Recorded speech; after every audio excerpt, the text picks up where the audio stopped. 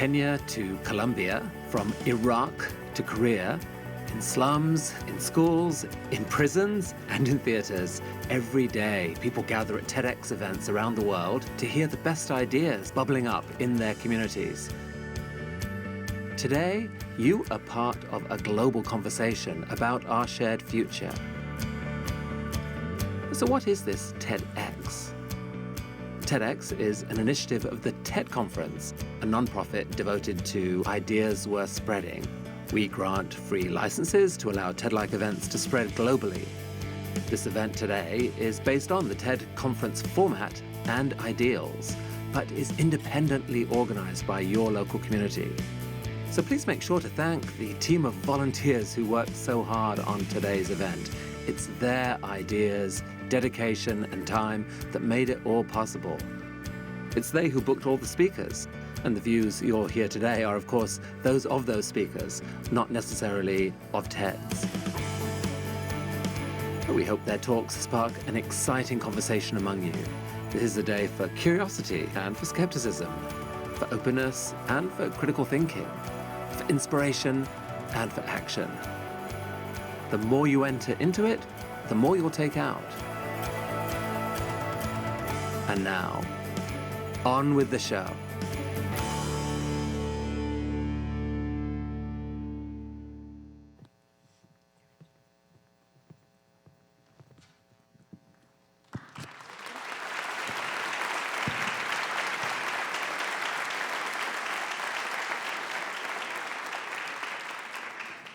Good morning, and welcome to the Roland Hayes Concert Hall here at the University of Tennessee at Chattanooga. My name's David Levine. And I'm Linda Frost, and we're the co-organizers of this first ever TEDx Chattanooga. We're really glad that you could all be here to share this very special day with us.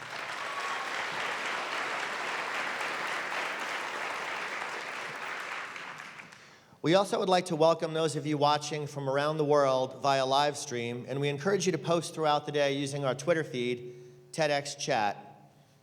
This event has been planned for well over a year now, and we have 14 speakers today from over 90 applications. Speakers today will be primarily looking at showing us the different ways that we can finish this sentence. This may sound crazy, but in addition to our speakers, we're really pleased to showcase 3 special short performances that also show off our town's talent. And we're also grateful that some of our speakers from TEDx UT Chattanooga 2014 are here. Where are you guys? That's you!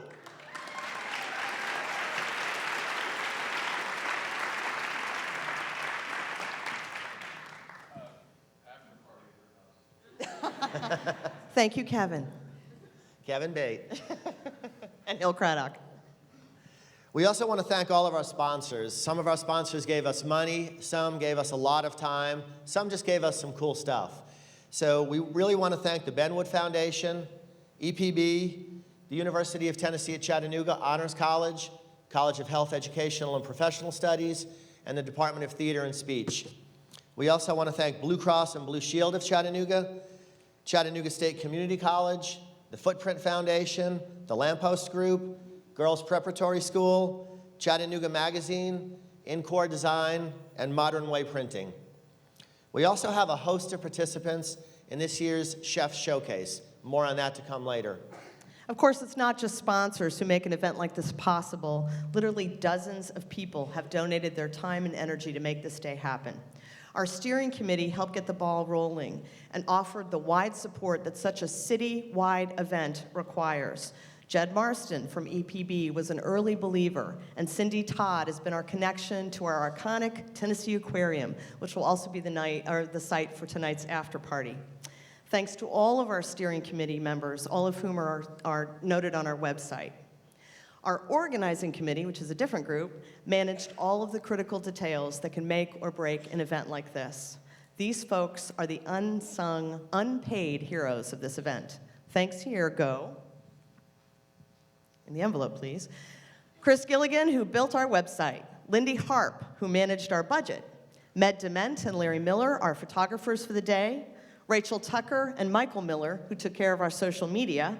Paul Gussack, Philip Lucky, Chris Willis, the gang at Solid Rock, Jody Cox, and Chattanooga State Community College for providing and helping with our audio and visual production, and that is not a small feat, my friends.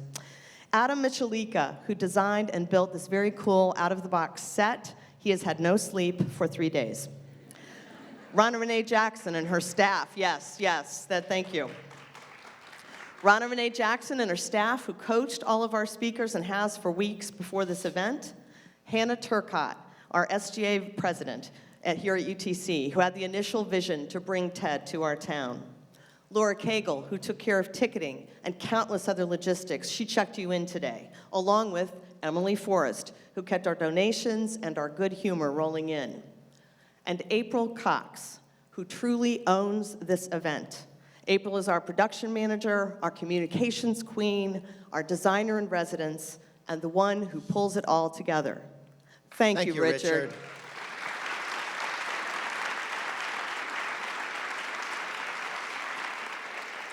We have a few housekeeping items that we need to review with you before we can get started. We want to thank all of our volunteers today, and you can identify them by their TEDx shirts. If you have any needs or questions, just look for one of them. Also, take note of the exits at the top and the bottom of the stairs in case of the event of an emergency. Remember, too, that once the session begins, no one will be allowed to enter or exit the theater. All of these talks are going to be housed permanently on the main TED website, so we need to minimize any distractions. And while we do want you to silence your cell phones, please do that now, your other devices. We also want you to use them and join our live Twitter feed at hashtag TedX Chat. And please remember, no flash photography. It's time now to turn it over to our MC for the day. Allison Lebovitz, a past speaker at TEDx Knoxville. Allison is the host and the power behind the A-List, a weekly TCI production. This focuses on people with great ideas, so she's the perfect person for today. Allison's passion for positive community change is perfectly aligned with TED's philosophy of ideas worth spreading. Please welcome Allison Lebovitz.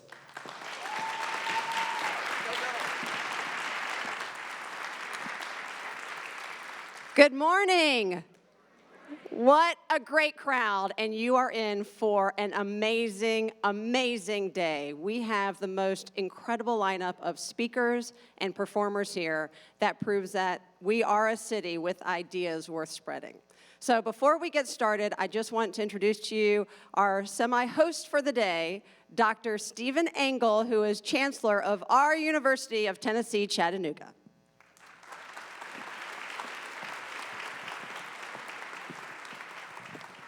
Well, thank you, Allison. On behalf of the faculty, staff, and students who are the University of Tennessee at Chattanooga, welcome to our campus. It's a pleasure to have you here today. The first ever TEDx Chattanooga. It's about 18 months ago when we hosted TEDx UT Chattanooga and saw the possibilities. And as a university event, that really demonstrated our institution's many connections to this city. This might sound crazy, but UTC is serious about connecting with our community. Each day we're finding new ways for our students, faculty, and staff to engage in activities that impact the quality of life in our community. We care about Chattanooga and value our connections with businesses, small and large, with government agencies, with nonprofit organizations, and others. That's why it's really fitting that we're here at UTC this morning in the beautiful Roland Hayes Concert Hall to hear today's ideas worth spreading. I encourage each of you, as you reflect on the day, to think of ways that you can help engage this university more tightly with our community, where we can add value. Synergistically, UTC and this community are going to grow and prosper, and the sky's the limit. So from continuing education to cultural activities to sporting events, I encourage you to engage with us, visit our campus, and see all that we have to offer. I want to thank Linda and David and all of the organizers. There's an incredible effort that went into this. The sponsors, thank you for what you've done. I know this is going to be a great day, and I'm glad you're here at the University of Tennessee, Chattanooga.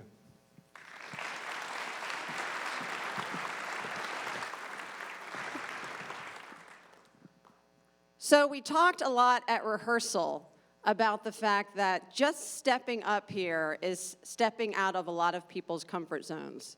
I'm sure you've heard the statistic that the number one fear of most people, I see people nodding their heads, is actually public speaking. Number 2 fear is death.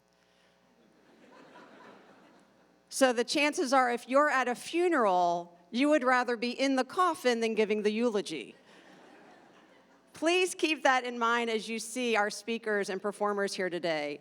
Most of them are not seasoned experts in this field. Most of them do not speak for a living. All of them are coming out of their workplaces, their schools, their families, and most certainly their comfort zones to be part of today's event. So at all times, show them respect and show them the love that we know Chattanooga has for them. Our first speaker especially is not only the bravest one to be first, but also because she is by far the youngest. As a senior in high school, like many seniors in high school, she is struggling with this idea of success, this notion of what makes us happy.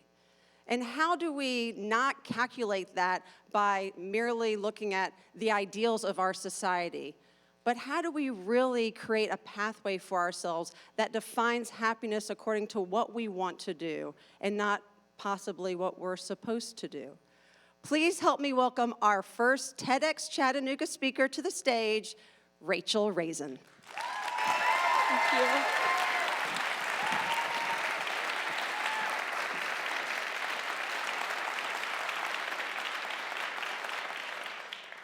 I'm 18 years old and I don't have any scientific research. I've never traveled out of the country. I don't even know where I'm going to college yet. But there is one thing I can talk to you about. And let me tell you, I can do this one thing really well. In fact, I can do it so well, and I enjoy it so much, that I decided to do a little experiment with it. Near the end of my junior year in high school, I set off on this journey. A life-changing journey, really. I've never looked back, and I've never regretted it. You see, this incredible life-changing journey was to make 1,000 paper cranes. Now, before I begin telling you my story, let me tell you that making 1,000 paper cranes definitely isn't easy. It takes skill, patience, and a whole lot of paper squares. So I started making these cranes, and at first it was no problem. I'd make 2 or 3 here and there, I'd make a few in class, on long car rides, at social events, spend my Saturdays making paper cranes. But then, I came across a problem. After about 2 or 3 months, I knew I had made at least 300 cranes.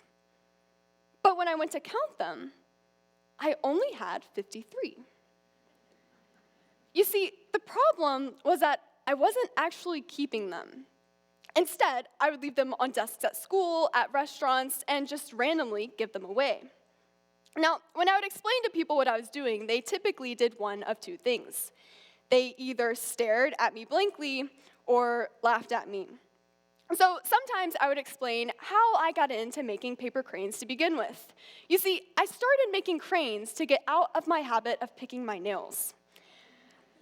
After my sister Nicole taught me how to make a crane, I realized that it was an easy replacement to do when I was nervous or needed something to do with my hands, like right now. So after explaining this, one person looked at me and said, okay, so I understand why you're making them, but why are you giving them away? Rachel, that's not what you're supposed to do. You're supposed to keep them so you can reach your goal of 1,000. Now, I started thinking, and this seemed a lot like how I'm supposed to go to college, and I'm supposed to choose a major as a 17, 18-year-old, hopefully get a prestigious job that earns a lot of money, and ultimately, I'm supposed to live up to societal ideas of success. So I'm currently in the college selection process, and I have absolutely no idea what I'm going to major in. I could maybe be an engineer or an architect. I've been told, though, that I need to choose a rigorous major, like that engineer or maybe a lawyer or a doctor. what if I want to be a teacher or an artist or mother? Well, that's just not acceptable. That's just not acceptable. So I realized that every single time I've met someone for the first time, almost the first things they ask me is, what sports do you play? Or where do you go to church? Or what are you going to major in? Now, the awkwardness that comes out of some of these conversations is to an entire new degree of being uncomfortable, especially when I reply, oh, I don't play sports, I do community service, and I actually don't go to church, I go to synagogue, and I really love doing math for fun. And I don't really like dressing up, and sometimes I prefer drawing over going to sports games, and I think it's okay if you want to be that teacher or an artist or mother. But that's not how it's supposed to be.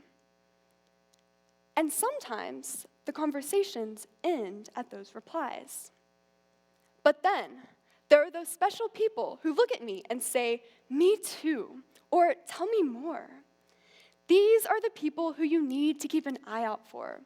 The ones who avoid ignorance with simple questions and are eager to delve into the uncomfortable zones of the unknown and the different. And that's exactly what I'm doing today as I speak, because I am doing exactly what I was told was weird, not normal, and out of my league. Exactly what I was told not to do.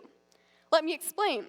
When I was in 4th grade, my teacher pulled me aside and told me not to talk as much in class, share my opinion, answer questions, because that's what I was supposed to do.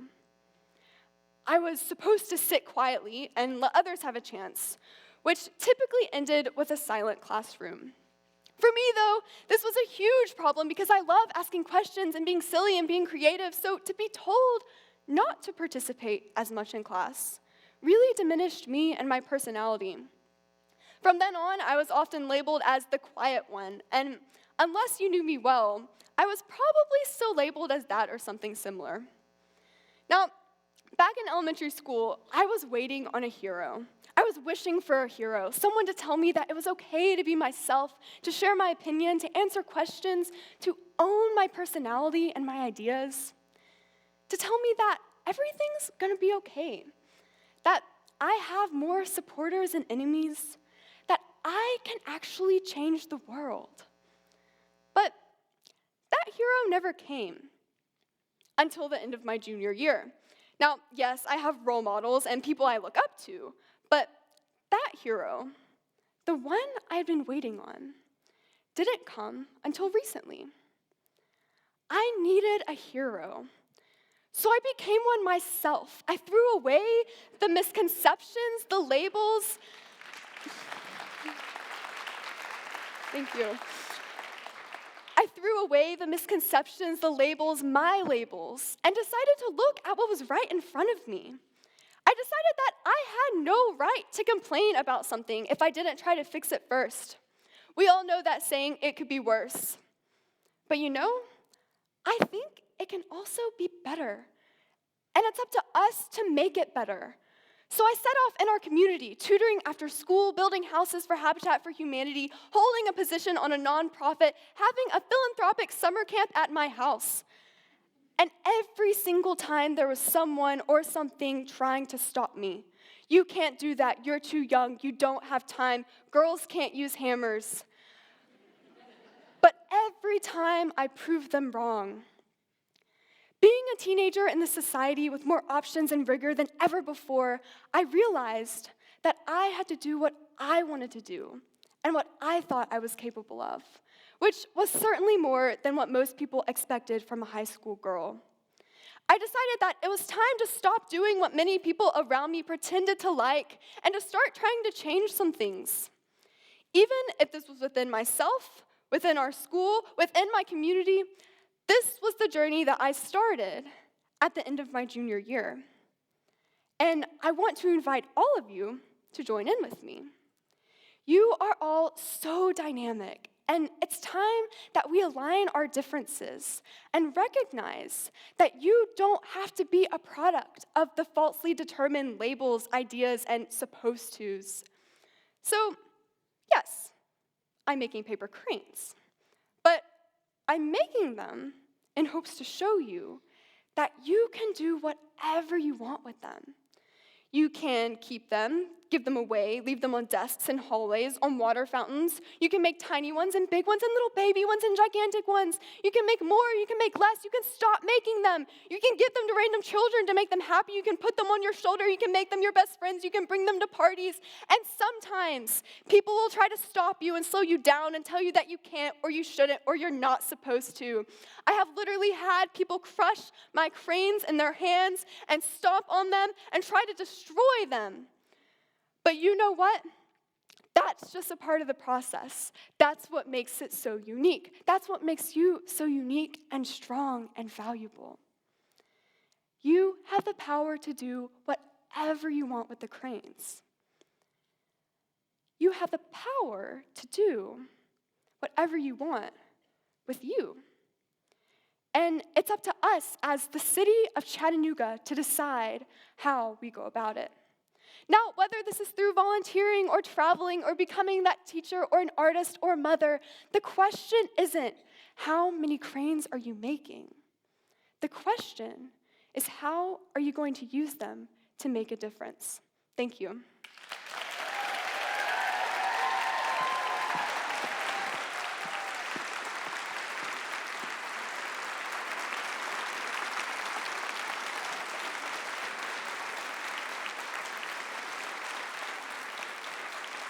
Inspiring, right? And for anybody my age or older, the answer to the question in your head is no, we were not that articulate when we were 18. But it does give us hope that Rachel and every other person turning 18 this year needs to get out and vote because we want those kind of ideals and optimism pervasive in our country.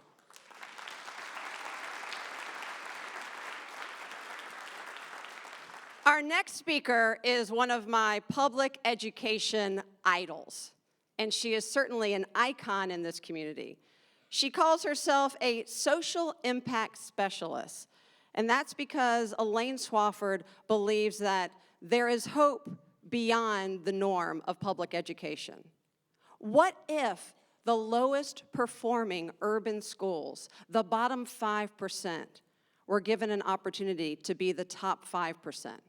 What if they could accomplish that in just 9 months?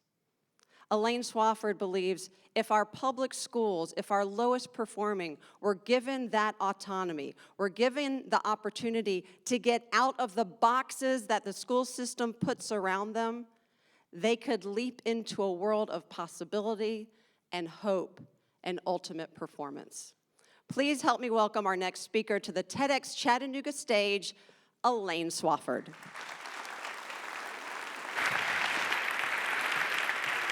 Good morning. APB, All Points Bulletin, not today. In my world, that's an archaic pedagogical box, or at least perceived, because I believe that you can get out. You know, personally exhausted of reading in the media about low-performing schools failing high-stakes tests, the question really becomes, why haven't we fixed our low-performing, broken schools yet? And I contend it's because we're in that APB. You know, it might sound crazy, but at the Chattanooga Girls Leadership Academy, a business model was the answer to what we school rats call an essential question of how. When given an ultimatum, you'll figure out how to fix the issue. And we've proven at CGLA that you can take any low-performing school from the bottom 5% to the top 5% in the state for progress, as mandated by those crazy state tests, in as little as 9 months, sustain it, go from the brink of closure to reward school status, and guess what, folks? We've got the banners to prove it. You know, this wasn't my first school assignment. April 1, 2004, yes, April Fool's Day, no mistake, maybe I was the only foolish one walking around that day. I was handed the Howard School assignment. 8 years later comes along CGLA, a 6 through 12 STEM school for girls, low income, 97%, And to be honest, I'll track shortly thereafter. And both schools in need of what I call more than reform. I call it overhauling. And schools in trouble, they have similarities. I'll tell you a quick story. I call it the light bulb story. Went to the first school, concession stand at the football field. In the back, the light didn't work. I said to personnel, why doesn't this work? And they said, hadn't worked 3 or 4 years since the flood. Went to the other school, equipment room. Why doesn't this light work?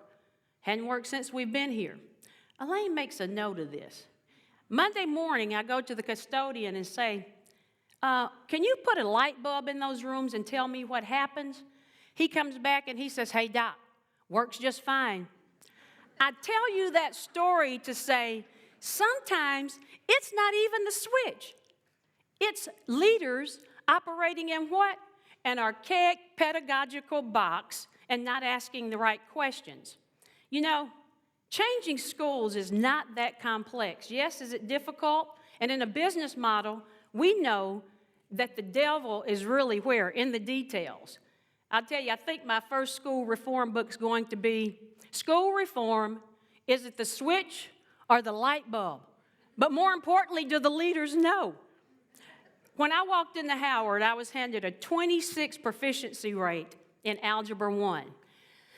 I thought that was bad until I came to CGLA. Only 6% of the students, 6%, were proficient in 6th grade math, Algebra 1, this big old number right here in Algebra 2, and 81% of the kids last year came in behind in reading in our entrance point in the 6th grade. And you say, well, how do you take a school like that dismal data from the brink of closure to reward school status? I contend that a business model with business approaches allowed us to realize the highest percentage of academic performance in the Hamilton County School District and score at or above the state in Algebra 1, Algebra 2, English 1, among others. In other words, we took that dismal data, as you can see, from 67% increase over a 2-year period. We went from 0 to 64 in Algebra 2.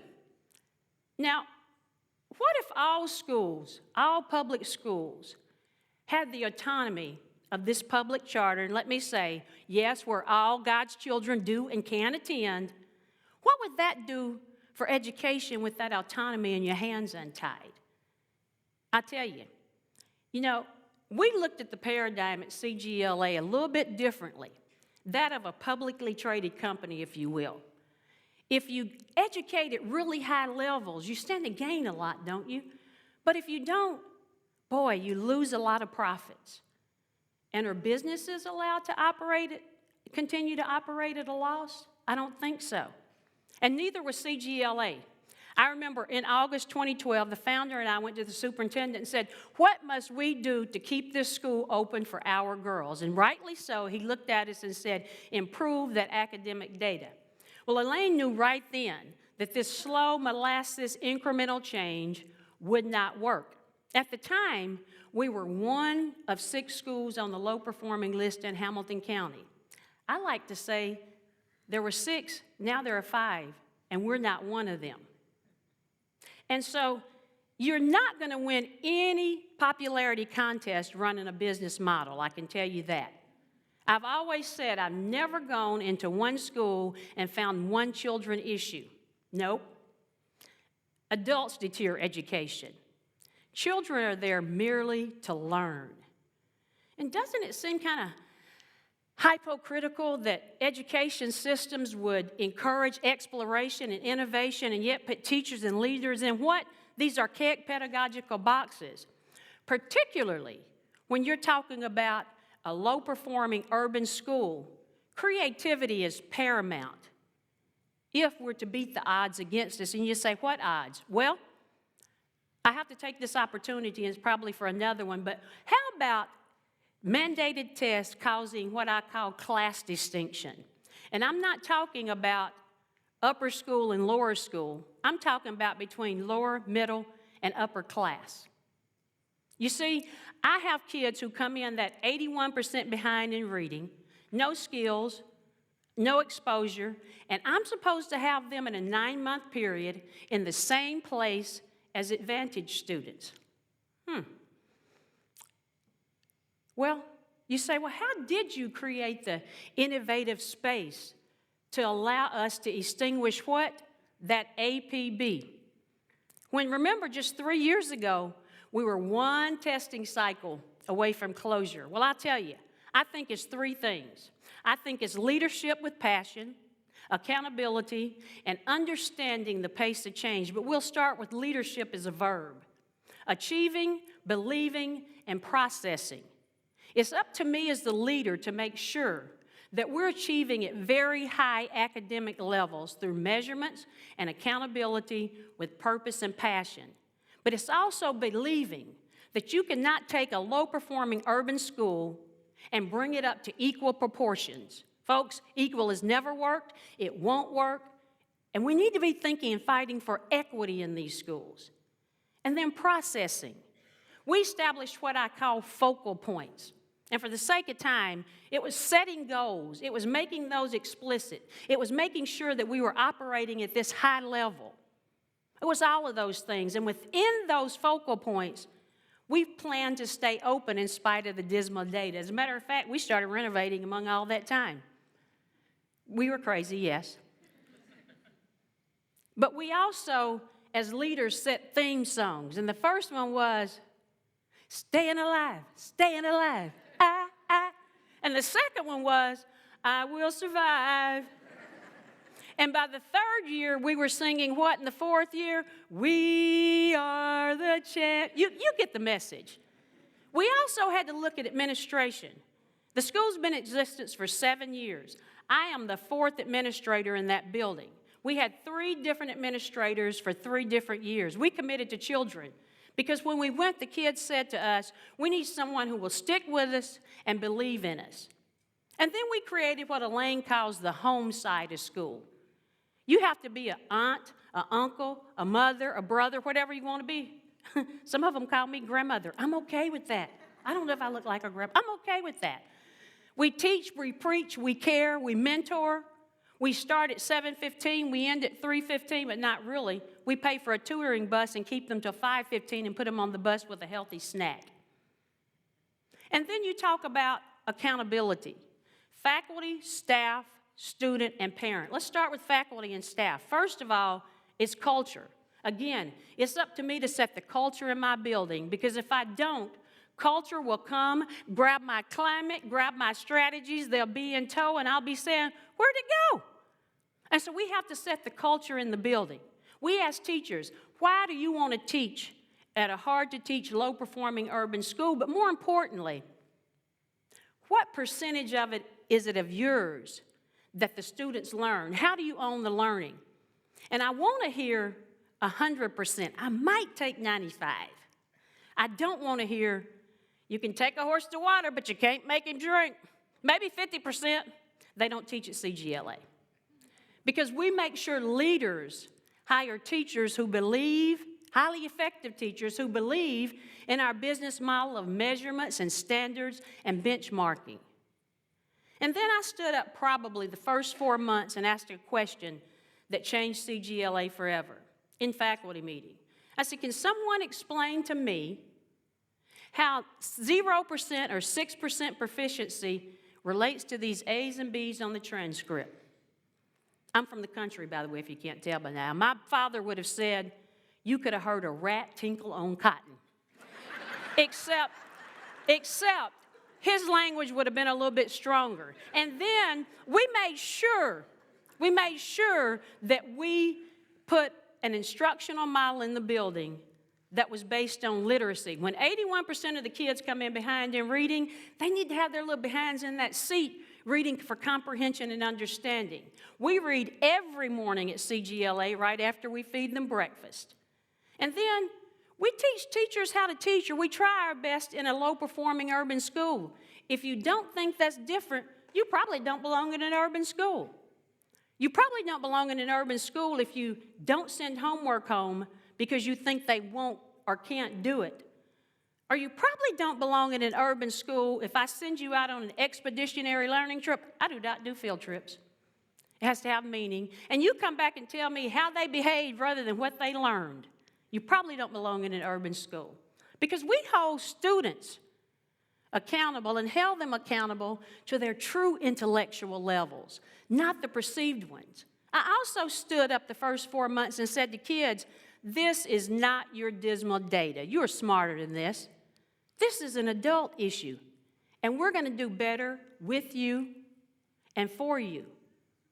All children who go out behind in the summer, whether you come in the 6th grade or go out behind, you owe me 3 or 4 weeks in the summer with your behinds in the seat so I can get you ready for August. And then we are the Mustangs. Whoa means stop. Reteach, retool, reassess. And we coined the word BAB, B-A-B-B. The children know what that means. You will be brilliant at basics and beyond. And then you always have children in both schools who say, well, Dr. Swafford, we were in charge before you got here. What makes you think it's any differently? And I said, today's the last day you have to ask me a crazy question like that. Because I don't believe that behavior and poverty have anything to do with one another. And to prove it, we've driven down discipline 87% since 2012 when we arrived.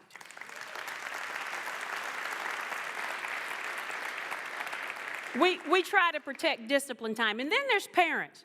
You've heard of in-school suspension, I'm sure. ISS. I stand up in front of my parents and say, because in an urban school, if you build one, they will come. I say to my parents, my ISS is your home address. Come and get them every time after they've misbehaved the first time and meet with one of my administrators. And attendance. In an urban school, you don't want to come or you want to be late. Suffice it to say I have a truancy officer who loves her job. And if I ask the parents to leave you for that geometry lesson, that's what I need for you to do for tutoring, unless you're going to teach it when you get home. And then, of course, you know, you think about PR. I'm on a PR campaign. Parent replacement. I want to do everything for a kid a parent can't do. And so, you know, when the expeditionary learning is with a purpose. Lack of exposure is no excuse in my building. ACT, low-income children get 2 waivers. That's not enough. We've proven that, and I'll show you later. We pay for it 3 more times and the preparation for that ACT, and it's working. So you can see that I really believe in accountability and reporting and so forth. But Elaine has a couple of sayings, too. You can't miss what you can't measure, and you sure can't fix what you can't own. That leads me to understanding the pace of change. You know, Billy and Emily Hassel talked about the pace of change. Our change at CGLA, our long-term, was forced to be short-term, comparatively speaking. Remember, we were issued that ultimatum, and I would suggest other schools follow that same ultimatum, because in school reform, we think it has to be slow and incremental and molasses. It doesn't work. Or we want to throw the baby out with the bathwater and wipe the slate clean. I use the Elaine partly clean rapid fire method. We set new norms in the building, and we met with every teacher. And so one of the things that we did, that I stood up the first 7 months, it was hard, had to have a spine, and said to everyone, you got to reapply for your jobs. But I can tell you, those who remained knew that they had to drink that philosophical Kool-Aid and like the flavor served. And so we made sure that, but we committed to meeting with every teacher. A business model, we did a SWOT analysis. It's amazing from 2012 June to now how those weaknesses have turned into opportunities and strengths. And so we met with every teacher. But we also have what we call intentional intervention. We know where the bottom 25% is as well as the top 25%, because every kid in the building has 4 of these, not one. It's for every subject. We baseline and we benchmark 3 or 4 or 5 times a year, and so we know where our kids are. But just when we thought we had it figured out, we had to get really smart, because 10 Ready came along, didn't it? The state-mandated test. So we had to make sure, first of all, that it was attainable. My kids will tell you she makes our head hurt because she stretches us. And it had to be time sensitive because we knew where we had to be at the right time. Because we only had 9 months to begin with, remember, to fix that. And so it may seem radical, but a business model that's proven to work has the CGLA Mustangs thriving. We've gone from the brink of closure to reward school status and sustained it. And that same class that came in with that 6% dismal data, and that kid who said to me, we needed someone who pushed us and told us we could. That kid came in below basic. She is now ACT college ready. And I tell you, we've answered the ultimatum. We've certainly are answering, how do you fix broken schools? We've jumped out of that archaic pedagogical box. And we know the answer to whether it's the switch or the light bulb.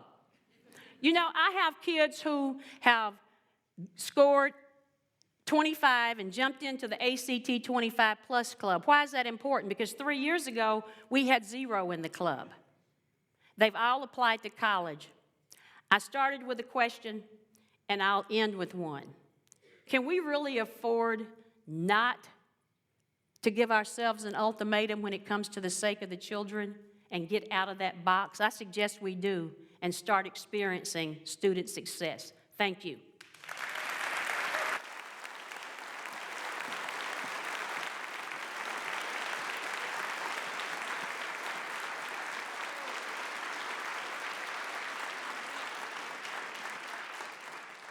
So part of being an official TEDx is that we have sort of a formula we have to adhere to. And as part of that formula, we have to designate a specific allotted time to today to some pre-recorded videos. And that might sound weird that we're having a live TEDx and we're showing you pre-recorded videos. But that's the TEDx model internationally. So we're going to watch one of the first short videos ever done on the TED stage. And it reminds me of our kids growing up. We have 3 boys. And all 3 of them used to wear those tennis shoes that had Velcro. And as the mother of 3 boys, this was a very convenient feature because we'd get out of the house, you'd Velcro the shoes until our oldest was going into kindergarten. And there was that checklist, remember? And as a neurotic mother, I looked at like item 5 and it said, must know how to tie his shoes. And he did not. He did not own a single pair of shoes with laces. And I'm getting mine out of the closet and struggling to teach him how to tie them. Luckily, he's almost 16, and I think he knows by now. The point is, we haven't really ever thought about the art of tying our shoes since maybe kindergarten or first grade. But Terry Moore is going to show us the proper way to tie our shoes.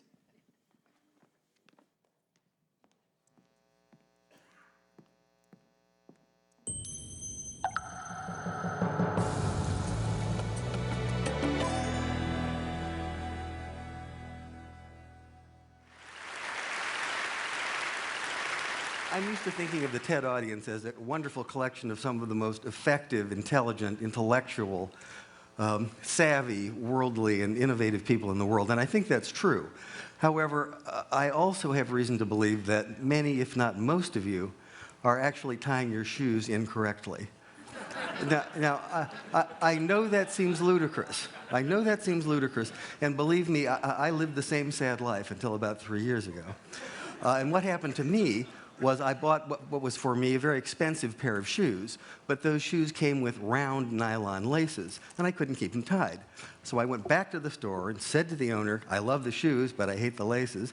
He took a look and said, oh, you're tying them wrong. Now, up until that moment, I would have thought that by age 50, one of the life skills that I had really nailed was tying my shoes. But not so. Let me demonstrate. This is the way that most of us were taught to tie our shoes. Now, as it turns out, thank you. Wait, there's more. As it turns out, there's a strong form and a weak form of this knot. And we were taught to tie the weak form. And here's how to tell. If you pull the strands at the base of the knot, you can see that the bow will orient itself down the long axis of the shoe. That's the weak form of the knot. But not to worry. If we start over and simply go the other direction around the bow, we get this, the strong form of the knot. And if you pull the cords under the knot, you will see that the bow orients itself along the transverse axis of the shoe. This is a stronger knot. It will come untied less often. It will let you down less, and not only that, it looks better. We're going to do this one more time. Start as usual. Go the other way around the loop. This is a little hard for children, but I think you can handle it. Pull the knot. There it is, the strong form of the shoe knot. Now, in keeping with today's theme, I'd like to point out, and something you already know, that sometimes a small advantage someplace in life can yield tremendous results someplace else. Live long and prosper.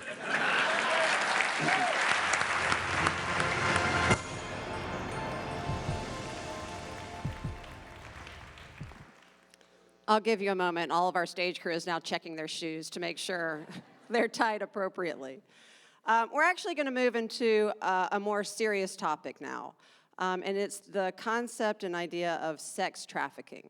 Now, this is something at one time we used to think only happened beyond our borders, really over in Europe or in places that we could only think about visiting on a trip, things that we heard about in the news that didn't affect us. That's changed. The focus on sex trafficking, especially in this region, specifically in the state of Tennessee, and even in Chattanooga, has gained greater awareness. But Jerry Redmond believes that now we need to find a way to end it. We need to think more strategically. We need to be more time-sensitive in our approach. And by doing so, we can end sex trafficking once and for all. Please help me welcome to the stage our next TedX Chattanooga speaker, Jerry Redmond.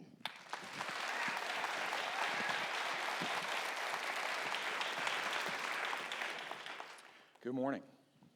If we want to, we can end sex trafficking here in Greater Chattanooga, Tennessee. In fact, we can be the first American city to do this. Now, given the theme of today's event, I think this qualifies as a crazy idea. Given what TED is about, I do believe it's an idea worth spreading.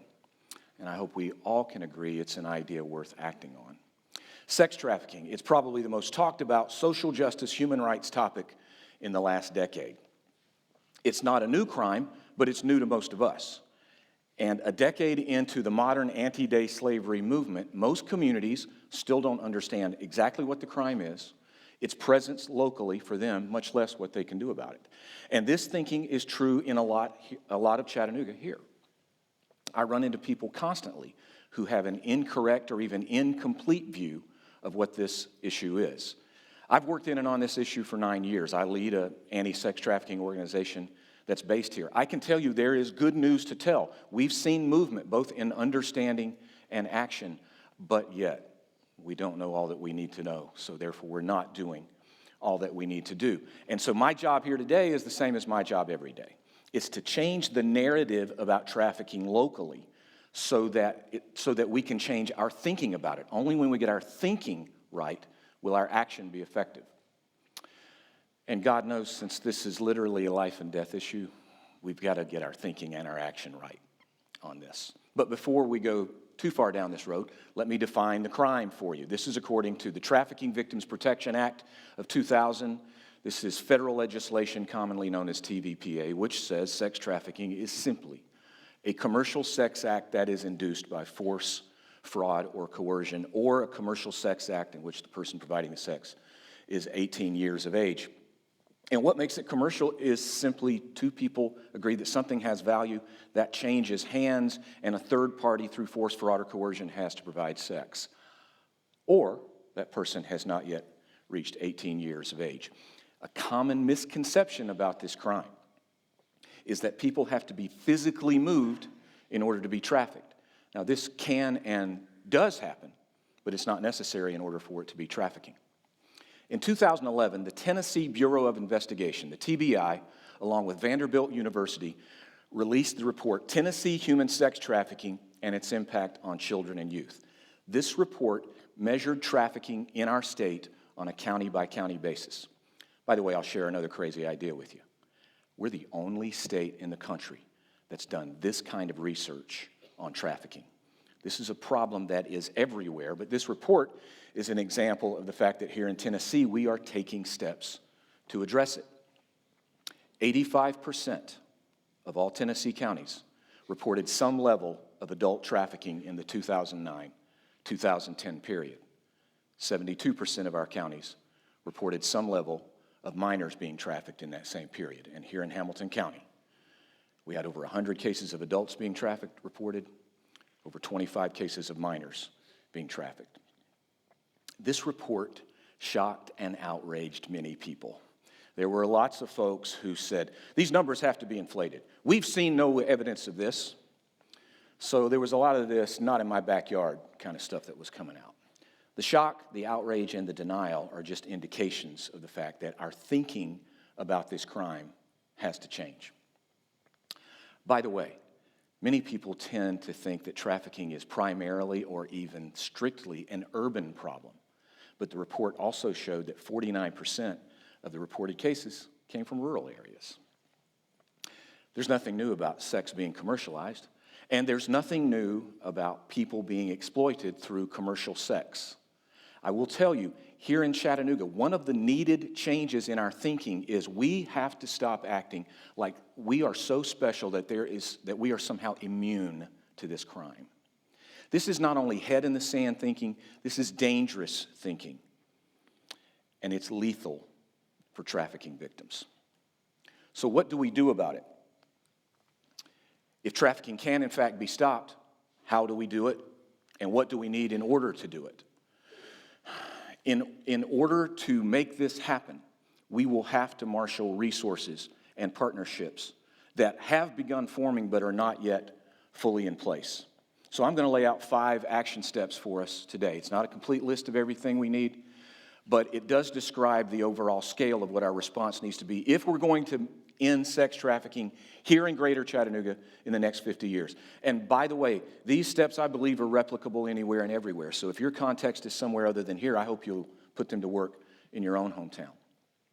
First, we have to rely on more than just passion, hope, vision, dreams, and belief if we're going to win this fight. Our organization adopted a phrase in its early days of development, and that is, a heart that is moved by this is simply not enough. And that is true. Now, I'm not decrying the importance of passion, hope, vision, dreams, and belief in this work, but we have to become strategic with our passion. We have to get measurable about it. Our hope, our vision, and dreams and belief have to become outcome-based. We are going to have to rely on more than just passion and just vision. We are going to have to fall in love with measurability. And the reason for that is a decade into the anti-sex trafficking movement, we don't know all that we need to know. And so therefore, we have to reach out to our universities, our researchers, our best and brightest minds to help us understand what the scale of this crime is and how do we approach it in up-to-the-minute ways. Because I can tell you, with all the media coverage on this, all the nonprofits that have grown up around it, all of the laws that we've passed in this state and elsewhere to address it, as a community, we do not know all that we need to know. And that may not sound really exciting to you, but if we don't even understand our baseline, how in the world will we stop this crime at the level at which it is? This particular issue won't be solved easily, nor will it be solved quickly. But it does demand our highest and our best response.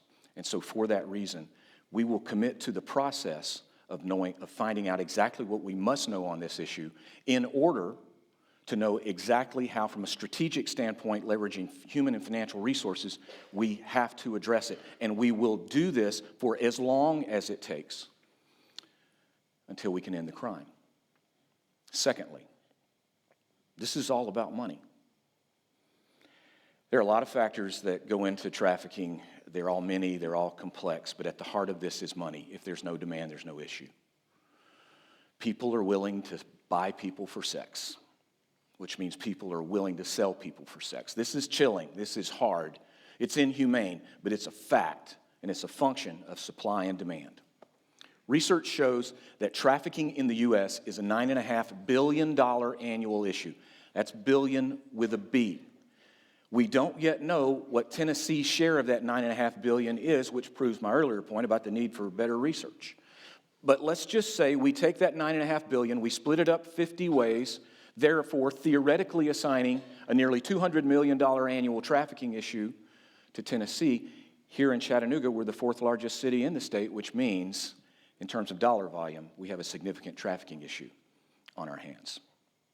And federal and state monies are vital in this fight, but we will not find all of the money that we need to fight it in the public sector.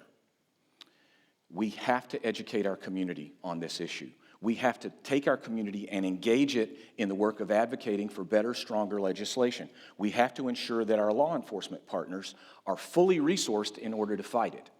We need, here and throughout our region, trauma-informed, residentially based recovery programs for trafficking survivors. And most of all, we need to address and eliminate demand for this crime at the community level. And this will take vast amounts of money. Money that is in the hands of the private sector. And by private sector, I simply mean non-governmental, for-profit and nonprofit organizations, as well as a lot of individuals like you and me. The private sector can and must play a central role in addressing this crime. The spirit of philanthropy in Greater Chattanooga is large and it's effective. And this philanthropic spirit is comprised of corporations, foundations, individuals, all of whom are committed to making this city a great place not only to live, work, and play, but a model of transformation. We can be the first American city to lay out a measurable, comprehensive, collaborative plan to eradicate sex trafficking over the next 50 years, and that's what I'm calling on us to do beginning today. And I'm calling on the private sector to connect with its public sector counterparts in order to eradicate the crime. And I'm calling on the private sector, with its vast collective resources, to commit $100 million to ending trafficking in Greater Chattanooga over the next 50 years. And I'm calling on us to start this today. Next, community awareness, education, and engagement are also vital in this fight. A lot of people tend to dismiss this in the way they may dismiss research and measurability. Well, that doesn't sound real exciting or strategic to me. But quite simply, we as a community can't respond to a crime we can't recognize or even define. I run into people constantly who know very little about this issue, and what they do know is wrong. A media acquaintance of mine told me that recently she overheard one of her colleagues in media dismissing all this talk about trafficking locally as us doing nothing more than putting new terminology on the very old issue of prostitution, which according to this person is choice-driven anyway. Oh my God, this is a member of the media. Their job's supposed to be about getting to the truth of the matter. It's supposed to be about making sure we are all well and fully informed, and they're just blowing this off as a lot of noise about nothing. We can and we must educate our community, every member of it, because when we do that, every member of our community understands their role in this fight and how they fit in it in order to end it. Next, we have to make a commitment that we keep. We have to be willing to take the long view in this fight, because I do believe it'll take every bit of 50 years to end it. And that's only if we begin now marshaling all of the resources and partnerships for which I'm advocating. This is an age-old issue. I know that. I'm not coming at this with just simple thinking. This is hard. This is deep. And it will not be defeated easily, but it can be defeated if we make a commitment that we keep. And we also ensure that those who are coming behind us, we bring into this work at the highest levels of engagement. I'm 55 years old. So 50 years from now, when there is the party that celebrates the end of trafficking in our city, there's a chance that I might not be able to make the party. My schedule stays full. Sometimes I just can't fit everything in. But especially for those of you here today who are much younger than me, this is a party that can and must happen. So whether I'm at the party or not, make sure you are. and raise a glass for me. Measurability, investment, community education and engagement, a long-term commitment, these are all vital. But let me go back to a statement I made earlier, and that is a heart that is moved by this is simply not enough. However, our hearts must continually be moved by this. I'm constantly in meetings. I'm always in conversations about what I'm talking with you about today. My job requires that I read a lot of reports. I have to read through a lot of legislation. You could argue that my days are filled with somewhat dry, unexciting activities. But I know why I do this. I know the people for whom I ultimately work. I have met many of them. Many others of them I'll never meet.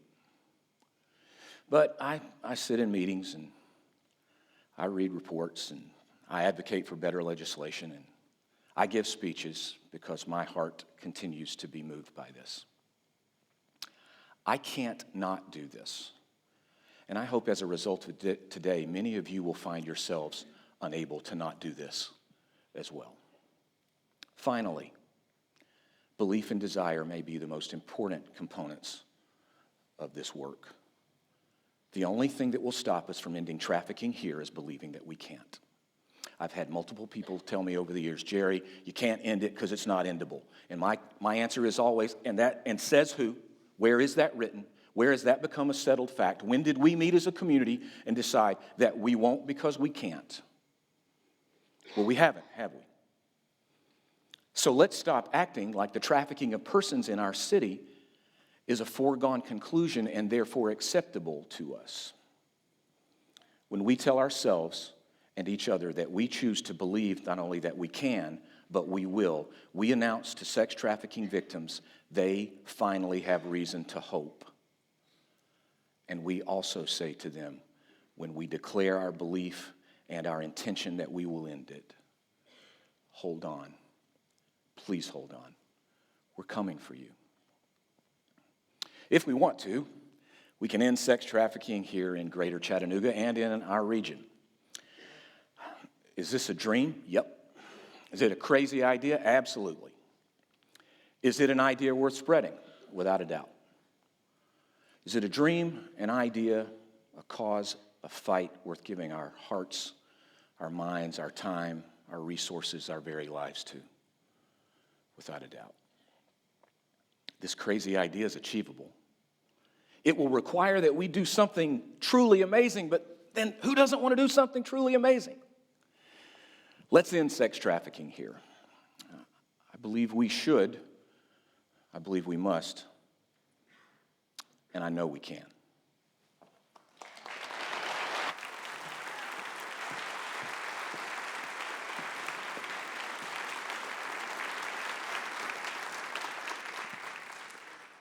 Feels like we're always so busy, whether we're parents or students or grandparents, community members, just life seems hectic.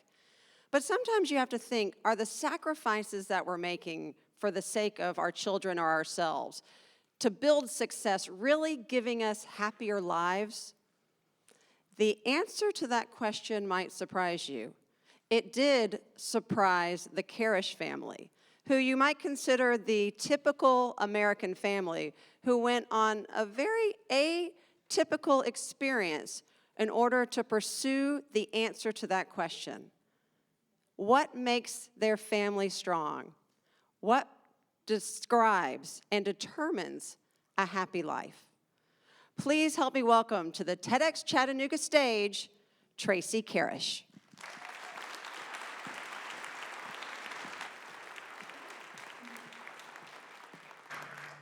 So, 3 years ago, I had a life-changing epiphany. It was this really unexpected moment of clarity that completely shifted the way I look at my life. Unfortunately, I had this amazing moment in the middle of a bar.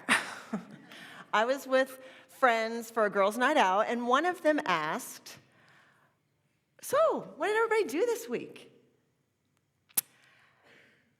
I thought about it, and that question, it was a really depressing moment in the middle of a bar.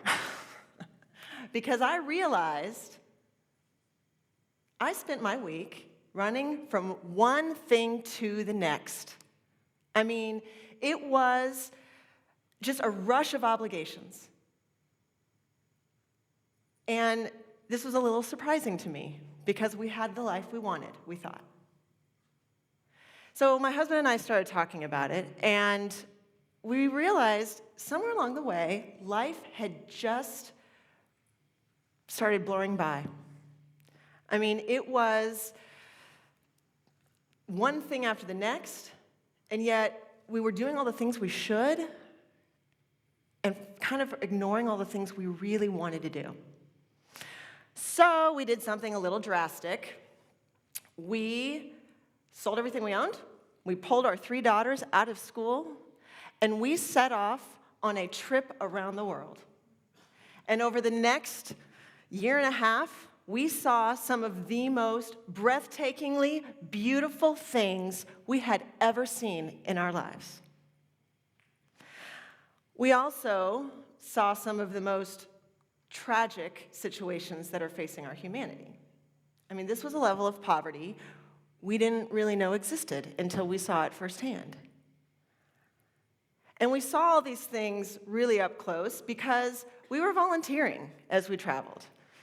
We would go to a new country and we would see if there were organizations that needed some help, and we wound up volunteering 65 times over the course of our trip. And every single time we did, whether we were cleaning up trash on a beach in Chile or helping at a child care program in Ethiopia, we were learning. You know, we were learning about the world and about ourselves and about each other. And by the time this journey ended for us, we were a very different family. And now we're back, and we are settling into a new life together, and we're seeing the lessons that we learned really come into our daily lives. And it is magical.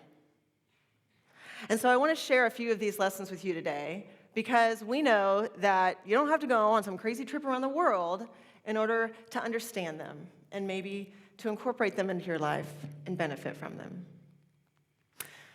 So, the first lesson we learned was, learn very quickly, to collect stories instead of stuff. And we all kind of know this, right? I mean, we get it. Our life experiences, they're more meaningful than our material possessions. But we love our stuff. I have a lot of cool stuff, but we had to leave it all behind because, I mean, we had 4 little suitcases. And 5 of us. There was not a lot of room for stuff. So we threw ourselves into this minimalist lifestyle. And I'm not kidding you, it was eye-opening. For one, we didn't miss the stuff at all. And we also realized that when we weren't focusing our money and our energy on accumulating and maintaining all of the stuff, instead we were focusing on our experiences together. We were collecting our stories. And it was these stories that pushed us out of our comfort zones. You know, they really connected us to people in meaningful and memorable ways. They taught us about the world. They taught us about each other. Our family does not want to stop collecting our stories. But money doesn't grow on trees, right? So we have to make choices. Now, when we have a thing we want to buy, we have a 1-month waiting period. Now, this doesn't apply to food or toilet paper or my wrinkle cream, hello.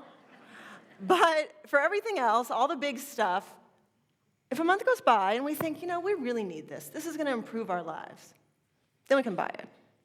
But I'll tell you what, you would be shocked at how few things you actually purchase when you force yourself to wait a month, because you realize you didn't really want it or need it all that badly. And now we have a lot more money and time to put towards collecting our stories. And it's our stories that are turning us into the family and into the people that we want to be.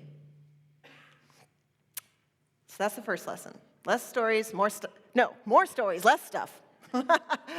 My kids would probably argue the first way. But now the second lesson is to focus on happiness instead of success. And this gets a little tricky, because sometimes we feel like those two things are intertwined, right? The people we met showed us happiness doesn't really come from the things we accomplish, or the things we own, or even the amount of power and fame we might acquire. We met the most content, joyful, grateful people we have ever known. And they were living in severe poverty. You see, they know something a lot of us have forgotten. And that is, happiness only exists right now. We can only be happy in the current moment that we're living in.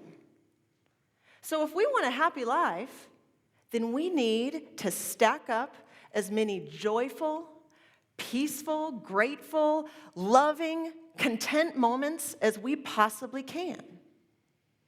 And when we string all those moments together, that's the happy life we're looking for. Back in the bar, I realized I was stacking up a bunch of stressed out, frazzled moments. And if I didn't change something, I wasn't going to have the happy, authentic life I really wanted. So now we focus on creating happy moments. And I'm telling you, it has completely changed the way we're raising our kids. Because my husband and I, we have to ask ourselves, are we teaching our girls how to stack up their own moments of joy and bliss and gratitude? When I think back to the crazy schedule we were running, all those activities, all that driving around town. I mean, there were so many days we were rushing out the door, and I was barking orders at my kids. I can assure you, the scary mommy version of me was not teaching my children to create happy moments. That was not about happiness. That crazy schedule we had was about making our children successful. You know, if I sign them up for all of these enriching activities, then they will have the skills they need to succeed. They will be competitive in this world. And I will have raised successful children. Yay me. But we never stopped to ask ourselves what all of those enriching activities were doing to our family's happiness day to day. Because with every piano lesson and soccer practice and dance class, we were making a sacrifice to our happiness. Because we were giving away our time together.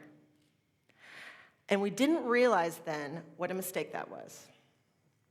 You see, my husband and I had this parenting revelation on this trip when we were spending 7 days a week, 24 hours a day, for a year and a half with our children. Do you know what we finally realized? The most enriching thing in our children's lives is us. We don't have to outsource their enrichment all the time because we are it. Our family is the most important activity our children will ever participate in as they grow and they learn about this world. But if we overschedule ourselves, if we give away too much of our time to too many enriching activities, then we can't be truly happy together because we separate ourselves too much. And we're too stressed out running around all these obligations we created for ourselves. I really thought we were doing the right thing. I really thought we were a happy family with that crazy busy schedule of ours. But I didn't know what I was missing.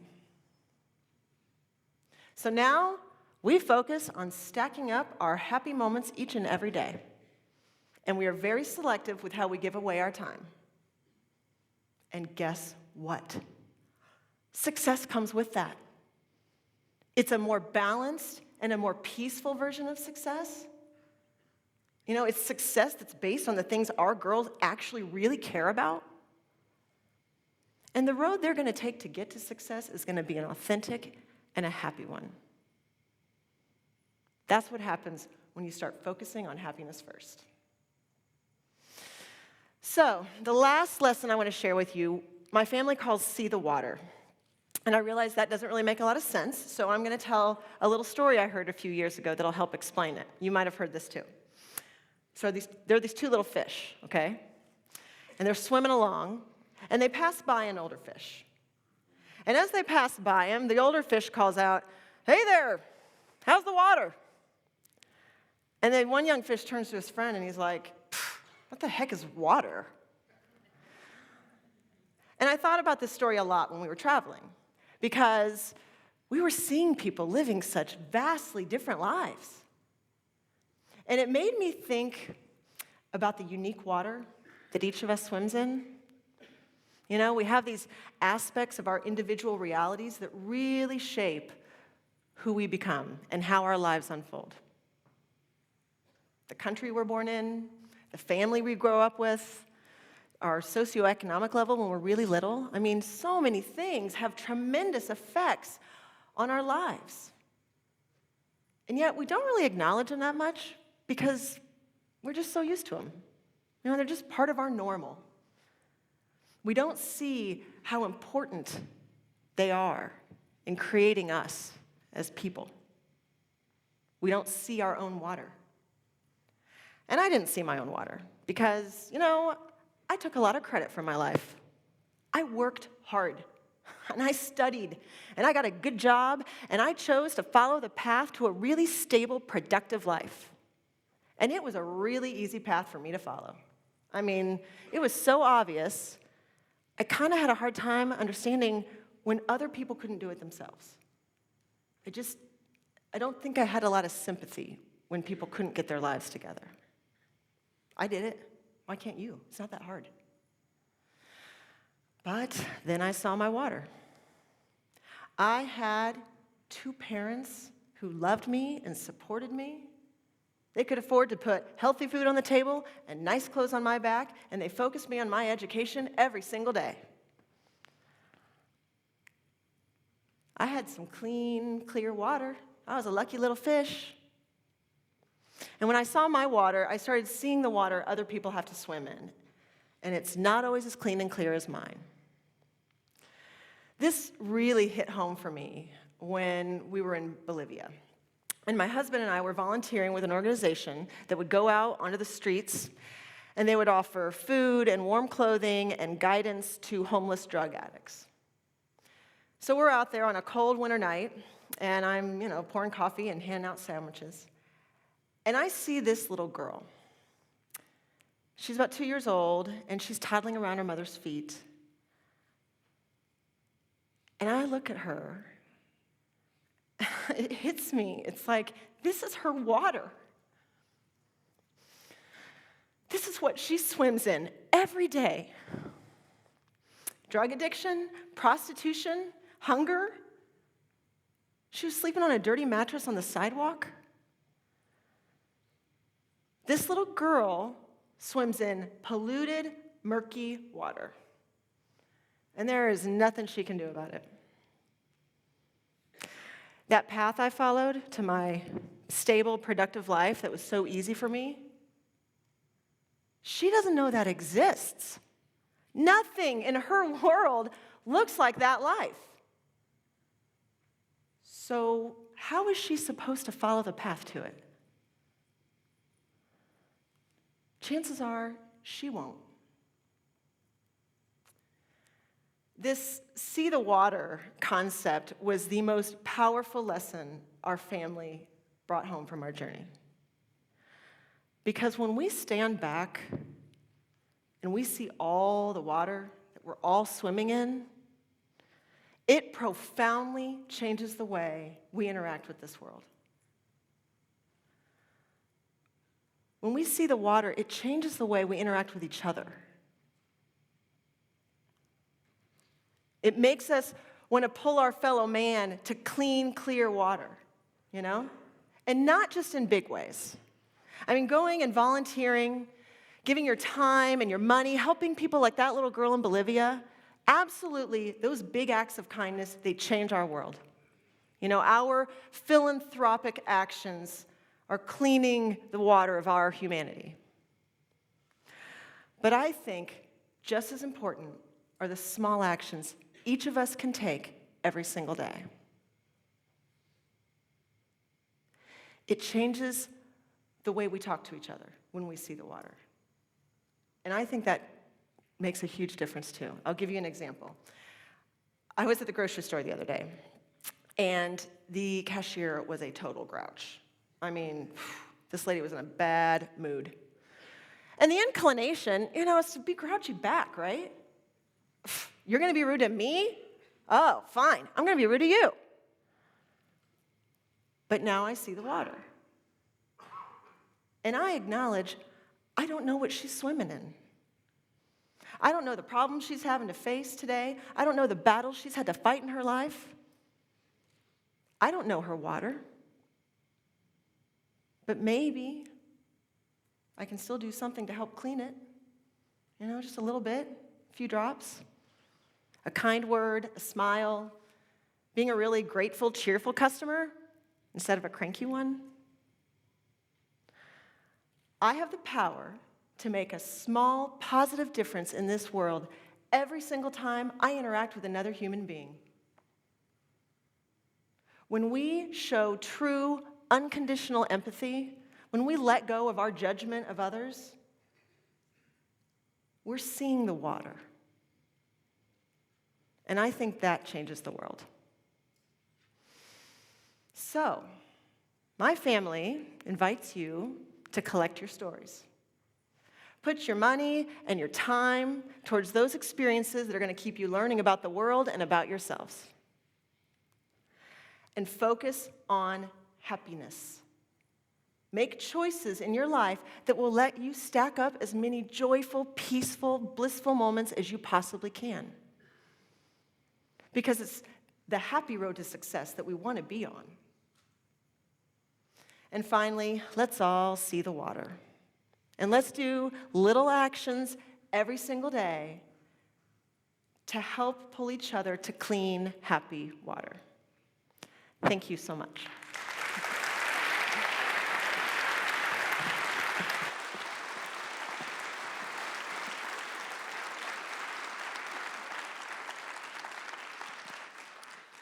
Hearing Tracy's story, I'm totally inspired to go pack my bags and go around the world. And now I'm thinking of taking my children with me. So we have now come to one of the 3 incredible performances that you will be witnessing and experiencing today at TedX Chattanooga. And this next one was a no-brainer for the selection committee, because when we looked at the local talent, one name emerged as the forefront of arts and entertainment, of composition, of talent, a Chattanooga native, Tim Hink. He is a composer, a performer, a multimedia artist. Years ago, he received the Fulbright Fellowship to the Netherlands, where he completed his graduate studies at the Rotterdam Conservatory of Music. And now his work has been presented across the Netherlands, Spain, and even the United States. His opera, Eve Apart, premiered last year in Pittsburgh, and now we're going to get a touch of a new work. Tim, come out for a second. I want to bring him out. Give him a round of applause because he'll be backstage. Tim, thank you for joining us. Tell us a little bit about what we're going to see today. This might sound crazy, but I'm writing an opera, and I thought it might be nice to share some of that opera with you even before it's finished. So this opera deals with mental illness. It deals with homelessness. You'll meet a character, Richard, who is a wheelchair-bound homeless person. And through the course of the opera, we jump back and forth through Richard's life. We see Richard as a child, as a young man, as a professional. And we really get to see how mental illness and decline affects not only the main character, but also his family and friends around him. So in this scene that we're going to do for you right now, which is one of the first scenes that I've written of this opera, we meet Richard as a young boy, and we see him interacting with his sister, and kind of a more lighthearted scene, but also we see a little bit into what makes Richard who he is today. So I'm going to go conduct, and thanks. Good. All right, say goodbye to Tim. He's going to conduct.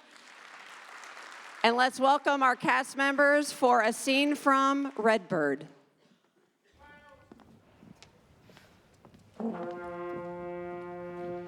I am a sea captain. Oh, hell yes, I am a sailor and a whaler. Billy clubbed into service. Did you know the entire world is a press game? Yes, I'm a sea captain. I'm a sailor and a pirate and a liar. I'm one by God, oh disgust. And I have been all things in my too long life, in my too long life. None weaker than man, any man. Oh, hell yes, I'm a sailor.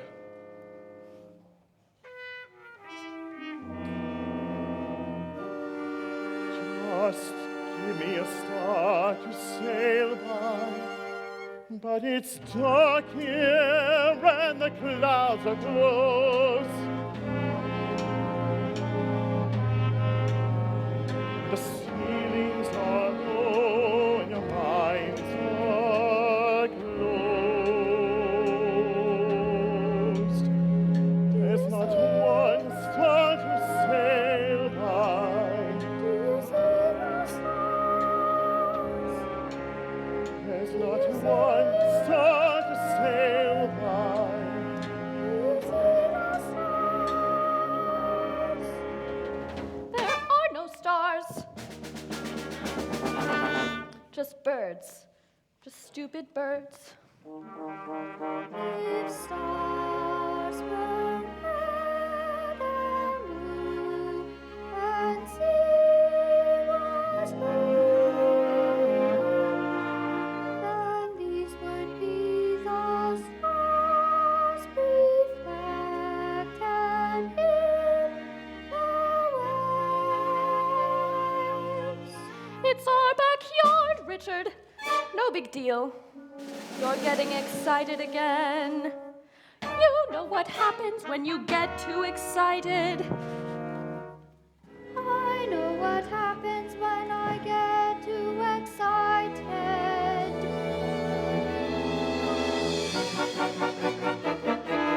Mother says the angels come down to play, and the sky is green, and the stars are red and blue.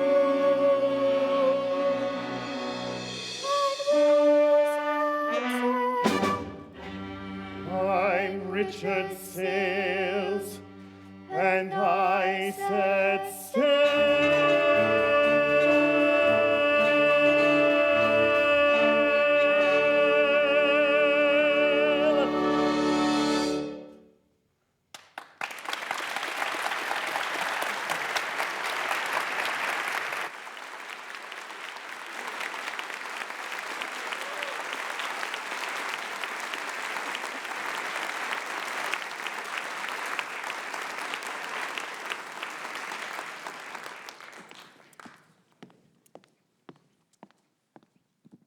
So that went fast, right? That's the end of session 1. And we hope you enjoyed it. Did you enjoy it? Yes.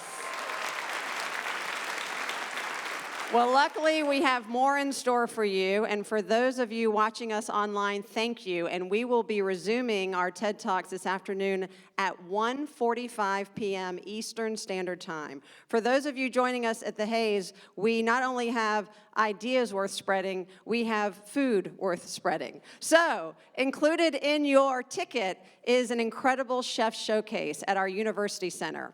And we want to thank our participants who gave us in-kind donations, Revelator, who donated the coffee that you've been enjoying this morning and all through the day, Taco Mamacita, Beast and Barrel and Puckett's Grocery. You'll be dining on their fine cuisine in the University Center. Just a few housekeeping notes right here. Our volunteers will be outside to help direct you to the University Center. You must wear your badge in order to access our lunch for today. We really hope you take that opportunity, not just to eat lunch, but to really continue the conversation started here this morning. All of our TEDx speakers will be present. Please engage them, those who have already spoken and those who have yet to speak, because the idea is we're creating a community conversation. Also, we want to pay due respect to those of you who showed up bright and early this morning in order to get the seat of your choice. And so when you return this afternoon, please take the same seat that you had for this morning's session so that we're not all scrambling back here trying to do the same thing.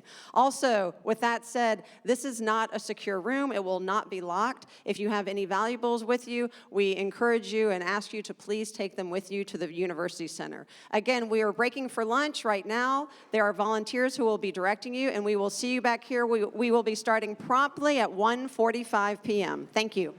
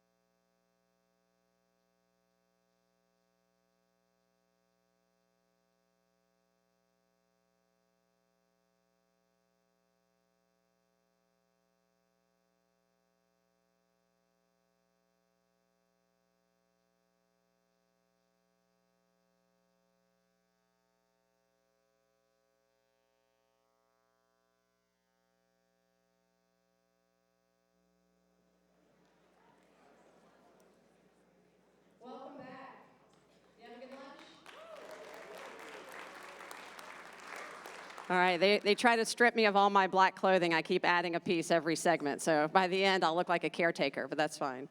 We're so glad to have you back. Hope you enjoyed your lunch and your break.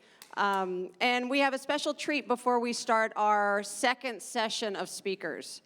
You know, we're lucky to live in a city like Chattanooga that has literally risen from the ashes from the 1969 famous online air statement by Walter Cronkite of being the dirtiest city in America to being named the #1 outdoor community in the country by Outdoor Magazine.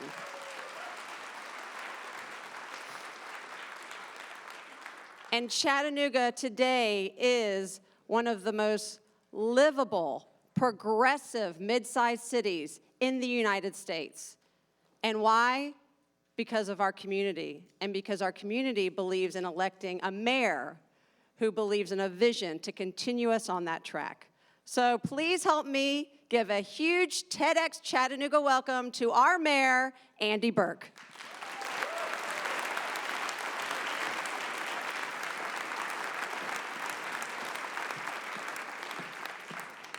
Well, good afternoon, everybody, and welcome to session 2. I'm not going to give a TED talk. I'm just going to give a little welcome here. And let me start by saying, first of all, thanks to all the organizers who put this together. Allison Lovitz has a love for this community and a true passion that allows her to come out here and make all this happen. It's a lot of work. So thank you, Allison. UTC has just been amazing. I'm going to talk about that in just a minute, but particularly Linda Frost and Professor Levine, we say thank you very much for all that you do.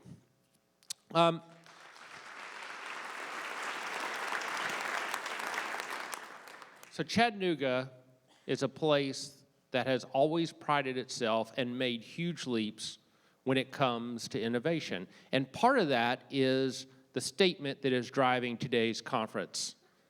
This might sound crazy, but what if we bottled this Coca-Cola thing, right? At the time, literally, as y'all know, the people who started Coca-Cola bottling bought it for $1, bought the rights to do that for $1 in perpetuity because people thought that the idea of putting a fountain drink in a bottle was crazy. This might sound crazy, but what if Chattanooga built the fastest, cheapest, most pervasive internet in the world? And today, despite the fact that if you had asked people 10 years ago if that's possible for us to be at the leading edge of technology, that it would be crazy, despite the fact that that would have been the response, today we have 10 gigabit per second technology at every home, in every business, in every neighborhood throughout our city. This might sound crazy, but what if we had an innovation district where we saw budding companies and entrepreneurs and existing businesses coming together to drive the next ideas that can really propel Chattanooga forward? It might sound crazy, but now Chattanooga had the 3rd highest wage growth in the country for a mid-sized city, unemployment dropping, diversification of business, all because we're willing to take a chance and to say, this might sound crazy, but. And so the ideas that we are hearing today, that you are hearing, that are driving us forward and looking backward about what has happened, it's critical to the future of our city because innovation is today's currency. And that comes from talented people getting together, thinking about what the new ideas are, and then going out and executing them. But again, it starts with the interaction that you have. And TEDx is a great place for us to have those discussions.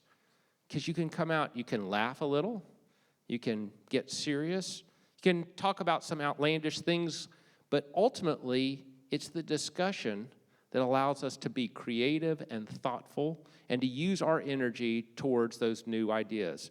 UTC is a really important part of our community because it's the place where we can all come, sit in an auditorium and talk about these, and importantly, to encourage people to share their crazy views, right? And so this topic today, to me, is really important for our country, but most efficiently, this is about how we move Chattanooga forward. This might sound crazy, but it's what's made our city great. This might sound crazy, but is what's going to drive our city forward. And this might sound crazy, but is what's going to allow y'all to have a great afternoon. Thank you very much.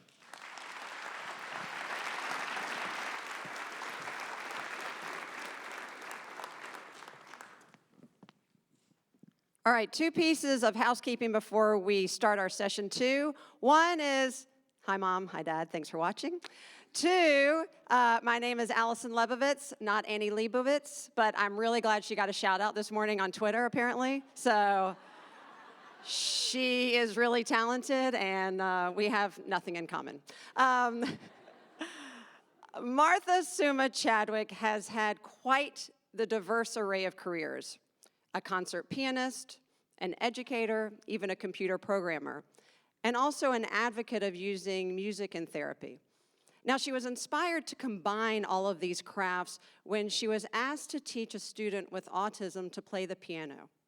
The results were amazing. So much so that it led her to further discover how music plays a role in our brains and our nervous systems.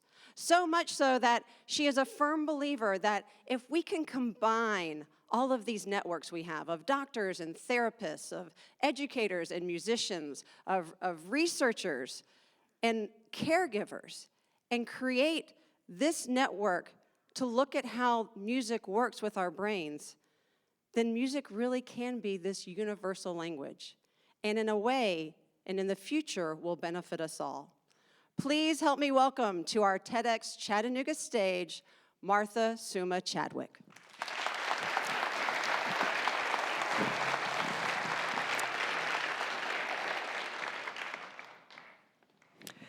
This might sound like a crazy idea, but music is actually a direct conduit into the brain.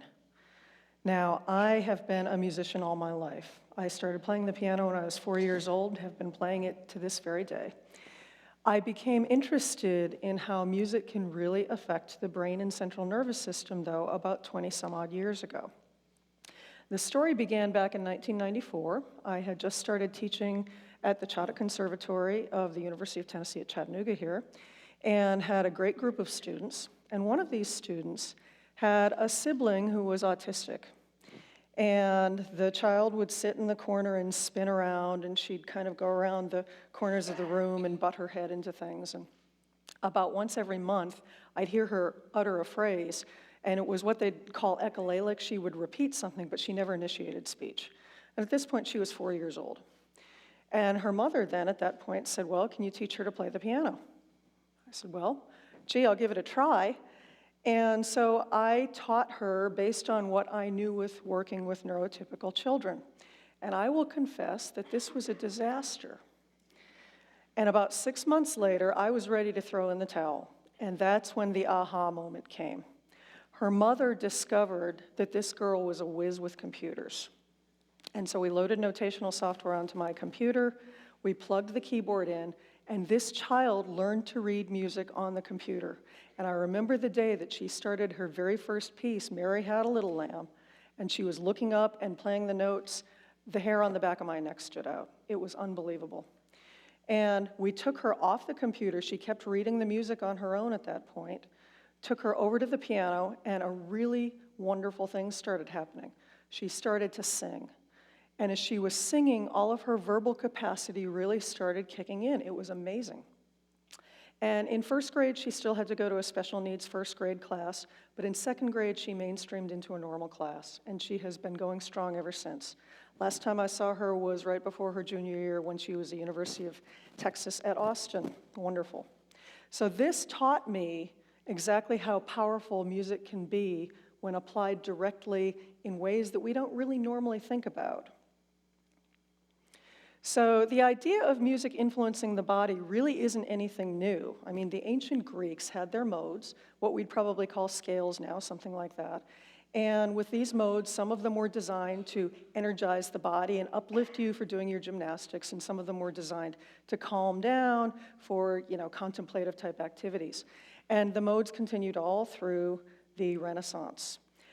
Music therapy as we know it had its start in the 1900s at the end of World War II, when bands would go around and play at the VA hospitals, and it was noticed that people just felt better when the music was played. Everybody felt better. They didn't know why, they didn't know how, but they felt better, just, not just enjoying the music. And so that was the start of what became the modern music therapy profession. During the 60s and 70s, music therapy was based much more on social sciences, what was known how to measure at that point. But with the advent of the wonderful technology that we have that can actually do brain measurements, such as functional MRI, in the late 80s and early 90s, neuroscience was introduced instead of social science.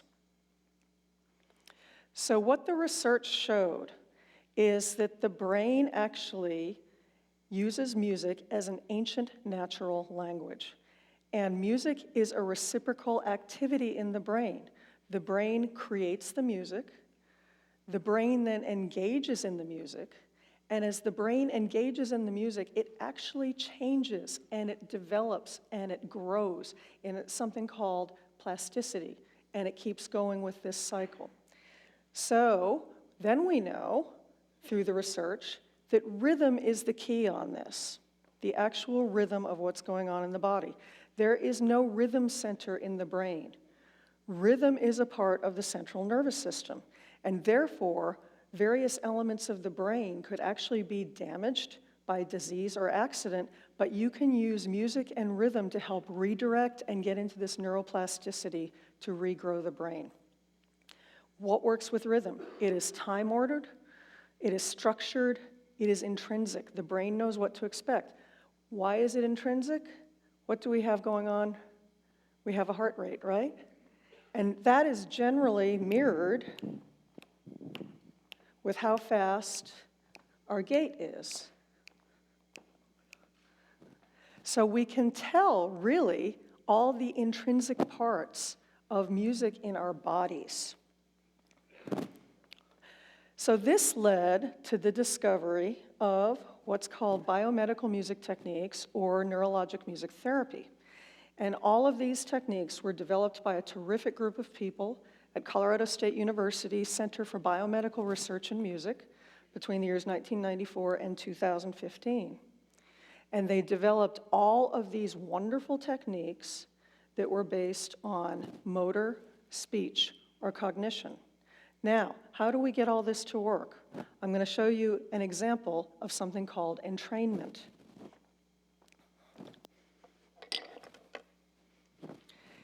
If everybody could just tap a finger on your lap, tap a toe, find your own natural rhythm, what's going on with all that stuff.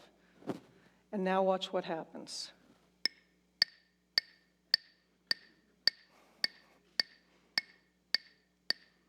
It is very hard to resist this, right? Okay? So that is entrainment. Your muscles jump in and just want to move with this. And everything is wanting to work with the music on this. It's fascinating how it works. So I'm going to talk a little bit about each of these motor, speech, and cognition issues. And the first thing I want to do with motor is show you a video of a young man that I worked with several years ago. At the time, he was 7 to 8 years old, moderate to severely autistic, and he had cerebral palsy, he had kind of a tremor in his hand, and you'll see he kind of had a kinetic stutter to his gait. And this is all very goal-oriented work. One of the first things we wanted to do was really work with his gait, because we're born to walk, right? This is exactly what we do. And so we wanted to help fix this gait. And so the very first time that I started working with him, we tried to get him to basically step on time in a beat and raise his knee, step, raise, because children with autism often are not aware of their own space. That's why we wanted to add the knee raise to this. So this is when we first started working with him. 1, 2, ready, go. Wheels on the bus go round and round with those knees. Round And lift those knees, Bert. Wheels on the bus go round and lifting the knees. Lifting the knees. You can see he knows he needs to bend his knees in order to lift them, but he doesn't have the capacity here to be able to do it, because he's trying. So then, 10 weeks later, he had no other intervening therapy, no physical therapy, no occupational therapy, no drugs. I saw him 2 to 3 times a week, and we had gotten him to the point where he could not only walk on the beat, but we introduced the knee raise along with a slap of the opposite hand to opposite knee, because this simulates what we want with gait. Okay, knees high, here we go.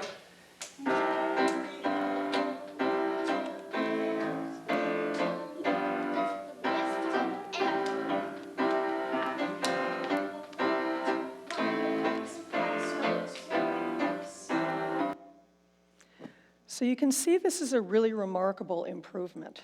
And the goal on this is not let's walk in time to music, the end goal. The end goal is let's get everything stronger so we can have a normal gait. And about 2 to 3 weeks after this last video was shot, this young man was shown in an article in the local paper here, bowling. He was able to bowl for the first time in his life. He was strong enough to do that. And 2 years later, he actually took part in the track and field events of the Chattanooga Special Olympics, which was wonderful.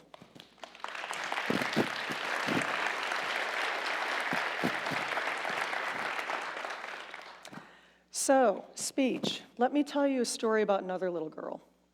I met her when she was 3 years old. A physical therapist friend of mine who works over at Siskin Rehabilitation Hospital called me up and said, "You got to come over here and see this kid."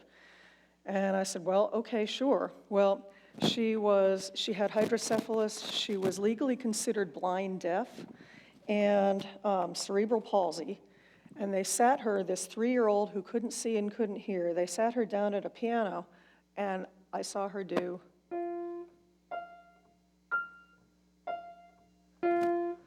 picking out all the F's on the piano. How could a child who couldn't see and couldn't hear do that? And I thought, this is a remarkable kid. And her mother asked if I'd start to work with her. She is very medically fragile, so it took 2 years to do that, and we started working with her on this. And she was progressing beautifully. And this was a wonderful thing. I kind of worked tactile with her hands, and then 3 or 4 weeks later, the song would pop out and she'd start to play it. And again, the same thing happened with her with the singing. She had kind of like her own little language, but suddenly some English words were popping out. But unfortunately, she had a seizure 9 months later. And this was devastating, and she was put into hospice at this point, which was horrible for all of us. And so I asked her mother, I said, do they know what happened? Well, evidently her oxygen levels were down way too far and they couldn't bring her oxygen up. So I said, well, is it because something else is wrong, something else is missing? She was actually a drug baby. That was the source of her problems. Or is it because she's hunched over most of the time like this, and so she's not getting the air? Ask her doctors if we can work with her. And so we did. We spent the summer having her play drums out like this so that she could bring her chest up, and harp, and singing. And the singing was the key on this girl. It was amazing. This girl developed a set of iron lungs. You could hear her singing 2 blocks away. Unbelievable. And as she sang, her oxygen levels came up, and guess what? 10 months later, she was out of hospice. They remained up. So this is the power of speech with singing and music.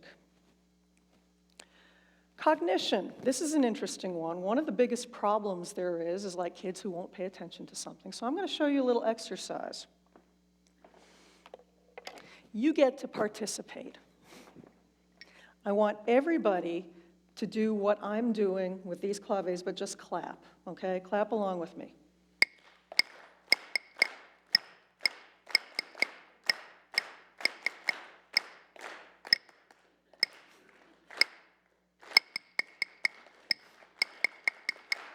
Right, beautiful. So I have your sustained attention. Do you see how all of a sudden you were really focused on me?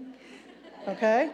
Now, Let's try something else. Could I get my hecklers coming down here?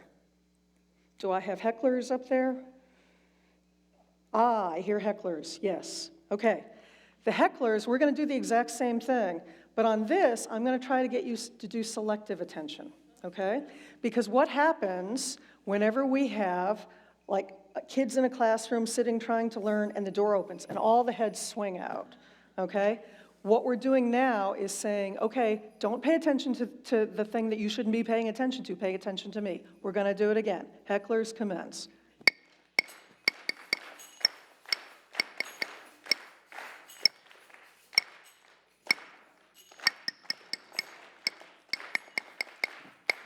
Beautiful. Yes. All right. Thank you, hecklers.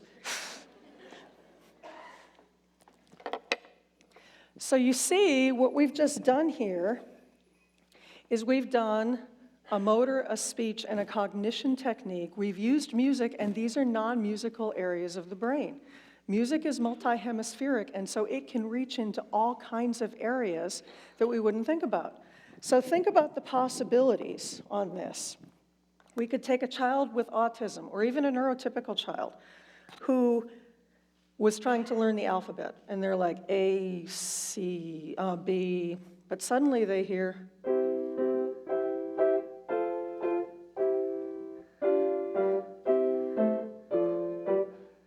and suddenly A, B, C, D, E, F, G makes sense, okay?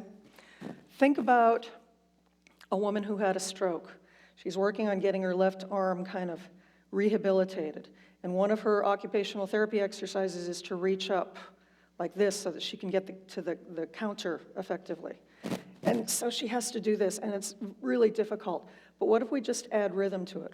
1, 2, 3, 4. 1, 2, 3, 4. She's a lover of classical music. So then we add this to it. Up, down, up, down, up, down, up, down. Perfect. We have somebody with Parkinson's just diagnosed, and his gait is normally like this. That's the pace he walks.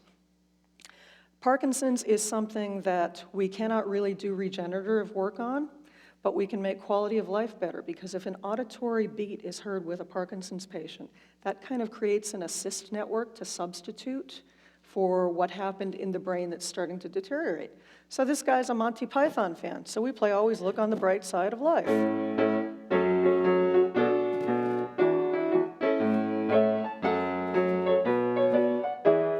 So we're playing to the person's preference on this.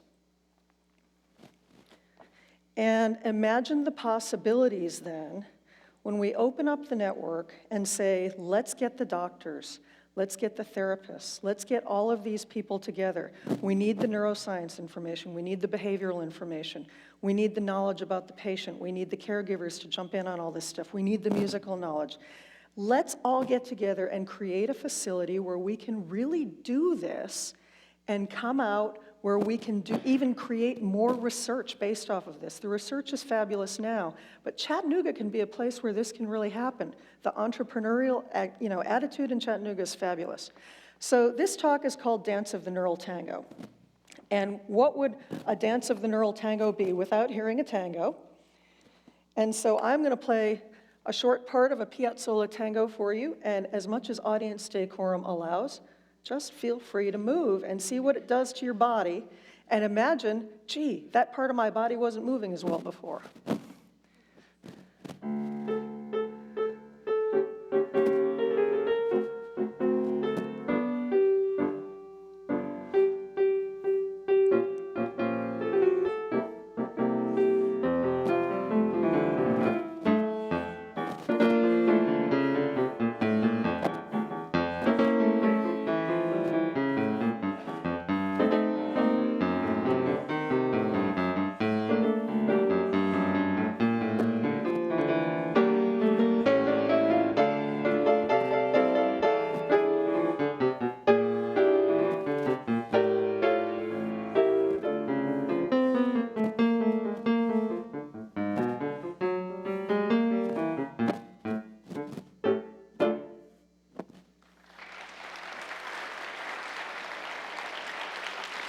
key. So here's a crazy idea. Why isn't this part of the mainstream? Let's make it part of the mainstream. And by the way, let's get the computer developers involved too so that we can automate some of this. Thank you so much for your attention.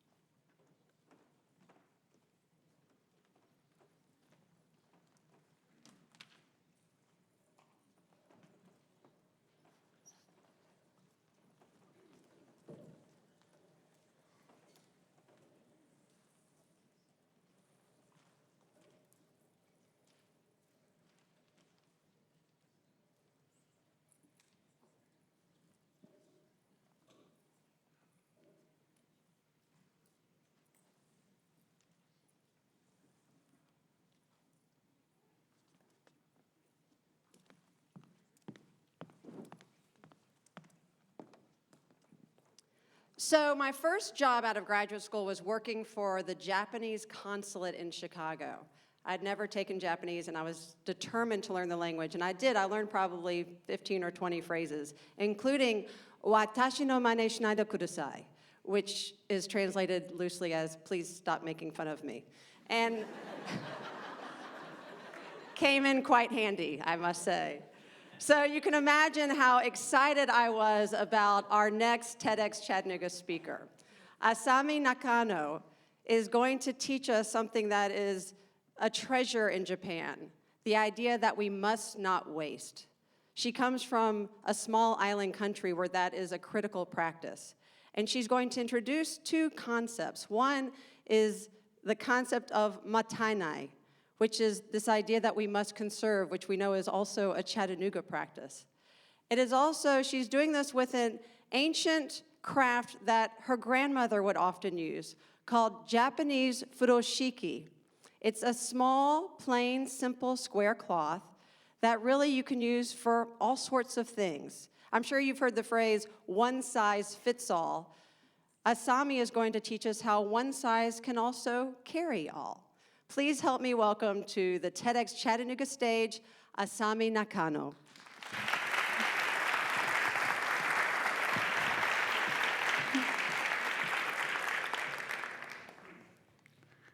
Hello, everybody.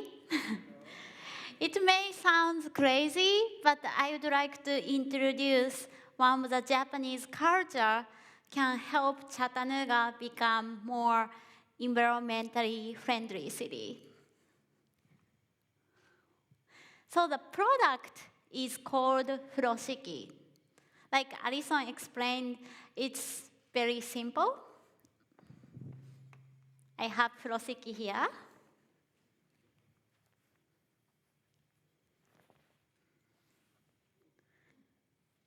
So this is square cloth, could come with many different sizes and could come with many different colors.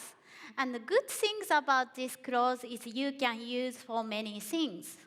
For example, if your room is not as clean as you expected and your friend is coming,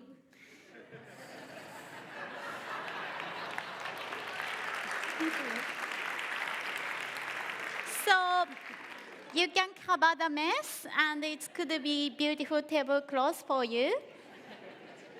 And you know, weather become nice, and if you are outside, you wanna be outside. It could be picnic sheet for you. And maybe if you go to the beach, and if you get a little cold, you know, you can make simple skirt. So the good thing about the furoshiki is you can use for many things. And one very easy one, maybe you can use radar. You can hold it in half and make small knot here to each side.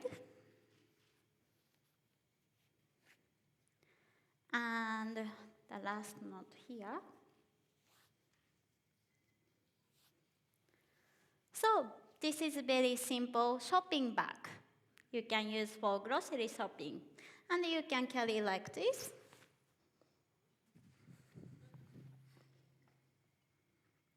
So I will explain a little bit about the history of furoshiki.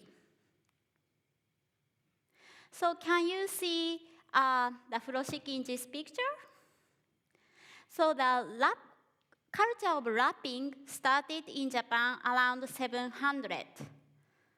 But by the time, furoshiki was only used for the people from upper class. And in around 1600, furoshiki became popular for everybody. There is another picture that's showing furoshiki. Can you find where they are using furoshiki, this picture? Can you see the guy carrying a lot of things with furoshiki? So the meaning of the word furoshiki came from one of the Japanese tradition. We still do, but the people go to public baths. And the furo, meaning bath, and the shiku is spread. Because originally this cloth was used when they go to public baths and used this cloth. The name is furoshiki now. About 50 to 60 years ago, furoshiki was very popular in Japan. So my grandparents' age, they used furoshiki for many things. And every family had 10 to 20 furoshiki at home. But because of the growth of plastic bags, backpacks, the use of furoshiki decreased. But now, this culture of furoshiki coming back to modern Japanese society. Maybe because furoshiki is flexible, you can do many things with this furoshiki. Also, it comes from many different colors or designs.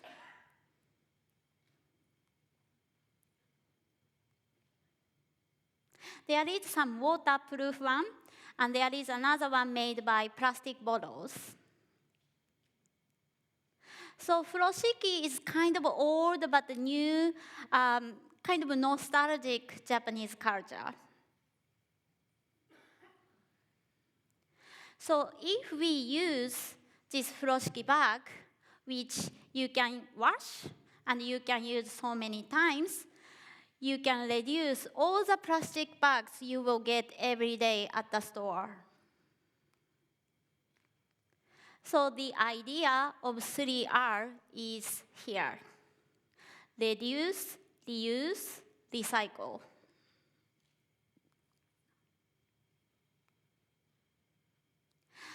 When the Nobel winner Wangari Maathai came to visit Japan in 2005, and she was so impressed with the word of mottainai. She thinks this word have a meaning of 3R, also the respect of the earth.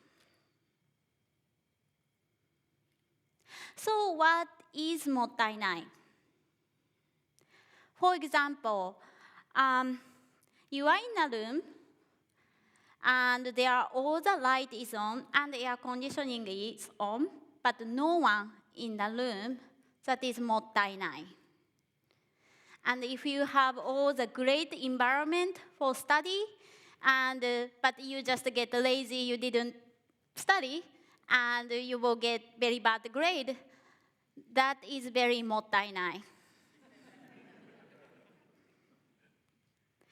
So my grandmother used to say, if you waste the stuff, your mottainai ghost will come and get you at night. And as I was told not to waste even the last piece of rice. How about you? And here is some example of furoshiki used in other countries. So it's not only Japan, but people use in Bolivia, Cambodia, Guatemala, and I'm sure there is more like that. So today, I would like to introduce you how to use furoshiki.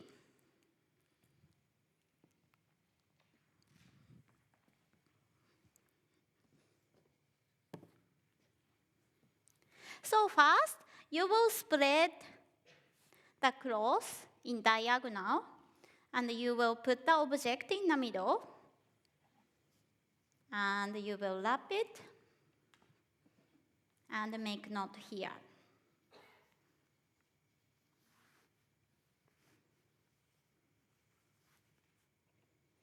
And in Japan, people give this like this as a gift.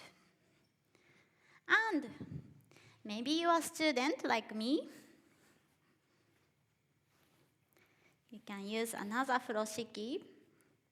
Hold it in half in triangle. And then you can put your textbook in the middle. And you can make a knot in both sides. Oops. And make another knot here. And you can carry it like this. And the last but not at least, I will show you how to wrap the wine. Maybe we all need to celebrate today's event. So you will put 2 wine bottles, because one is not good enough. And then you will make a space here. And just wrap it all the way to the end. Understand?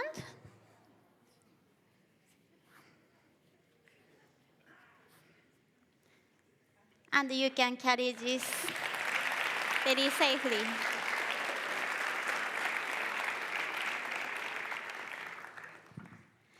So Chattanooga is already really famous for once very air-polluted city became very beautiful sightseeing place.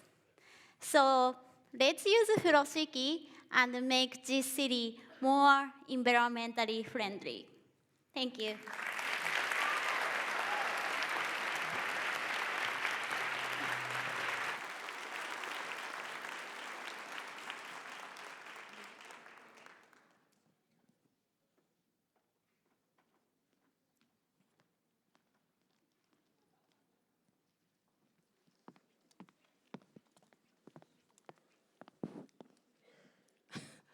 I'm just imagining the conversations you're having next week when people found out you were one of the lucky ticket holders here. And they said, well, what did you learn? And you're like, how to carry wine to a friend's house, how to reuse all of those scarves my grandmother gave me for Christmas last year. So what a treasure this city is, and especially what a treasure we have right on our riverfront, the Tennessee Aquarium. Now, 45 years ago, the rivers in the United States were so polluted that they were literally burning. So our government instituted policies and acts such as the Clean Water Act. So much so that today, 45 years later, 2/3 of our population can't even remember when we didn't have access to clean drinking water. With that said, although clean drinking water might not be an issue, our freshwater species are in peril. In fact, the freshwater animals and habitats in the southeastern part of the United States alone are the most imperiled than anywhere on Earth. So what can we do? How can we further protect these species, these precious animals? How can we change our own personal behaviors to ensure that they live forever? Luckily, we have Dr. Anna George, the director of the Tennessee Aquariums Conservation Institute, TNACI, here with us to tell us how we can curb this crisis and how it can start in our own backyards. Please help me welcome to the TEDx Chattanooga stage, Anna George. Thank you.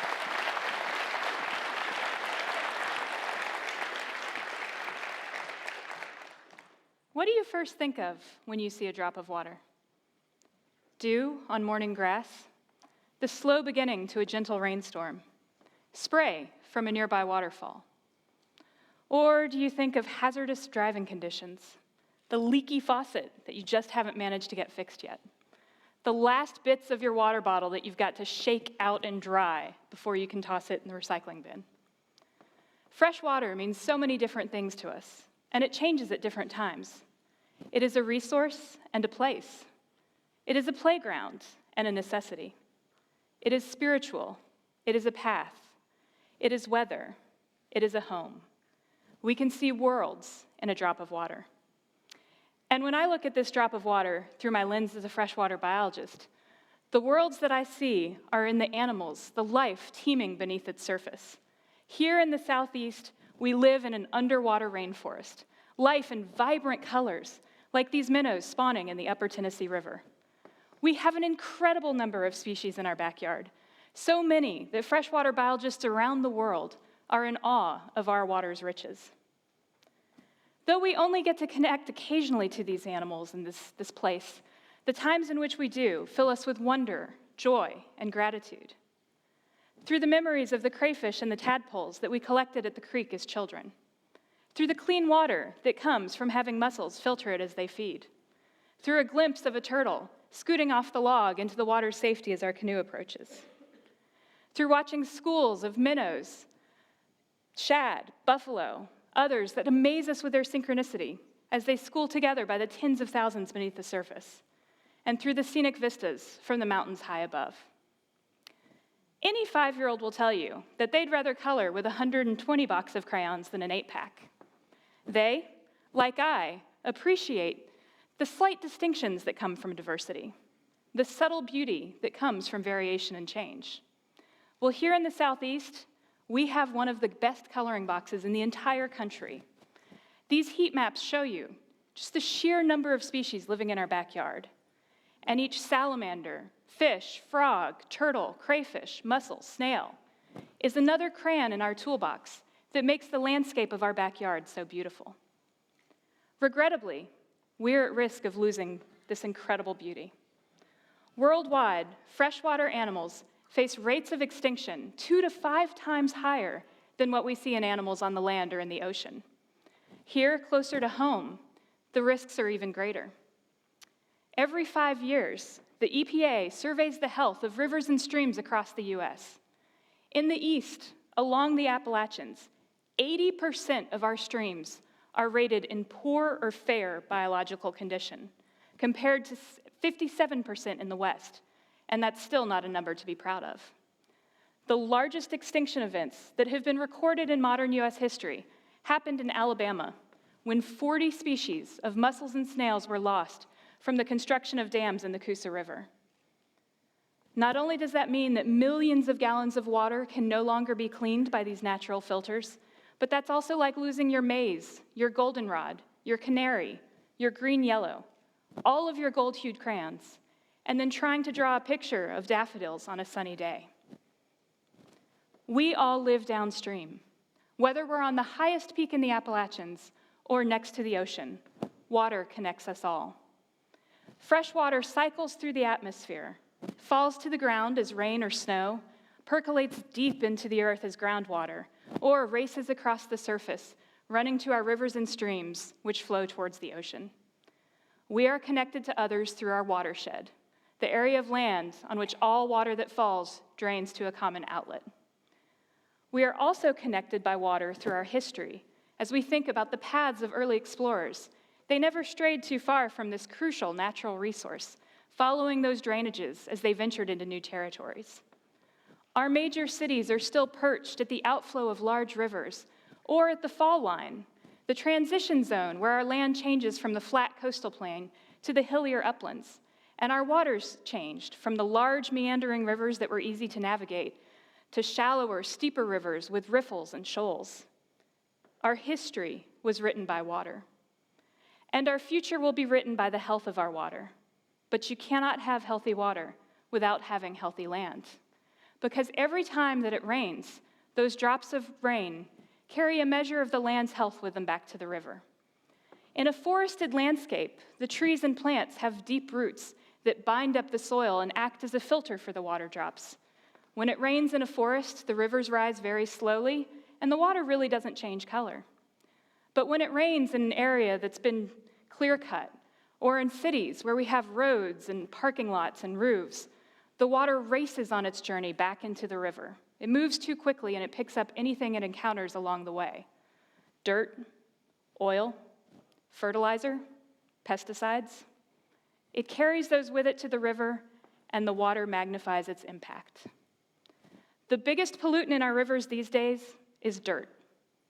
It may sound like it's a minor problem, but you can't have clean water when it's dirty. And that dirt chokes out the life in our rivers and streams. We also struggle with fertilizers when they've been applied too many, too often to our fields and lawns. They carry nutrients with them to the river that result in massive algal blooms. Our rivers are the arteries, the circulatory system of our country. And so any pollution's impact ripples both upstream and downstream. The loss of our freshwater animals is just one symptom of the problem. The drinking water crisis that we see now in Flint, Michigan, or St. Joseph, Louisiana, makes it impossible to ignore. Our rivers are having heart attacks. Here in the South, these rivers that have shaped our history, that drive so much of our future economic prosperity, that are home to so many animals, are at the highest risk in the country. Freshwater systems are incredibly difficult and complex and hard to conserve. And just like we would see in a patient suffering from a heart attack, it's going to take a suite of behavioral changes to address the problem. We need a lifestyle change. I have good news. Focused efforts to change our lifestyle have worked before. In the first half of the 20th century, the Cuyahoga River in Ohio and others across the Northeast were so polluted that they caught fire and burned.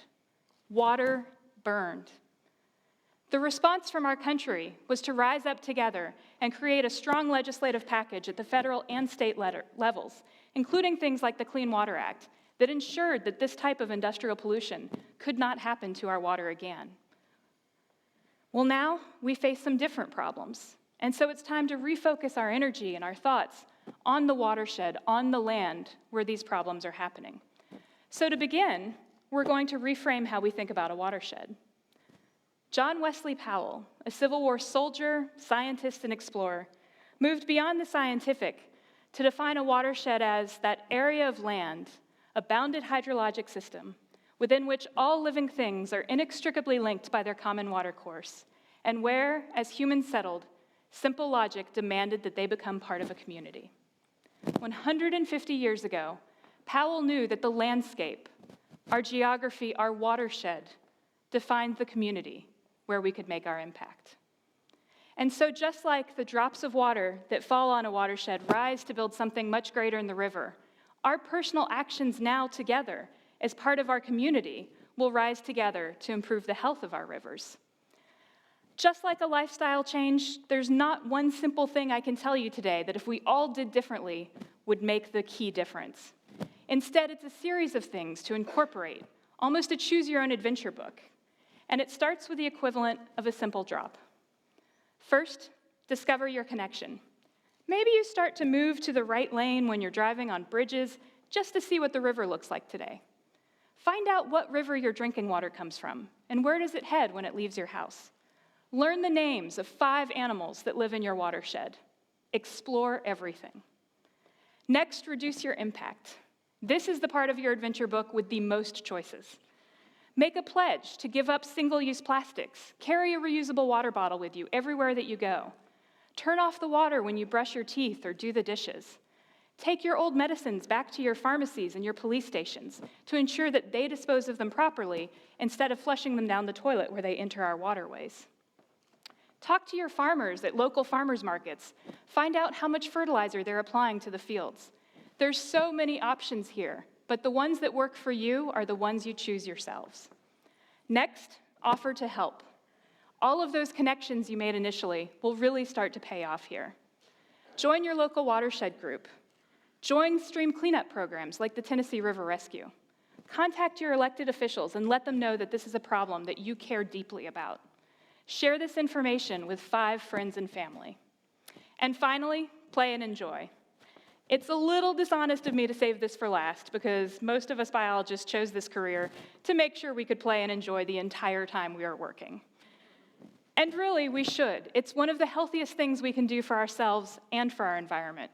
Appreciate what we have, because really we want a clean river as much as a sturgeon does. For too long, we viewed conservation as something that happens where humans aren't, in the sweeping vistas captured in time in an Ansel Adams moment. We've relied on nonprofit groups and government agencies to buy up land and protect it for us. Those drops matter. Those are hurricane drops. But you won't have a healthy body if you focus all of your energy on protecting your pancreas and ignore every other organ system you have.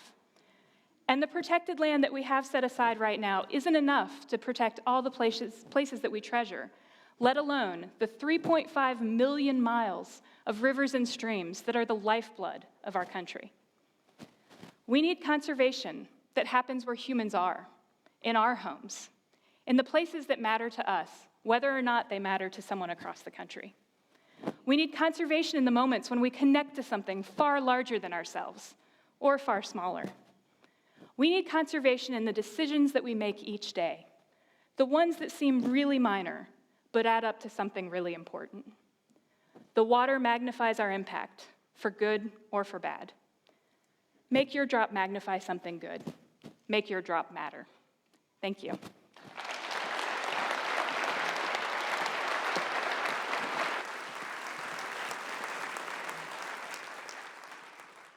I'm just saying, I totally didn't know she was going to say that, and I've got my recyclable water here. I'm totally, here's my drop. Totally saving the world, Anna. Totally got you covered. All right, we are now on to our second of 3 videos, and this one is going to blow your mind. No, literally, it is going to be mind-blowing because neuroscientist Greg Gage is going to show us how we can connect a wire, an iPad, and a flick of the wrist and use one person's brain to move another person's body part. So join us as Greg Gage uses some of his backyard brainy powers to turn our future generations into brainy superheroes.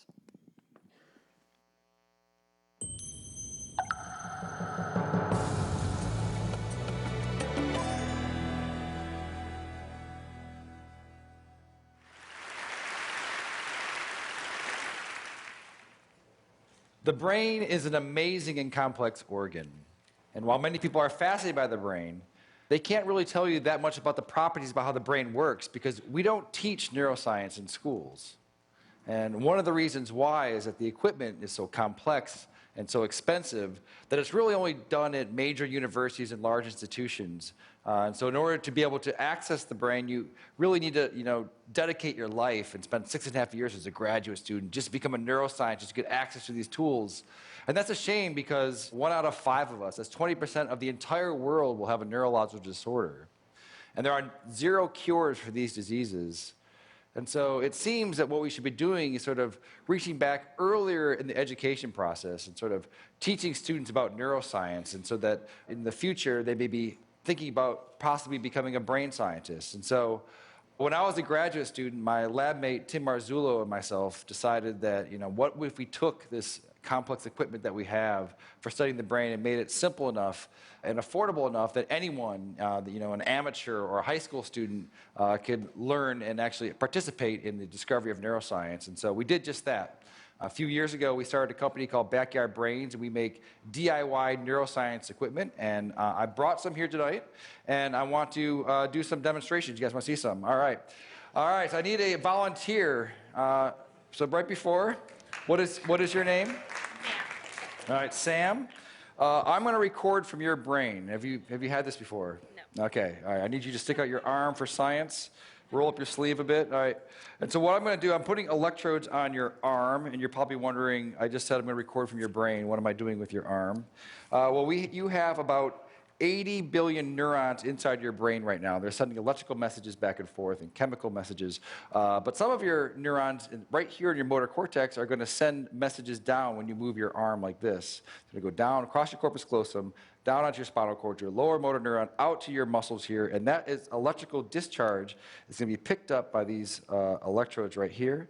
And we're going to be able to listen to exactly what your brain is going to be doing. So I'm going to turn this on for a second. Have you ever heard what your brain sounds like? All right, let's turn it on. So go ahead, go ahead and squeeze your hand. All right, so what you're listening to, so this is your motor units that are happening right here. Okay, so let's take a look at it as well. So I'm going to stand over here. And I'm going to open up our app here. So now I want you to squeeze. Yeah, so right here, these are the motor units that are happening from her spinal cord out to her muscle right here. And as she's doing it, you're seeing the electrical activity that's happening here. We can even click here and try to see one of them. So keep doing it really, really hard. Yeah, so now we've paused on one motor action potential that's happening right now inside of your brain. Okay, do you guys want to see some more? All right. That's interesting, but let's get it better. Okay, I need one more volunteer.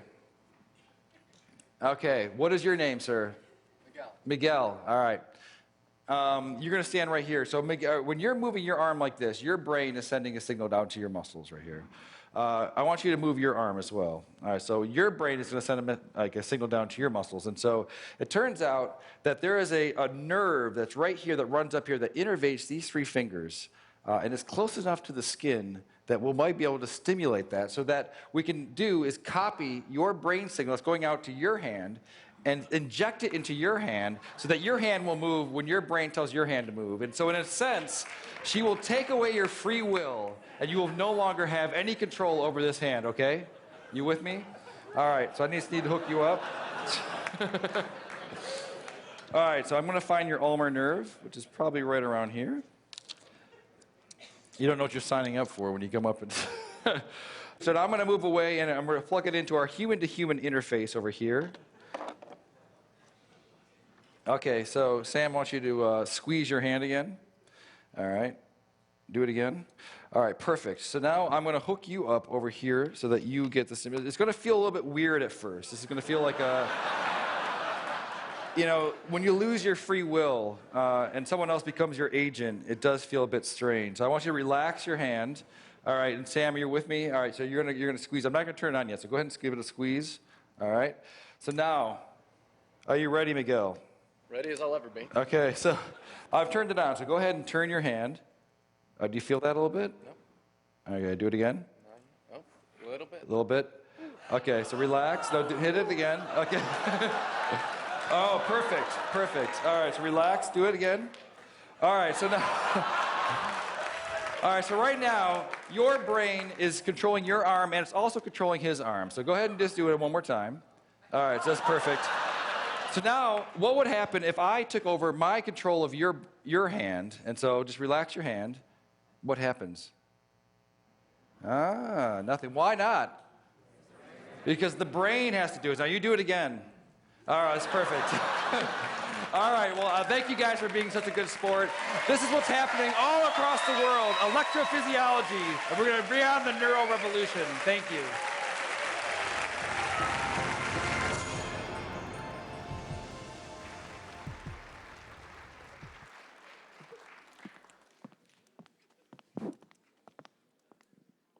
Yeah, I just need an iPad and some wires. I'll see you at home, honey. Love you. All right, it is now Good, phew, I thought we were way behind. 2:45. We are at the official end of session 2. We're gonna give you all a 20-minute break. It goes by fast. And before you leave, I want you to do something you probably haven't done since middle school. Just say, "This is my seat." Same seats, same seats. Remember, you used to do that. Same seats. All right, we all heard you. And if you happen not to be coming back for session 3, you can turn to like the cute guy or girl behind you and go, you can have my seat. All right, 20 minutes, that'll put us back here, let's say 3:05. And for all of you watching on the web, tune back in at 3:05 Eastern Standard Time.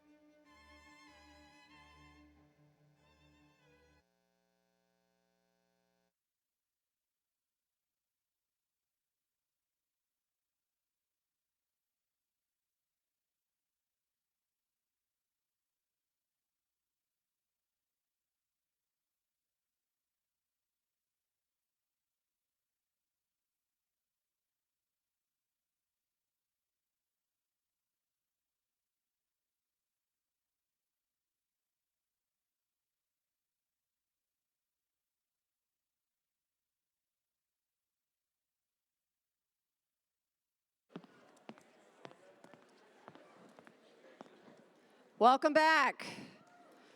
All right. All right, you gave better applause after lunch, but who's keeping track? All right, we are now officially beginning our session 3. We appreciate all of those who are now joining us here and on the web, and those of you who have been with us all day. I know it's been an exciting day, and we promise you we are going to live up to the high bar we have already set, especially with this next speaker. For the last 23 years as a nationally touring comedian, Karen Mills has literally made a life out of making other people laugh. In 2013, she was diagnosed after a routine checkup with ovarian cancer. And she was determined to tackle that disease with the same hope and humor that had always fueled her life. If you ask anyone, her mantra has always been, attitude is everything. So she stayed positive. She looked for the silver lining. She knew that her humor would be part of the healing process, that laughter would literally be her best medicine. Today, she is cancer-free.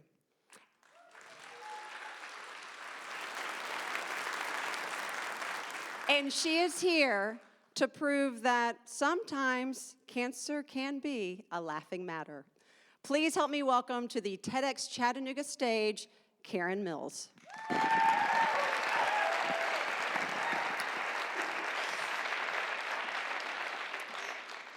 Thank you. Yes, for 23 years, it's been my profession to make people laugh. And I've always encouraged others when faced with adversity to stay positive and look for the humor. In spring of 2013, the time came for me to put my money where my mouth was when I was diagnosed with ovarian cancer. I stress ovarian because the breasts get all the glory. And don't get me wrong, I mean, I have breasts. And I have friends and family who've had breast cancer, so I desperately want to find a cure. But every once in a while, my ovaries would like to get a little attention. Yeah, but who am I kidding? The breasts have always gotten the glory. Never heard anyone say, nice set of ovaries. But regardless what color the cancer ribbon is, the journey is the same. Mine began one night when all of a sudden I started having shooting pains in my abdomen. The cramps were very severe and lasted for about 30 minutes. I almost went to the emergency room, but instead I did what most people would do. I went to WebMD and diagnosed myself with IBS. My annual exam was coming up, so I saw no reason to rush in any sooner. I mean, who hasn't had cramps? And I honestly didn't think any more about it. 6 weeks later, when my appointment rolled around, I didn't expect my routine checkup to be anything other than routine. The nurse practitioner was examining me, and we were laughing and joking about getting older, when all of a sudden she got to my abdomen, and all the blood drained out of her face, and she said, "You have a huge mass." She said, "Didn't you feel that?" I said, "Well, I knew that it didn't matter what I did, I couldn't get rid of my stomach. But I thought it was just weight I'd gained from menopause." She said, "That's not fat." She said, "That is a mass." I said, "Well, you better check back here because I can't get rid of that either."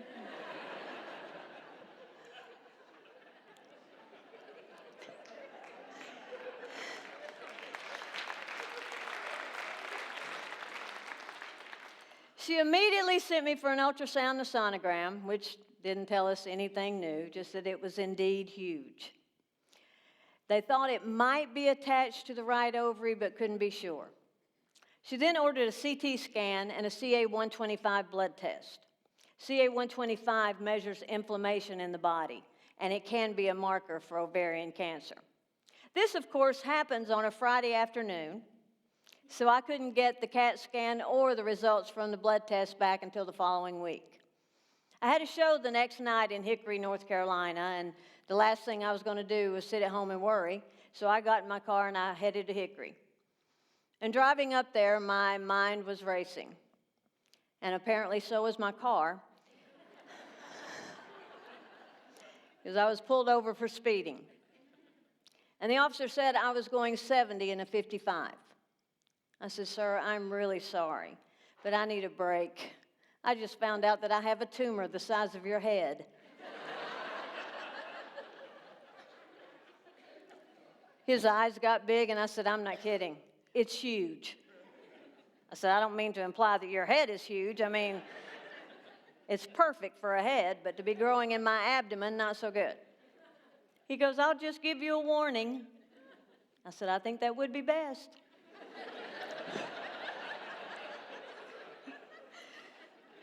My friends go, already playing the cancer card. That following Monday, I went for a CAT scan. And as I was leaving the imaging center, the technician who did the scan goes, good luck. I said, really? The next day, I met with my oncologist to go over the radiology report. And again, it didn't tell us anything new, just that it was massive. He also had the results of my CA-125 blood test. Normal range is 0 to 35. Mine came back at 11,000. He said he was 98% sure that it was cancer. And if that wasn't bad enough, the radiology report went on to say that my pancreas was unremarkable.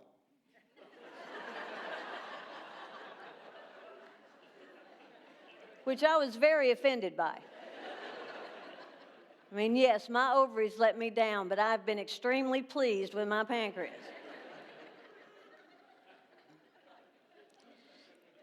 We scheduled surgery for the following week. There was no reason to biopsy because regardless, this large obstruction had to be removed.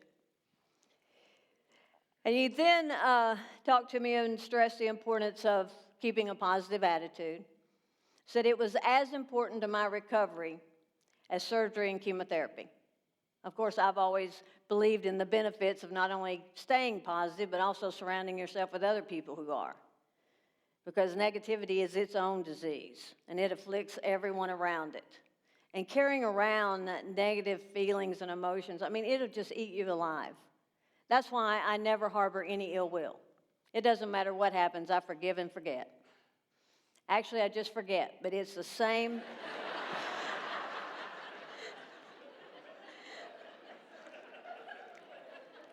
The same health benefits. My doctor then had me sign a release form granting him permission to put a port directly into my abdomen if he deemed it necessary once he opened me up and was able to stage the cancer. I said, stage the cancer? You're starting to sound like this could be serious. And it honestly was the first time it hit me, okay, this is no joke. And that's when I first felt fear. And what scared me the most was not if it was cancer, but whether or not it was feasting on my body. And that night before surgery was intense. Just imagining all the possible scenarios and the anticipation of what the next day would bring. You know, and what will the doctor find? What stage will it be? How did I not realize something was wrong?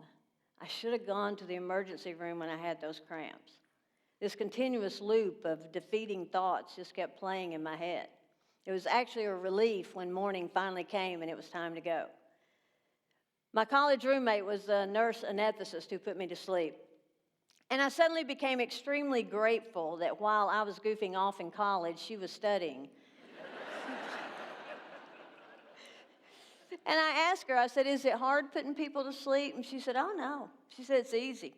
I said, waking you up. There's the hard part. But it was great having her there because she later gave me a play-by-play of how it all went down. She said she'd given me enough anesthesia for a 4-hour surgery because that's what my doctor anticipated. And that he diagrammed me from breastbone to pelvic bone and across. But when he made that first vertical cut, my right ovary came flying out the size of a cantaloupe. And then my left ovary popped out the size of a grapefruit. Turns out my muffin top was a fruit salad.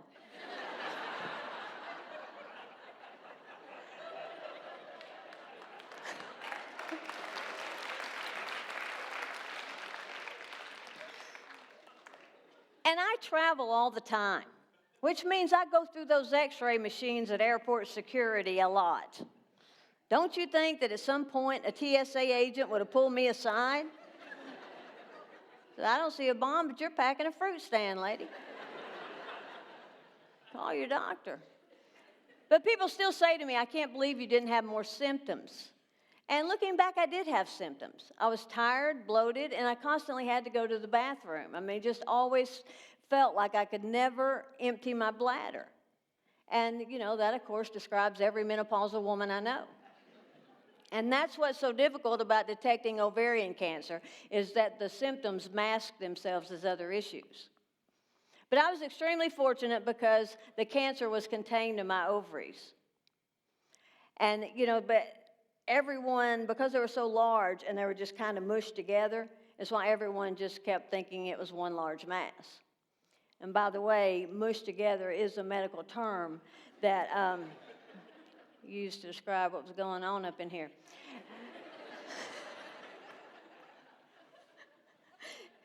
But I started chemo 4 weeks after my surgery.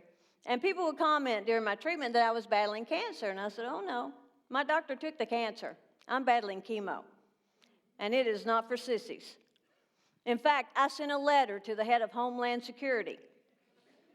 Said, the next time you're interrogating a terrorist, forget waterboarding, give him around to chemo.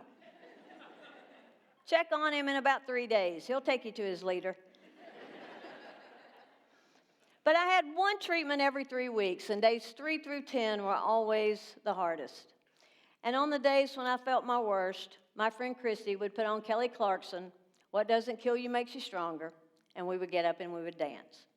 Now, when I say I danced, I mean that I shuffled around the room. I certainly don't want to give the impression that I twerked my way through chemo.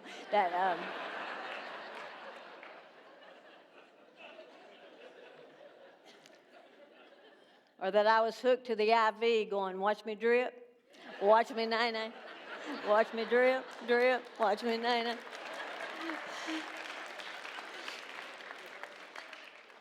Didn't have that in me. But just hearing that music and getting up and moving what little I could, it always made me feel better. And I learned that even when your body is weak, your spirit can be strong. And it made those difficult days just a little more manageable.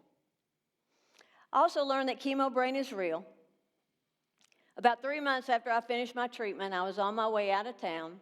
I pulled up to the drive-thru of SunTrust Bank, and the teller said, how may I help you? And I said, I need to pick up my prescription. And the second it came out of my mouth, I realized where I was. And I said, and I was wondering if you'd run down to Walgreens to get it for me.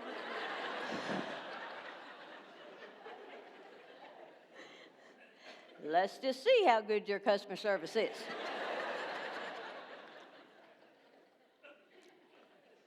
And another time I was digging through my purse, looking for my cell phone while I was talking on it.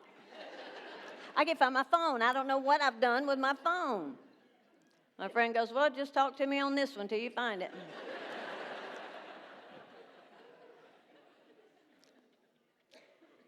But cancer has taught me so much, like never order a wig on the internet. I ordered the Jamie Lee Curtis Pixie, and what they sent me made me look like Joe Pesci from My Cousin Vinny.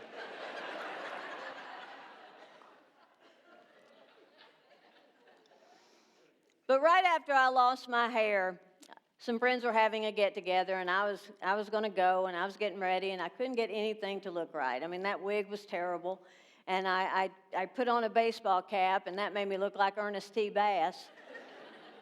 And I see other cancer patients tie a scarf around their head and look like a fashion model. But when I did it, people asked me to read their palms. I mean, nothing worked. And I sat down and I cried and I didn't want to go. And a friend reminded me that your spirit shines through your smile, not your hair. And, you know, that really hit home because that was the kind of thing that I would say to someone else. And that's when I realized that it was time for me to walk the walk. And I let go. I let go of my attachment to my hair. And instead of seeing myself as a cancer patient, I started seeing myself as a victor over cancer. It was the chemo games, and I was the Mockingjay.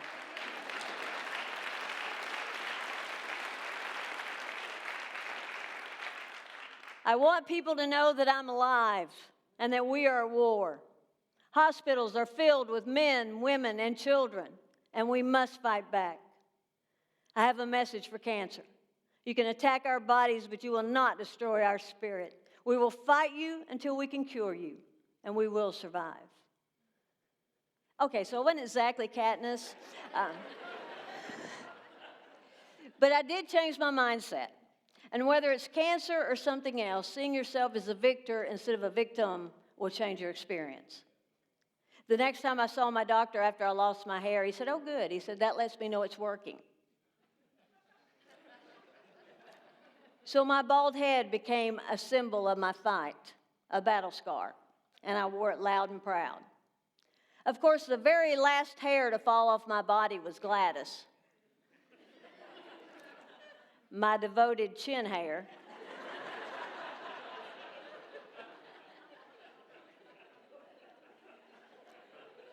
And when I finished my treatment and my hair started coming back, guess who was first back on the scene?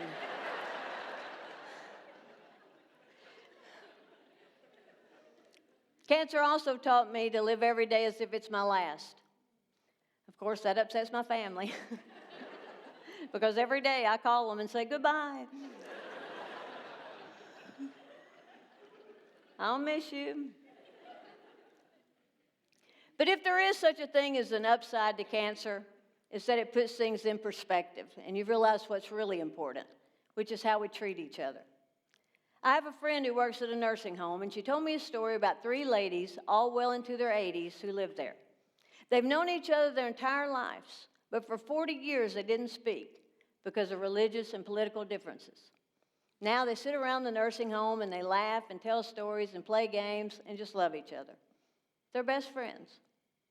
I truly feel blessed that cancer came calling and forced me to face my mortality and gave me the opportunity to assess my life before I was in my 80s and realize that loving, laughing, lifting each other up, that's what matters.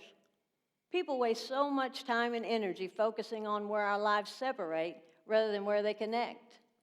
Race shouldn't separate us because we're all part of the human race. Which side of the political aisle we sit on shouldn't come between us because we're all Americans. And you don't have to be fighting in the Middle East to be waging a war against people who don't believe the way you do. That's happening here. Race, religion, money, politics, gender, sexuality, those are the things that separate us. Let people be who they are, as long as their heart's in the right place. It's uncertain what lies beyond our time on earth, but one thing I do feel pretty sure about: no one will be left out of heaven because they didn't hate enough.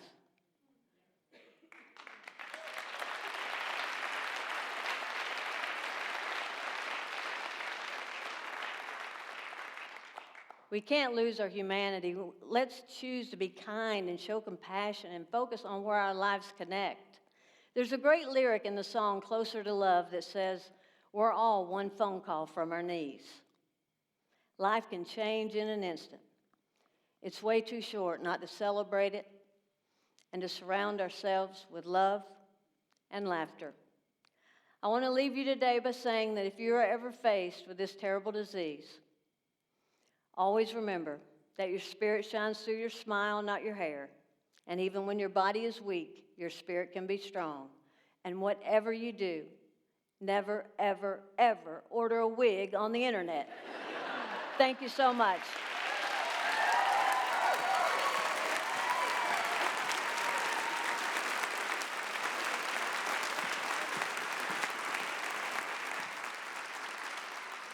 Karen Mills. All right, we're now going to turn this place into a deaf poetry jam. Just wanted to say deaf and poetry and jam all together. This guy is awesome. He is just too cool for school. When he talks, it's like there's silk coming out of his mouth. And he wears this hat. If I wore the hat, I'd look like Archie Bunker or something. But he wears this hat and he walks into a room and he owns it. You know why? Because Christian Collier is a poet. Now, I'll let that sink in because as someone who was an English major in college, we studied poetry, we wrote poetry, but it was never often enough that we actually met a poet, someone who dedicated their lives to that craft. Because if you ask Christian, he'll tell you that poetry's been around for hundreds of years, healing us with the power that we all have. It helps us tap into our creative selves, help us find and nurture our own voices, helps us better understand who we are, and also heal the wounds we've gotten along the journey.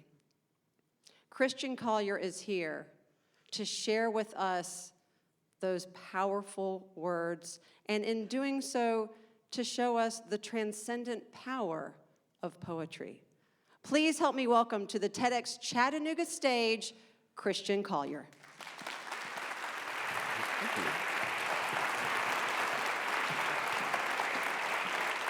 How are you guys doing? Everybody good? Okay, I felt like I had to check on you. Ladies and gentlemen, if you'll be so kind, please take a look at the screen right here. For those of you who don't know, that is United States Poet Laureate Juan Felipe Herrera. Last year, he gave an interview and was asked about what role he felt poetry could play in today's world. His response was that through the craft, we can still ourselves and find inner peace and deep reflection. That ain't too shabby. To state the obvious, the world we both know and reside in is constantly changing. Old norms have been and continue to be supplanted by new ones. For instance, if you were to say to someone from this generation that has recently come of age, snail mail, most likely they would have no idea what you're talking about. But you have to understand that they've grown up with email being standard in their lives. Also, that same generation will most likely never know what it's like to walk into a video store because what are those? Grab a big clunky box, flip it over, and see what the movie's about. Now, films can be streamed directly to televisions and mobile devices, or for the more adventurous of us, they can be rented through Redbox. What's interesting about this shift is that it has largely involved the removal of the human elements. You can now purchase food, clothes, entertainment, medicine, and more without ever having to interact with another living soul. On one hand, this means that having our needs met has become astronomically more convenient. But on the other, it means that our society has become increasingly more spread apart. And as a result, intimacy and vulnerability have become frightening words and concepts. One of the things that I love about poetry is that it forces both the writer and the audience, be it someone at home reading a poem or in the crowd at a slam or an open mic, to truly invest, to come a little bit closer, to dwell in both the intimate and the vulnerable. I want to try something real fast just to kind of gauge where we're at. So hopefully you guys are with it. How many people would believe me if I said that words have power? Good, you guys were ready for that one. I think we can all agree that words have the ability to hurt, to empower, to start in wars, to yield understanding, etc. How many people would believe me if I said that poetry has the ability to change lives? It's because I'm here watching you guys. There'll be far fewer hands up. I'm a little bit biased on this one because poetry has and continues to change my life. See, I started writing when I was in high school to woo a girl, which never works, by the way, just in case you were wondering. It's not happening. But she was gorgeous. My freshman year was her senior year, and I lacked the confidence at the time to just casually introduce myself to her or to pay her a compliment. So I started writing these poems in secret. I never mustered up the courage to actually give any of them to her, though, but even then, poetry offered me a voice as well as a means to understand and articulate the world that I was experiencing. As I grew older, it also became a way for me to make my peace with the harsher things that I'd experienced or was currently encountering. For example, in the year of our Lord 2010, I was at a little diner having a man talk with one of my dear friends about growing up in the South. Now, my friend is white. If you have not noticed by now, I am not. And it was interesting to dialogue about the similarities of our experiences as well as the stark differences. I told him a story about another girl I went to high school with, and when we parted ways, I went home, and I mused on what I'd shared with him as well as the emotions that surprisingly got called back up. And I did then what I'd done so many times before and since. I wrote a poem about it. When my friend heard it, he hated it. He didn't hate the poem. He hated that I had to live through the events that served as a catalyst for it. I'd like to share that piece with you right now. This is called Acceptance. After an absence of 7 years, I find my first love and learn that she is now a mother. And it is strange to think that she has held a life in the dark hands of her womb. No longer is she the girl smiling in the photographs perched along my bedroom wall. After an absence of 7 years, it is as if our mouths never abandoned the melody of each other's names, and I'm hearing her full, rich laugh anew. Through the course of our conversation, we both choose to keep the sweetness present. We have unconsciously agreed not to wade into our bruised history. We do not speak of what we have both lived through together, but it is still alive and lying atop our veins.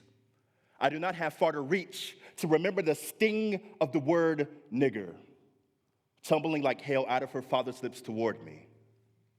I can still remember her eyes shining like soft moons in the dark as she asked me to leave her 17th birthday party so that her parents would not know that I had come to celebrate her honor.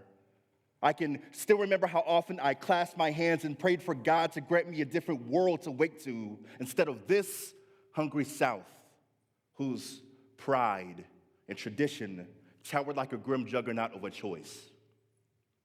As she stands before me, happy, beaming like the new morning with her infant asleep in her arms, I realize that both distance and time are the midwives of acceptance, and though I doubt our tongues will ever admit it, I know that we have made our peace with who we were all those years ago, when we were as vulnerable as thin ice, and only just learning the true weight contained in our care for one another, when we both came to know that I had the heart to love her, just not the skin.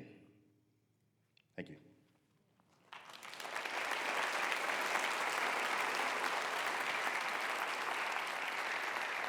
Thank you. So I started performing on May 25th, 2001. Some of the major themes that I touch on in my work deal with race, how we treat each other in society, and love falling apart. All of my poems aren't autobiographical, and during the course of a performance, I have the opportunity to explore different voices and characters. However, the biggest responses that I've received for the past few years have come from poems that have actually lived. Pieces that derive from failed expectations, or reminders that the South is still very much the South in many ways, or nights that wouldn't permit me to go to sleep, which is a pretty frequent thing for me, actually. Usually when I perform long sets that last for at least 30 minutes, someone in the audience will cry, and it has always, always, always been immensely humbling. So many people have approached me after shows over the years and thanked me for giving voice to their experience.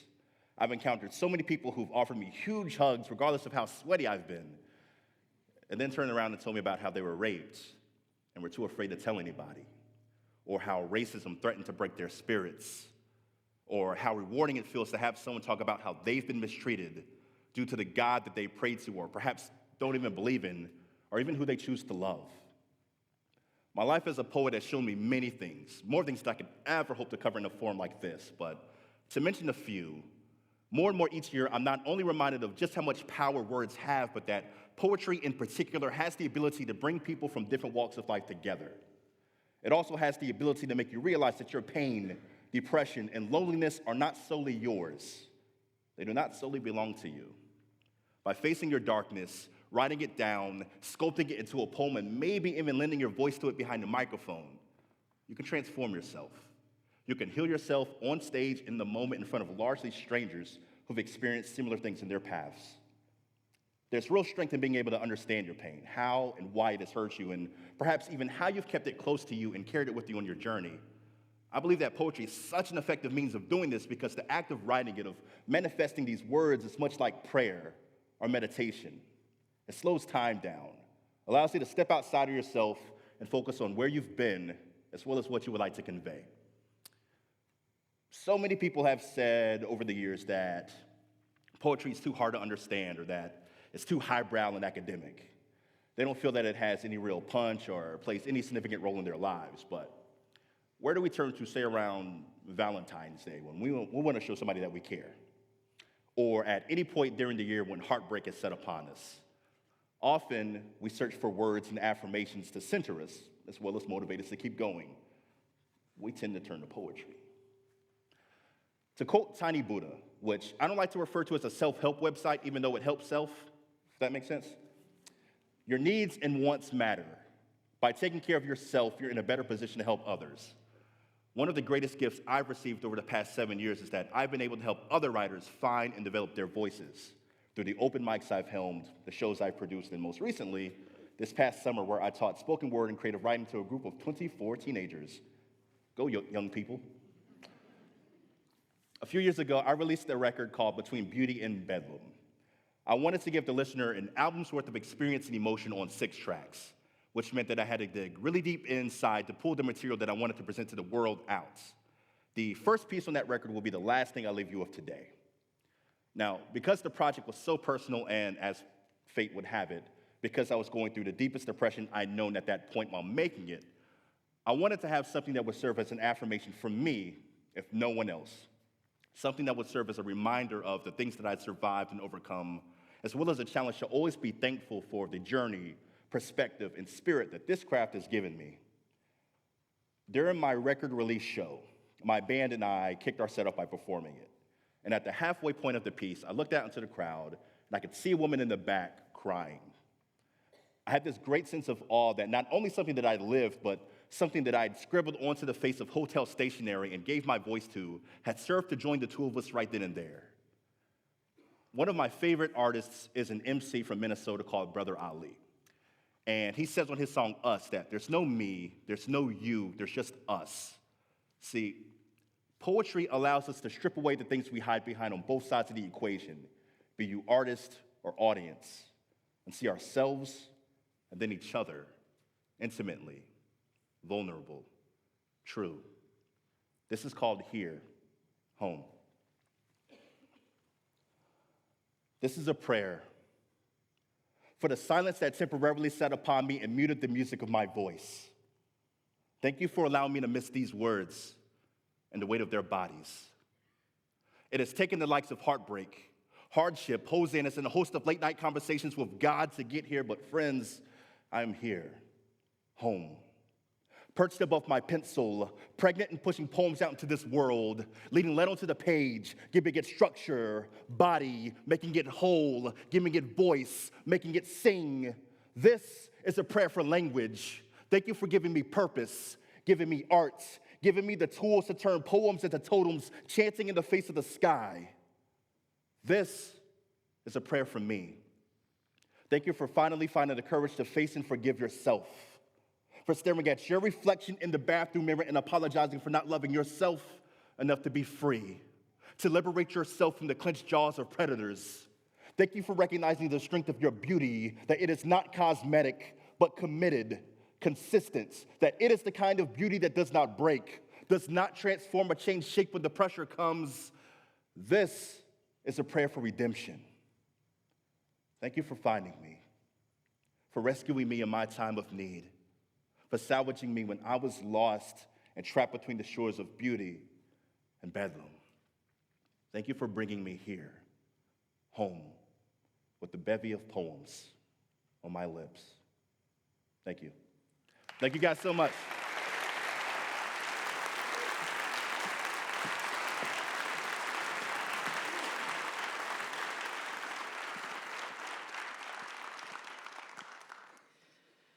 Did you ever wonder what people of classical antiquity looked like centuries before photography was even invented?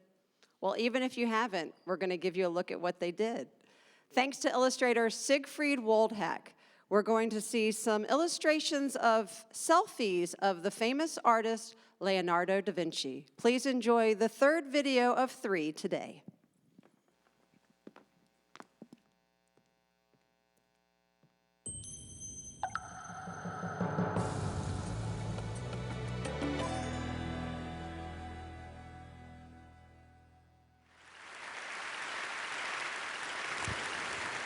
Good morning. Let's look for a minute at the greatest icon of all, Leonardo da Vinci.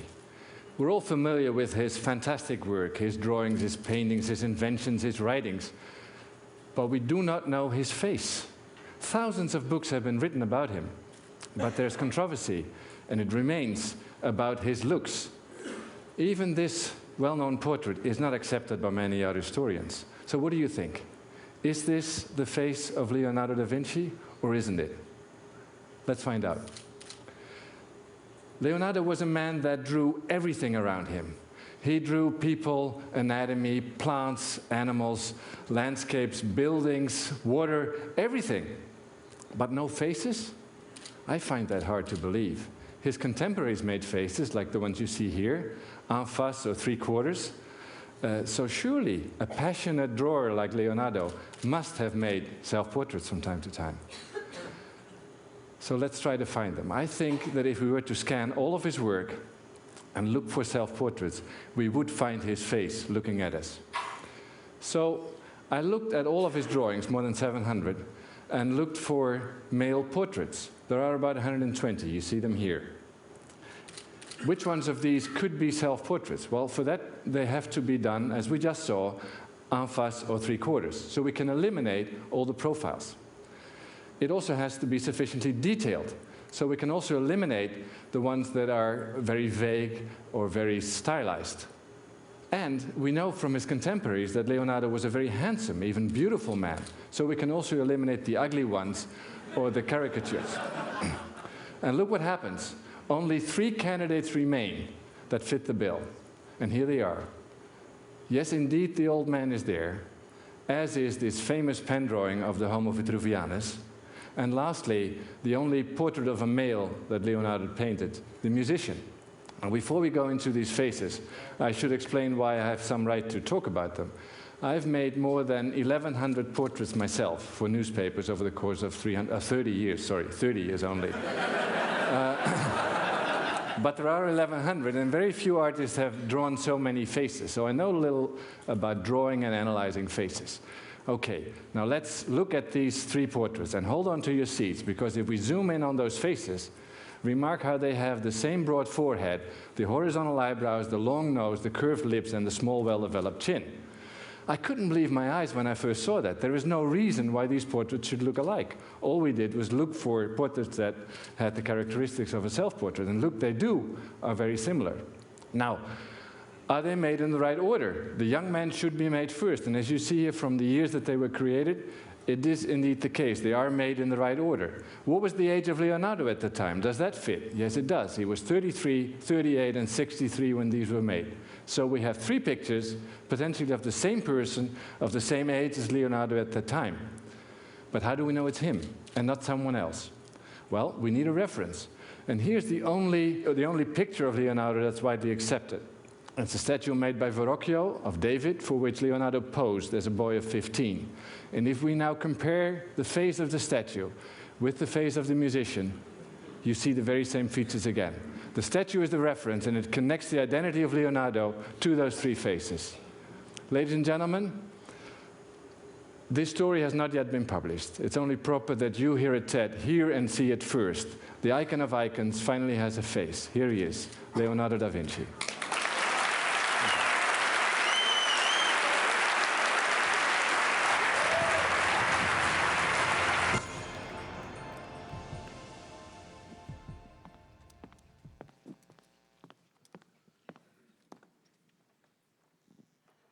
Cole Montalvo is passionate about public outreach in synthetic biology. Quite simply, he's a biohacker. Now, that may sound ominous, but I am assured that biohackers are actually quite tame and cautious scientists. So while geneticists are able to investigate the codes of life by analyzing the DNA, biohackers are able to boost up that artificially engineered life. And Cole Montalvo is here to show us how we can support the biohackers. Please help us welcome to the TEDx Chattanooga stage, biohacker Cole Montalvo.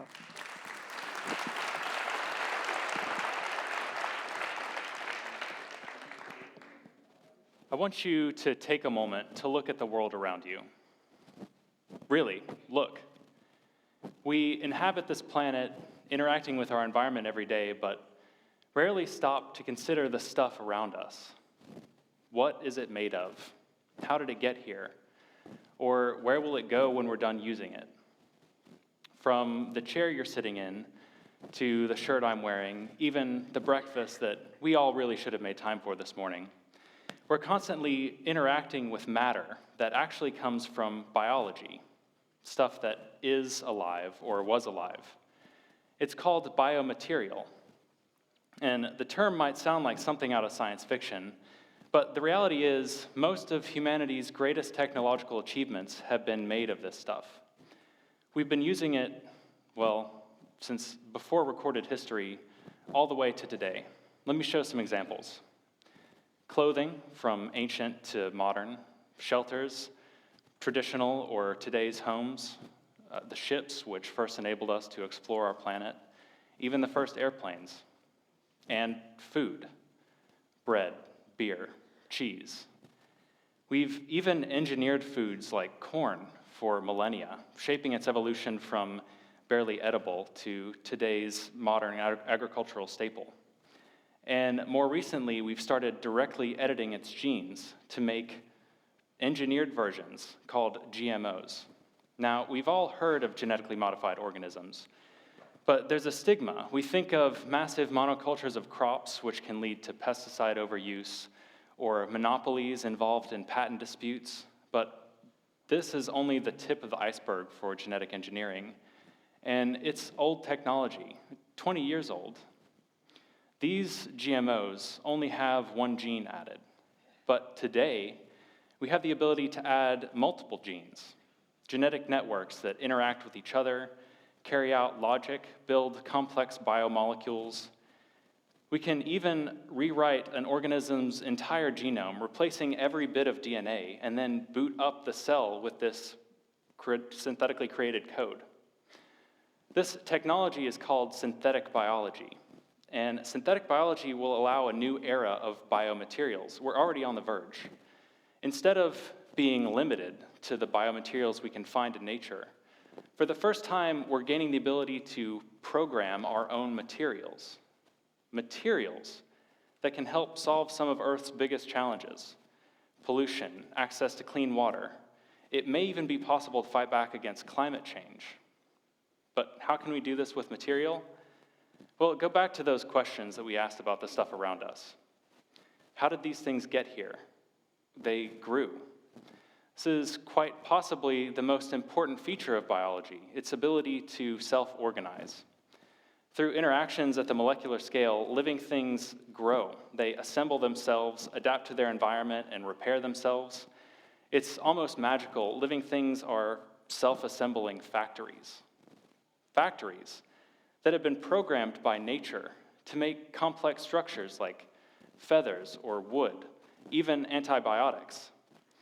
But what are they made of? Carbon, hydrogen, nitrogen, oxygen. These are the main components of biomaterial, and they're literally everywhere, the most abundant elements on our planet.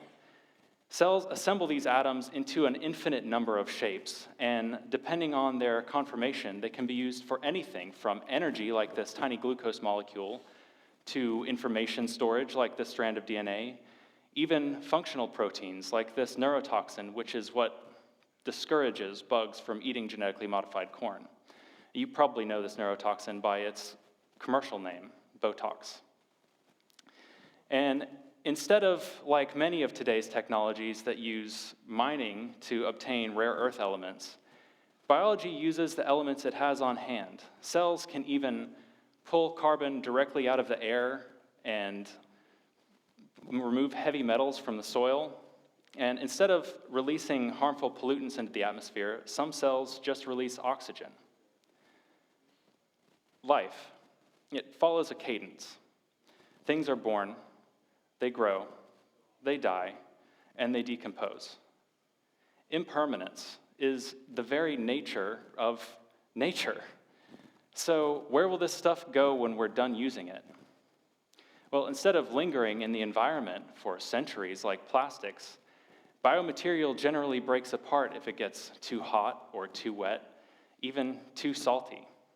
And this is a good thing because when you think about it, so much of the stuff around us lasts for much, much longer than it really needs to.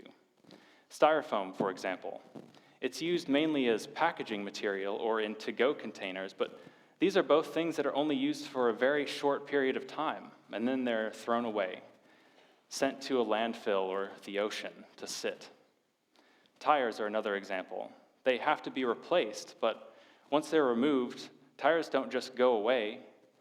Discarded tires can release toxic chemicals into the environment, and what's worse is sometimes people try to burn them to get rid of them, which just releases those same chemicals into the air. We can eliminate this kind of waste by replacing these products with specially engineered biomaterials made from GMOs. The combination of the ability to be decomposed, self-assembly, and the use of cheap raw materials is what makes biomaterials perfect for sustainable products. I think this stuff is really cool. I've been a biology nerd for as long as I can remember, even learned how to handle cells and edit DNA right here at this university. But I wanted to do more. So this summer, I started hacking biology in my free time, and you can too. I joined a community lab called Counterculture Labs. Community labs are a relatively new concept. They're places where anyone can go and work on biology research. Even if you don't know anything about lab safety, community labs offer classes to help you learn. Counterculture Labs has a number of ongoing projects, but there's two that really stand out. The first is to engineer a strain of yeast that produces milk proteins that would then be used to make cheese. Now, it might seem weird or gross, but since no animals are involved at any step of the process, the end result is cruelty-free, hormone-free, vegan cheese. Now, I've had a few vegan cheese substitutes before, and they're not cheese. But this isn't just a cheese substitute. This would be real vegan cheese. And cruelty-free is great, but if we could eliminate animals from cheese making, we would significantly decrease the carbon footprint of your Parmigiano Reggiano. The other project, I think, is even more inspiring. It's called Open Insulin, and it aims to use similar gene editing techniques to reprogram E. coli, not to make milk, but to make insulin for diabetics. And if you think it's weird to use programmed E. coli to make medicine, think again. We've already been doing it. All medical insulin since the 1980s has come from some kind of genetically modified organism. And E. coli isn't just limited to insulin either. There's a number of pharmaceuticals on the market today made by genetically modified organisms, tiny drug factories. But they all have one thing in common. Their genes are locked down with patents. Open Insulin is different. The group plans on open sourcing the entire project and will be publicizing the final DNA sequence. You've heard of open source software. Well, this is open source biology, open source medicine. If you're wondering how this is possible, take a look at this chart from the NIH. The cost of sequencing DNA is decreasing at an astonishing pace. Sequencing is a fundamental part of the process of engineering life. For those of you not familiar with Moore's law, this is the phenomenon in computers. It basically explains why a 2 gigabyte micro SD card cost $100 when it was first introduced in 2006, only $12 in 2009, and you can find them today for less than $1. This is the trend that has led us to our democratization of tech that we have today. It's why we all have insanely powerful networked computers in our pockets right now. If you notice, the cost of sequencing DNA is decreasing much faster than even Moore's law predicts. This is a big deal. It's why community labs like Counterculture Labs can execute projects like Open Insulin with only a few $1,000s in donated or even homemade lab equipment. And if the trend holds true for synthetic biology, like it has for computers, we may come to rely on genetically modified organisms, much like we've come to rely on our smartphones. One of the most high-profile projects in synthetic biology is called Glowing Plant. And the project set out to make just that, a plant that would glow in the dark. They wanted to come up with something to replace streetlights that was not only more sustainable, but made less light pollution. The project launched on Kickstarter with only crowdsourced funding. And now they're part of a startup accelerator, a lot like a software company. These are exciting times for synthetic biology, much like the first personal computers were exciting for computer scientists. But you don't have to be a scientist either. Even designers are starting to get involved. Susan Lee is a fashion designer, and she's been making clothes out of bacteria. She started by growing these bacterial colonies in her bathtub. That's right, she grew bacteria in her bathtub on purpose. Once they're large enough, she uses these cells as a kind of fabric to make clothes, and not just for the shock value. Clothes like this, made of bacteria, are compostable. So when they go out of style, they won't end up in a landfill, they'll end up in a garden. Some projects are even more artistic, like this one from GenSpace, which is another community lab in New York.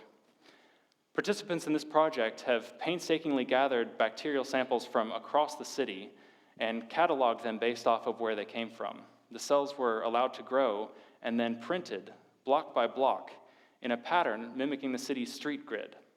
The end result is this picture of New York painted not with acrylic or oil, but with living cells. Bacteria, where every square is made of the bacteria that inhabit that corresponding part of the city. Biological design. It's always been a part of human history, and the day will come when we'll be able to grow our own clothing or our own medicine, maybe even our own homes. But before we get there, we need a clearer public understanding of exactly what a GMO is. The understanding that not every GMO is meant to be eaten, not every GMO is meant to be patented, not every GMO is inherently dangerous. Look around you again and imagine a world where your chair grew itself, eliminating the need for logging, transportation, construction costs. A world where my shirt could glow in the dark.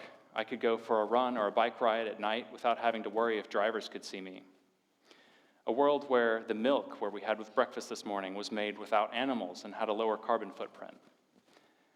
These things are all possible, but in order to get there, we have to understand that we don't need to fear GMOs, that they can actually be a good thing for the planet and for us.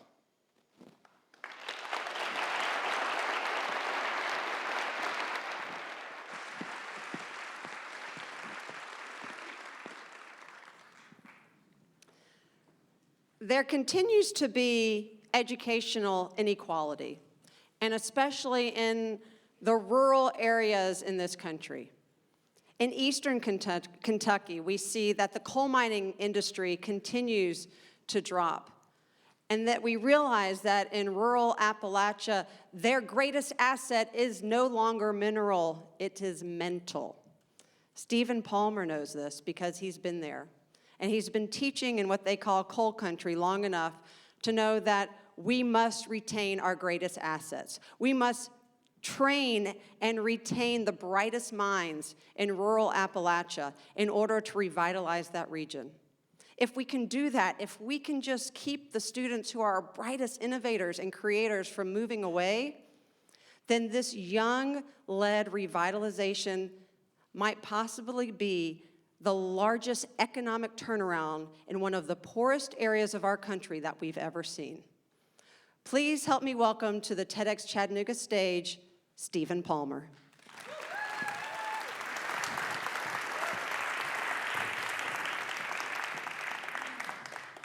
So there I am in my 8th grade English class, teaching a lesson on what I think was adjectives. And as an English teacher, let me give you a secret about teaching grammar. I am passionate about teaching grammar. I passionately hate it. It's not fun. But one of the adjectives that came up was responsible. And so that spiraled into a discussion about what does it look like to be responsible? What does it look like to be a responsible person? What does responsibility look like for myself, this classroom? And then we turned outside of the classroom. What does responsibility look like to our homes? Well, the conversation didn't get very far before one of my students said, "Mr. Palmer, we don't need to have that conversation because it doesn't matter. This town will be dead in 5 years, and I'm not coming back." 8th grade. As a teacher, that's like getting punched in the stomach. And it puts you in a really precarious situation, particularly in a rural area. On one hand, you want to say, young student, I want to equip you with everything possible to make your dreams come true. I want you to be able to go out to the world and find opportunity, and I am aware that that opportunity does not necessarily exist at home. But on the other hand, I know that as an educator, I am part of a movement, and I am a gatekeeper to empowering young minds to bring their talents back home. When I tell people I teach in rural Appalachia or eastern Kentucky, the conversation most often goes to the problems, whether it be poverty, coal, medical, or social. Appalachia, I believe, is almost synonymous for many people with problem. So I try to shift that conversation to, yeah, but let me tell you what my kids can do about it. So if you don't mind, I'm going to tell you what my kids can do about it. I start my senior classes and my freshman English classes with an article entitled, "What's the Matter with Eastern Kentucky?" written by Annie Lowry, published in the New York Times in about 2014. This fine piece of journalistic work is actually the image used in the article. You can imagine the reaction. In it, Lowry attempts at an objective analysis of the economic situation of Eastern Kentucky. She looks at the poverty, she looks at the joblessness rate, she looks at the dependence on government assistance, and she comes up with a solution. And she states that it'd be better to help the people rather than help the place from Eastern Kentucky. And in some places, this means helping the people leave the place. In other words, young people, pack up and head out. Don't come back. You have nothing here to offer. There is nothing here for you. When I present this to my students, the reactions are quite startling. Some range from, how dare she speak of my home this way, to, she's got a point. There's not a lot here, and I am just getting out. And finally, the more complicated, I want to make a change. I want to do something, but I have no idea how. But I never intended to have these conversations anyway. But in 2014, I graduated from the University of Tennessee at Chattanooga, joined a movement through Teach for America Appalachia Corps, and have since been teaching in Harlan, Kentucky. It's my kids. Harlan's story is very similar to other small towns in eastern Kentucky. We are plagued by several of those problems that Lowry points out. High joblessness rate due to a decline of a mono economy, and most impactfully, a steadily declining population. But these statistics do not offer the two most well-kept truths of small rural towns, particularly in eastern Kentucky and Appalachia. The first truth, it's pretty. It's really pretty. It's stunningly gorgeous. And this beauty of the landscape is only more so reflected in the beauty of the people who live there. But number two, when it comes to the best-kept secrets of Appalachia, is its most valuable resource, and I'm not talking about coal. I'm talking about the young, creative, critical thinking minds that sit within its classrooms. To illustrate this, let's go back to my classroom. When we read Annie Lowry's article about Eastern Kentucky, I have my seniors write a letter to her. And they can, and we send them to the New York Times. We found out later that actually she doesn't work there anymore, so it's a bittersweet victory. But in it, I asked my students to do one of two things. They may evaluate Lowry's argument, weigh its merits, or they may simply address to her what it means to be an Appalachian, because some of them didn't seem to think she quite understood. I want to share a couple of those responses with you from my 12th graders, now college freshmen. One of my students notes, being an Appalachian isn't a title anyone can hold. It is one earned by the daily stereotypes and pressures of being from this region. Another, I was often the punchline of jokes about bad dental hygiene, going barefoot, and being illiterate. During these times, my emotions ranged anywhere from angry to amused to sad. How could such an intelligent person be so ignorant about an entire area of their country? You do not know who I am because you do not know where I am from. This level of reflective critical thinking is the raw resource needed to disrupt the status quo in eastern Kentucky and other rural Appalachian areas. This is the brains we need to harvest, to be morbid, in order to apply lasting change. However, my students will most likely walk one of two paths if they are at this level. One, they will follow Lowry's advice. They will pack their things up, they will graduate, and never come back to their hometowns, contributing to a phenomenon known as brain drain, which is just the loss of highly skilled individuals from one location to another.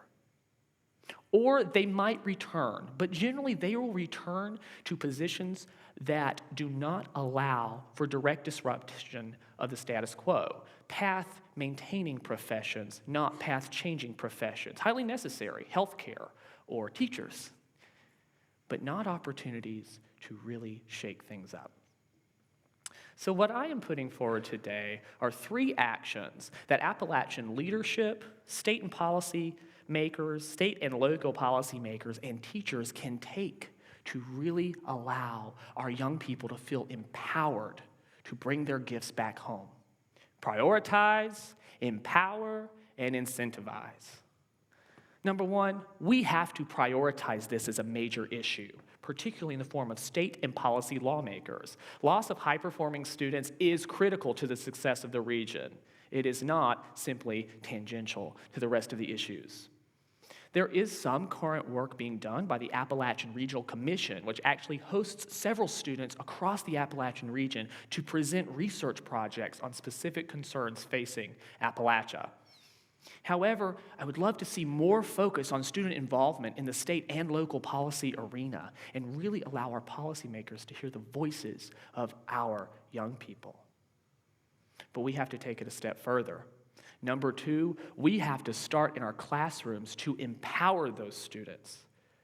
We must understand that as teachers, our classrooms are laboratories where students can develop ideas and play with problems in a safe environment. We can apply the curriculum to the complexities outside of the school walls, whether this be through connecting through Appalachian literature, music, using our business and math classes to analyze real-life concerns, or take the model of the Governor's School for Entrepreneurs. The GSE takes a group of students every summer and gives them the tools to create a product and have a plan to implement it. Then they return back home with a whole business model that they can possibly use in their town. The GSE identified that for many communities in Kentucky, efforts focused on human capital may be the best hope for changing outcomes and improving living standards. But finally, unfortunately, we need to incentivize our youth to return home. This is the cold numbers game. I'm thinking primarily in the form of loan forgiveness programs for specific professions. This has been seen. For example, dentists in rural Appalachia are able to return home and work in a rural community for a certain period of time and have a portion of their loans paid off. In fact, one of the representatives who noted that this program was important stated that we have shipped our talent out for education with very little incentive to return home to practice dentistry. We have also, unfortunately, shipped out our historians, our scientists, our researchers, our policy gurus, our attorneys, our entrepreneurs with the same lack of incentive. We must create reasons for our kids to come home and create opportunities for them to apply their talents. We can also look at other options, such as the establishment of policy think tanks in small towns, political and civic service recognition for our students, or even prop-ups for entrepreneurs in the form of tax breaks or guaranteed positions of employment. But these are only possible options. This is a glossing over of the complexities that face the Appalachian region. But I can tell you what we can't do. We cannot continue the narrative that Appalachia is a problem without a solution. We cannot continue the narrative that my students hear, that they have no role in changing the future of their homes. To steal a line from one of our earlier speakers, because I'm probably going to end up working for her one day, we need to allow our students to believe that they are their own heroes. Thank you, Rachel Raisin, wherever you are. We need to believe in our students' ability to disrupt the status quo of their homes. This can cause the largest young person-led economic revitalization in American history. Thank you.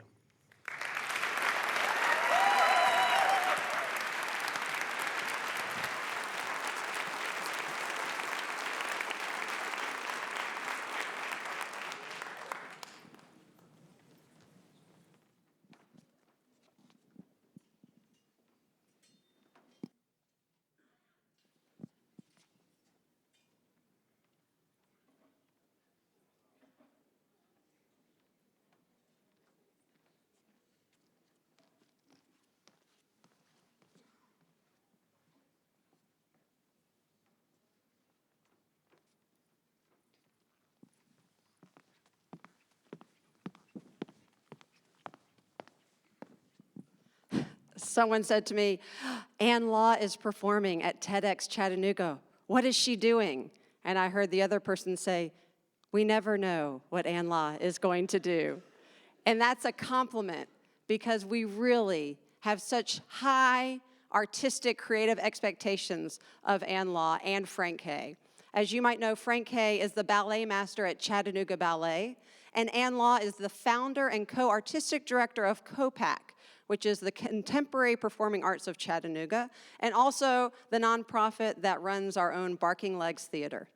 In 1992, these two came from totally different dance worlds to collaborate on an award-winning dance they entitled Safe Sex.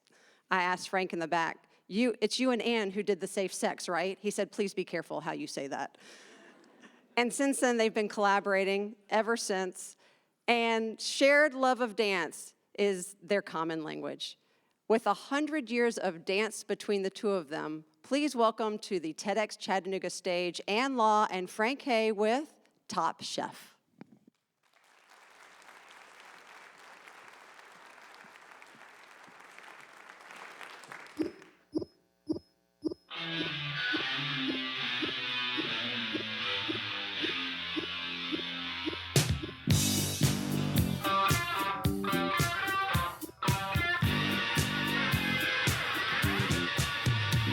There's a brand new dance, but I don't know its name.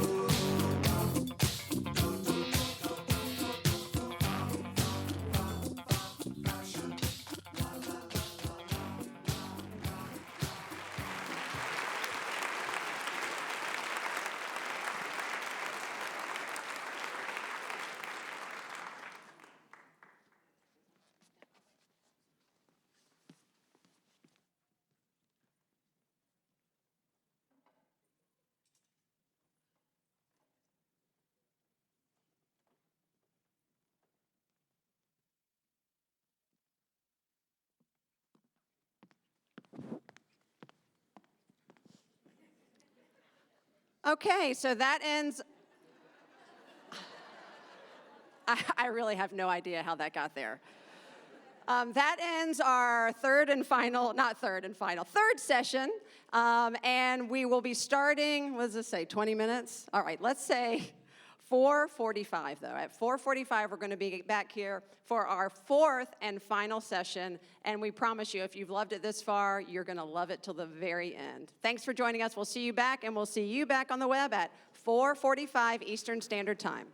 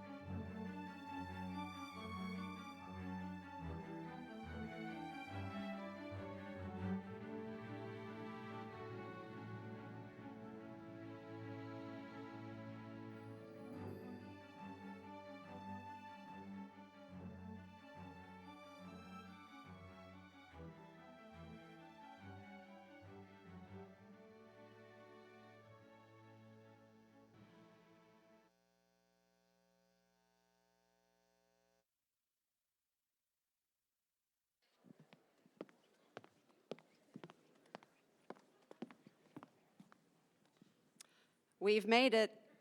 Session 4. Do you believe it? Give yourselves a round of applause. To start this fourth and final session, we have the biggest treat. They were the critical link between 50s R&B and 60s soul. And they started right here in Chattanooga, Tennessee. In 1957, they called themselves Four Roosters and a Chick. As they like to say, they couldn't keep hold of that chick. They eventually became what you probably know as the Impressions. With a little bit of Chattanooga heart and a lot of Chicago soul, the Impressions took the music industry by storm. With hits like People Get Ready, Gypsy Woman, It's All Right, they eventually got inducted into the Rock and Roll Hall of Fame in 1991.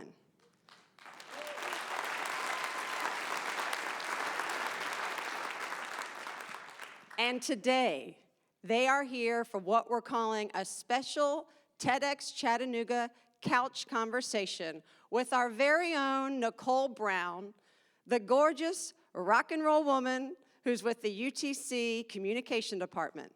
So please help me welcome to the TedX Chattanooga stage our own Three Roosters and a Chick, the Impressions, and Nicole Brown.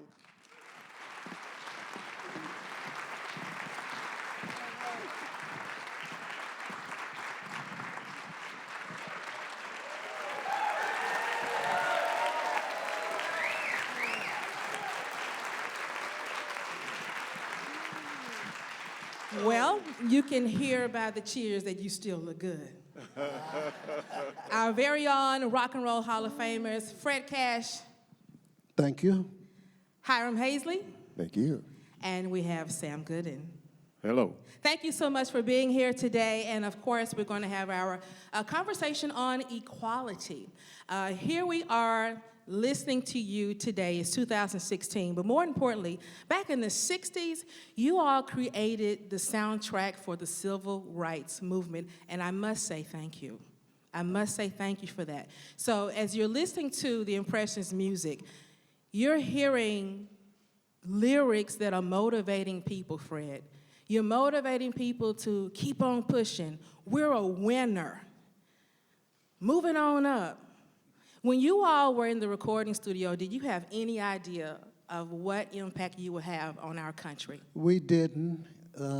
We were so young then at that particular time. We didn't know that this music was going to have this kind of impact on the world, you know.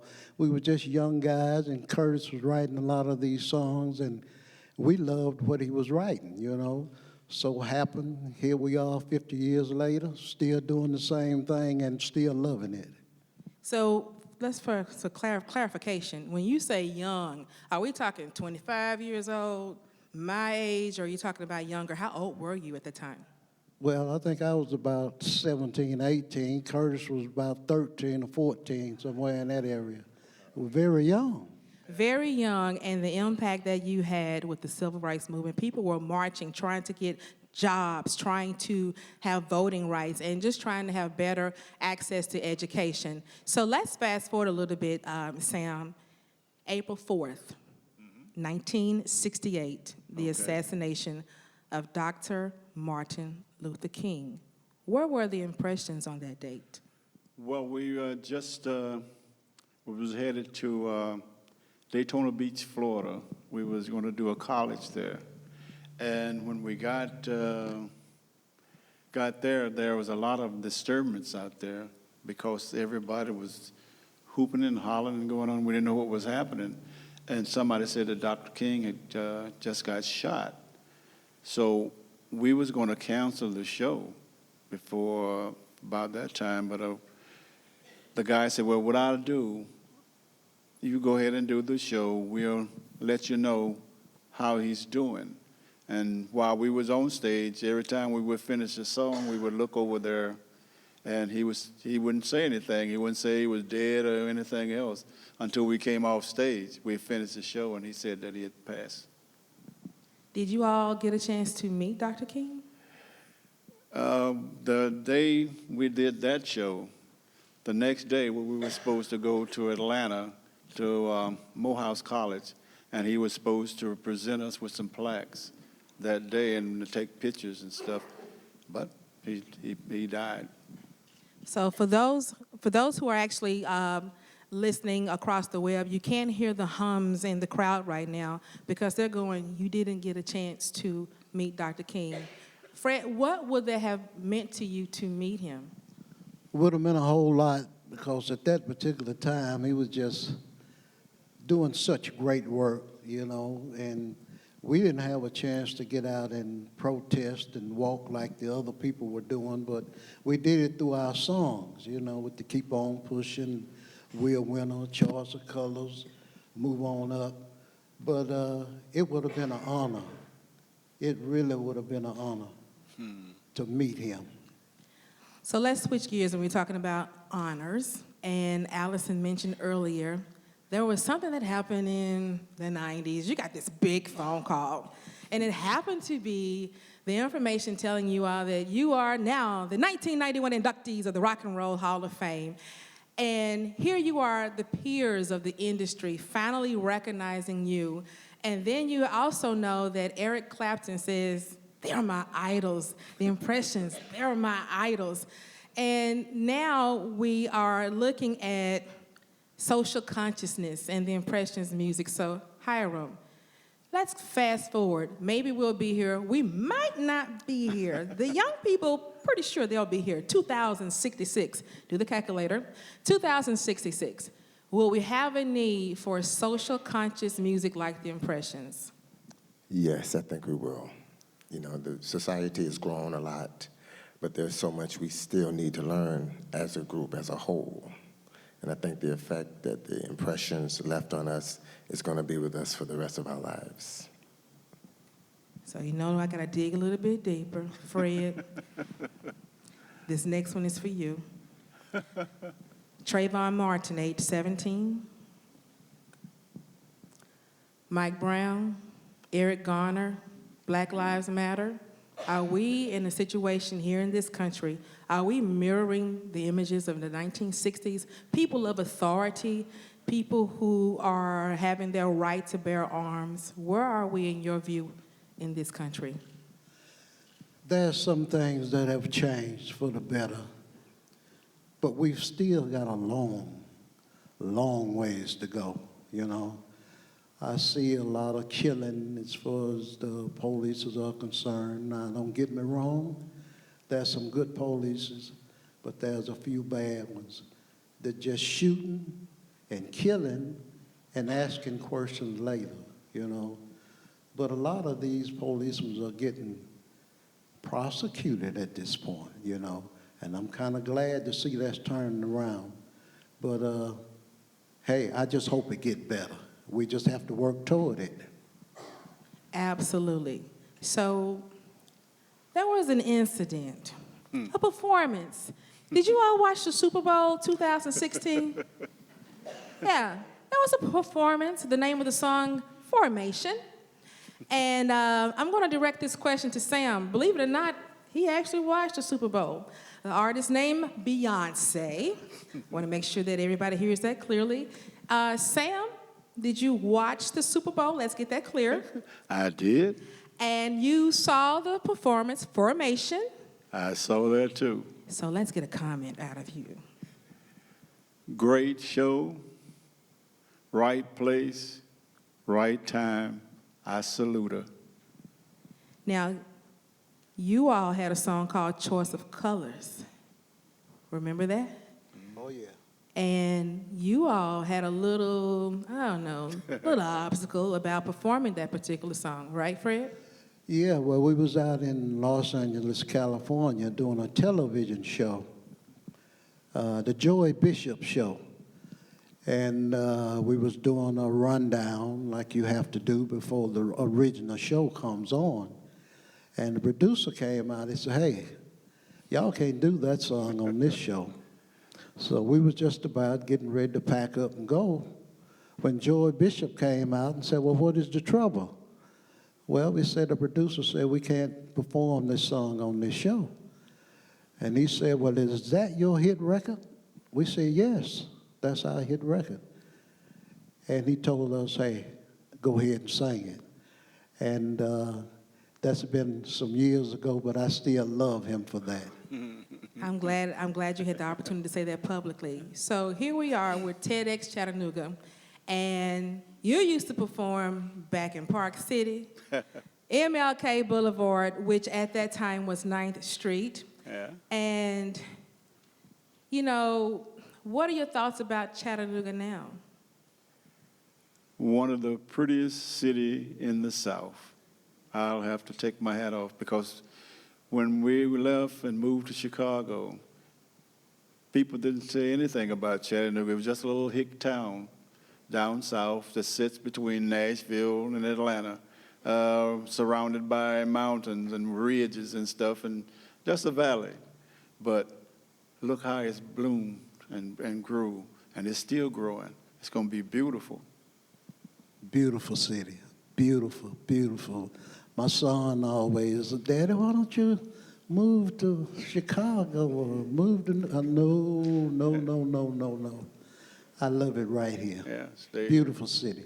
So I'm so glad that you say you love it right here. And since, you know, I'm going off the script here, would you love to see your likeness, a statue of you here in Chattanooga, Tennessee? How would you feel about that, Sam? That would be even better than the Rock and Roll Hall of Fame.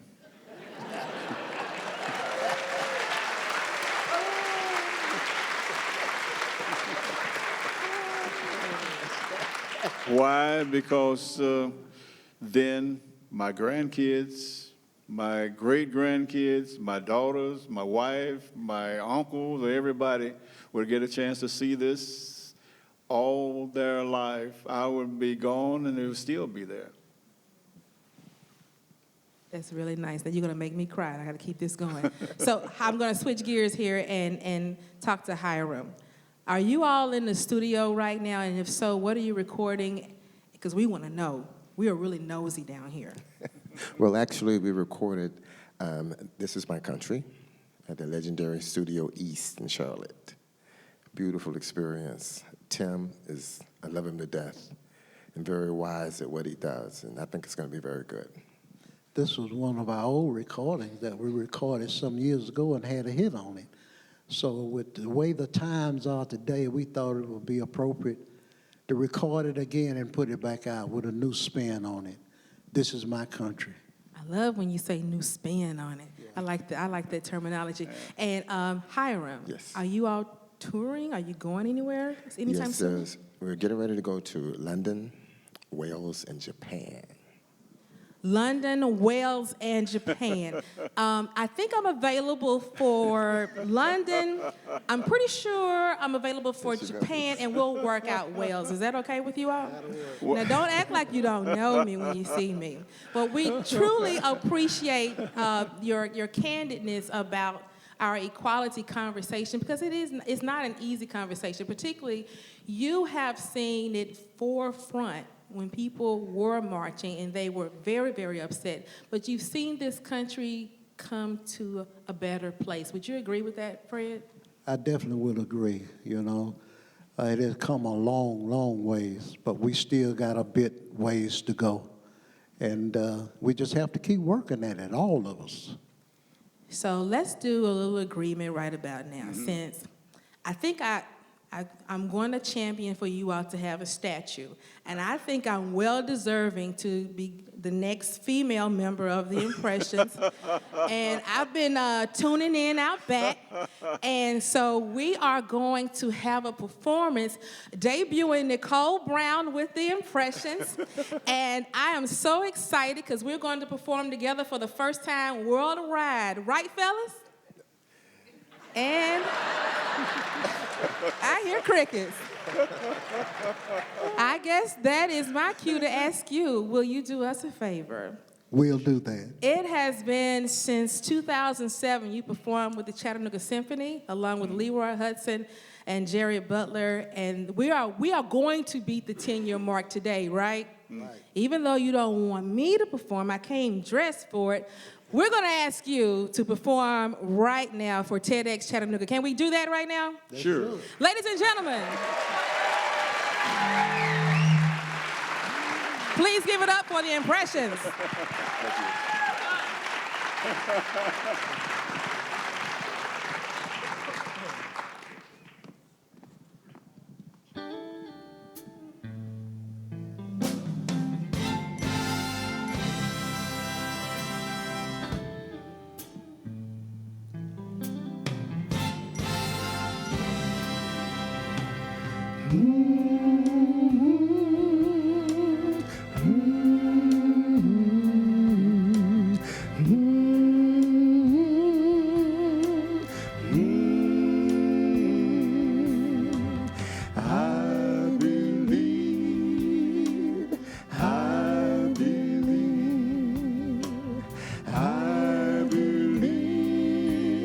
I do believe.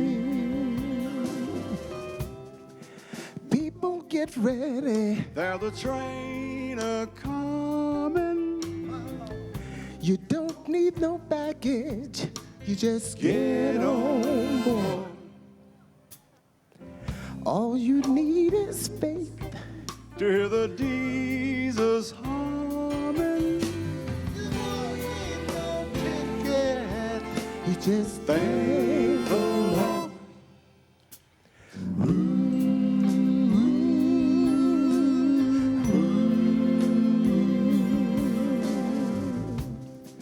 So people get ready for the train to Jordan, picking up passengers coast to coast. Faith is the key. Open the doors and board them, for there's no hiding place against the kingdom's throne.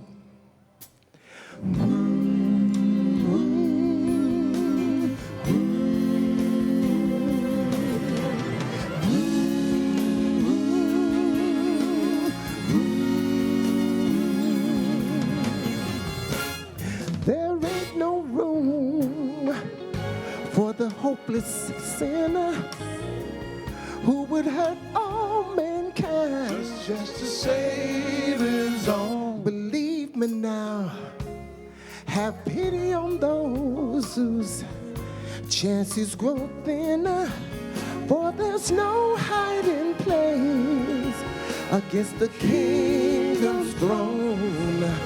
So people get ready, there's a train a-coming. You don't need no baggage, you just get on board. All you need is faith to hear the Jesus coming. You don't need no ticket. You know, to ride this train, you don't need a lot of money. Doesn't matter what kind of house you have, what kind of car you drive. Fellas, it doesn't matter how good your woman looks. Ladies, it doesn't matter how much money your man makes. To ride this train, you gotta learn how to love. First, love God. Then love self. And when you love yourself, you can love your friends with all your heart, body, mind, and soul. And when it's all said and done, you just look towards heaven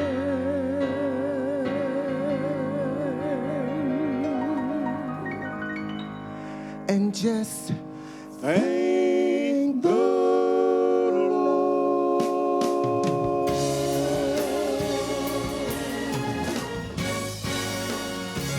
Thank you so much, ladies and gentlemen.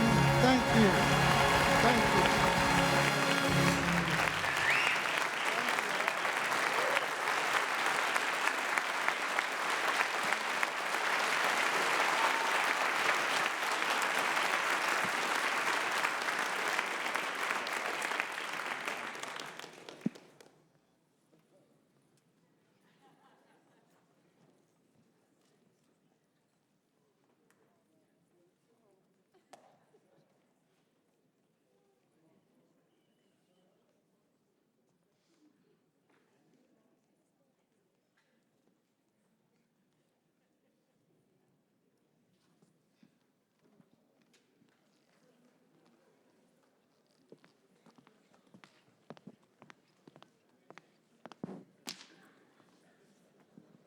That put you in a good mood, right? Amazing.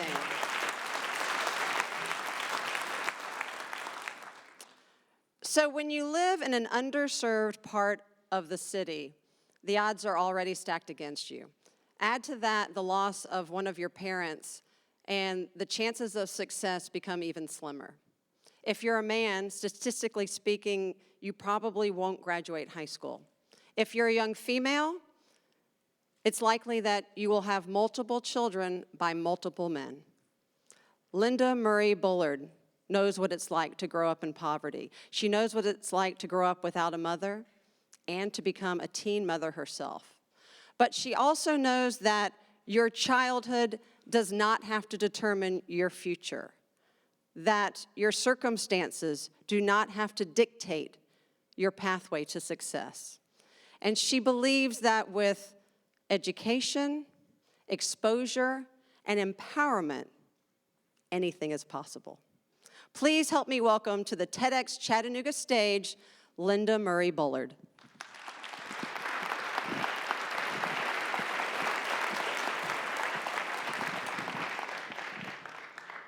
It might seem funny, it might seem crazy, but if you met me today, you would probably not be surprised to learn that I know exactly where my self-published autobiography in the U.S. Library of Congress.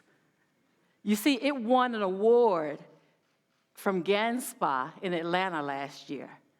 That would probably be because you may have said in one of the business sessions that I facilitate, or maybe you saw one of the motivational videos I've posted on social media.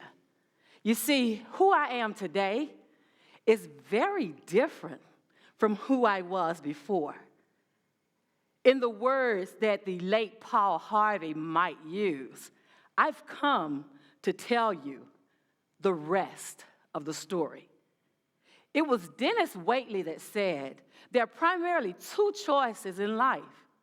One, to accept conditions as they exist, or to accept the responsibility for changing them. And if you understand the responsibility of those two choices, then you might be led to believe that to stay in dire circumstances is merely a matter of choice. However, my own life circumstances and my own life experiences have taught me it is impossible to understand and seek answers to questions you don't know exist. I come to you today to tell you about my life story. See, I remember that day. That day, that was the day that my life changed forever. It was Christmas Day, 1968. My dad came home and he said, my mother had died. You see, she was 33 years old, and she had succumbed to a diagnosis of double pneumonia and what was labeled back then as the Hong Kong flu epidemic. The CDC said over 33,000 Americans had died between September 1968 and March 1969. She was 33 years old, and she had been sick for over a month. He had just taken her to the emergency room a couple of nights before. Her death meant that he, a 50-year-old man who before was a truck driver who moved from place to place with no real roots anywhere, was responsible for 6 minor children, ages 9 through 14. I was the 9-year-old. He was a caregiver in that he was a provider. But now, he was responsible for our daily care.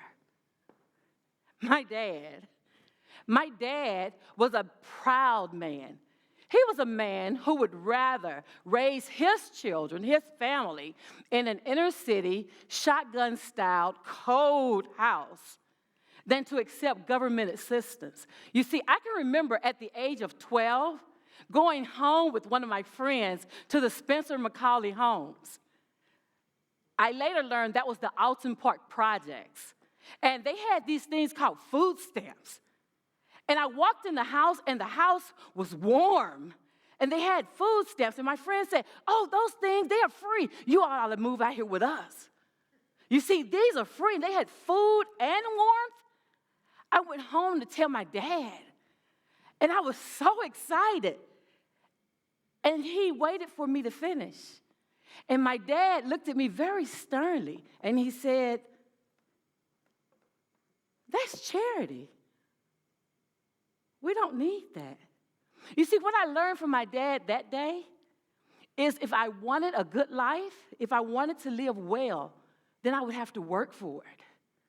My dad was my life coach in that my dad told me that if I went and bought 5 pounds of chicken and 5 pounds of potatoes, I could have a different tasting meal every night, even in the lean times. We talked about everything. We talked about cars and tools and where he had been and what he had done. You see, where I lived, most of the people were in rentals. There was less than 10 people that owned their homes. So there were no meetings about building wealth or home ownership. You see, when no one comes around to take an inner city kid outside of their neighborhood, they tend to grow up to dream about what they see and who they see. My dad, for all the conversations we had, the one conversation we didn't have was about me being a girl. Back then, men didn't have those type of conversations with their daughters. And so I didn't know how to be a girl. The closest we got to that conversation was at the age of 13 when I went to announce to him that I was pregnant. But my dad, he did the same thing he said the same thing he said when we were on our way to the cemetery to bury my mother. I looked at him with tears in my eyes and I said, what am I going to do? And he, trying to muster up enough reassurance for me and for him, said, we are going to make it. You see, from my dad, I learned that conversation, that he was my support system. And even when I messed up, that I could see past my circumstances if I was determined to see the other side.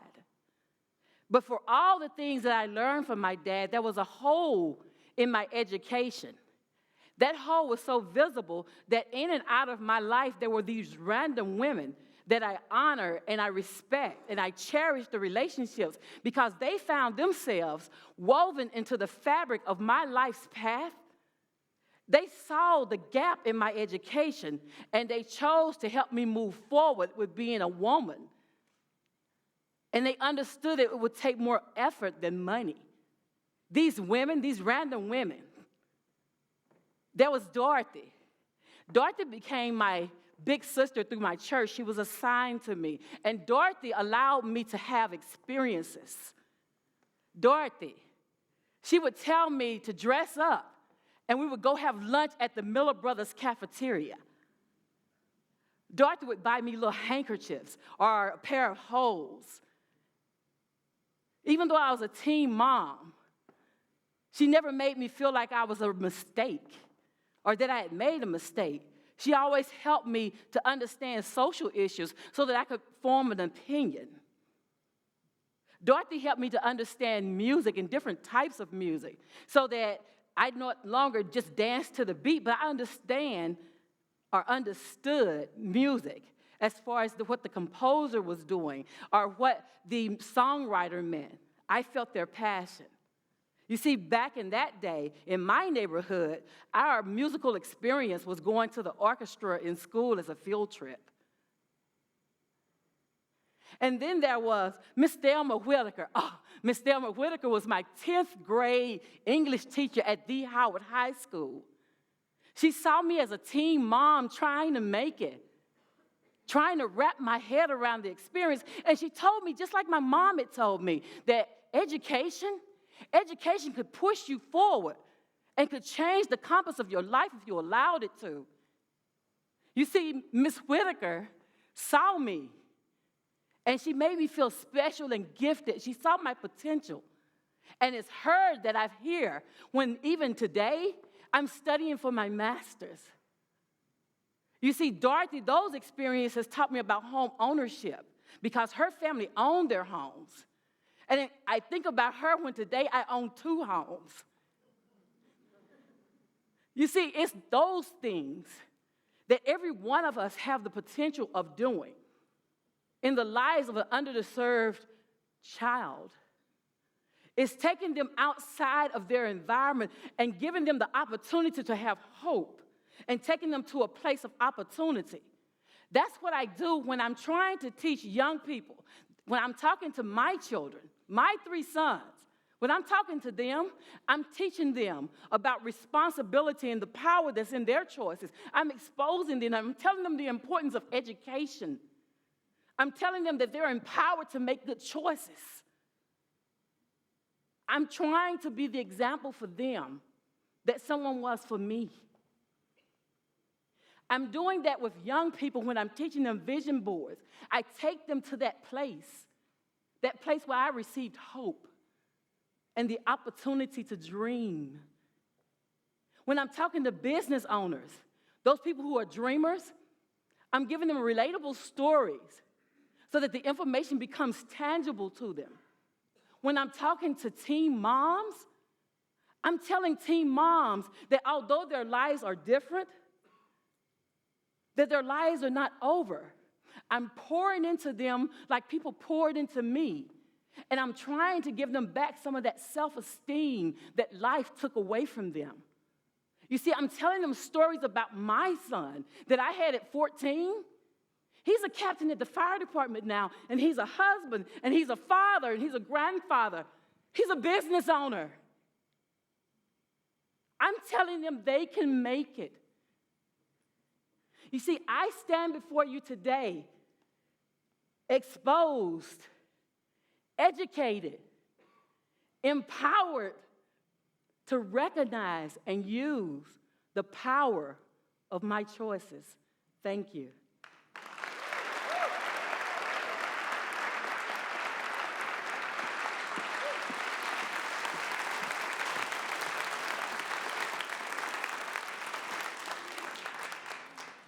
Our next, my tweet made it, look. Hey, Jessica, come here. Come here, look. My tweet made it too. Yeah. Sorry.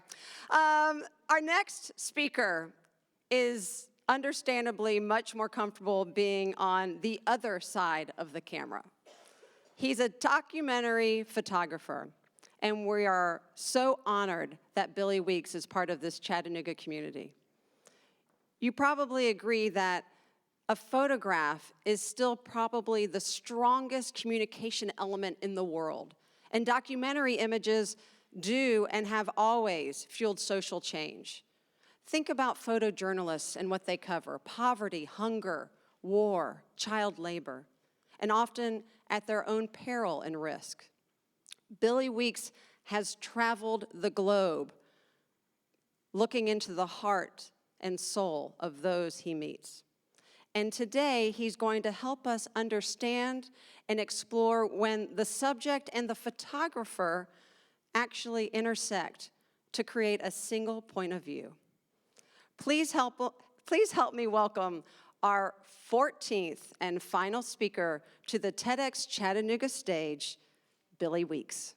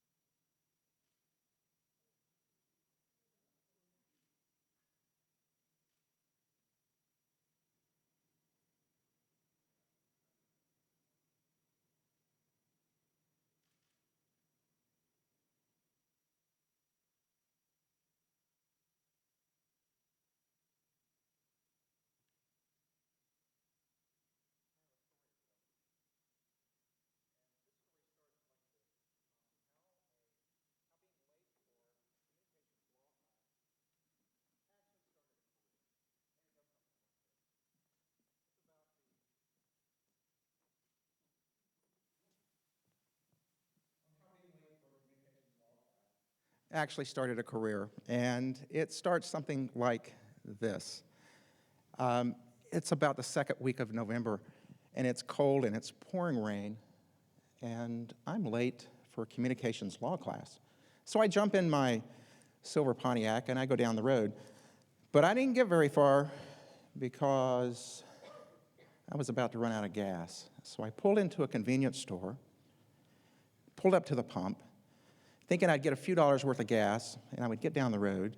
And then out of the corner of my eye, I saw something.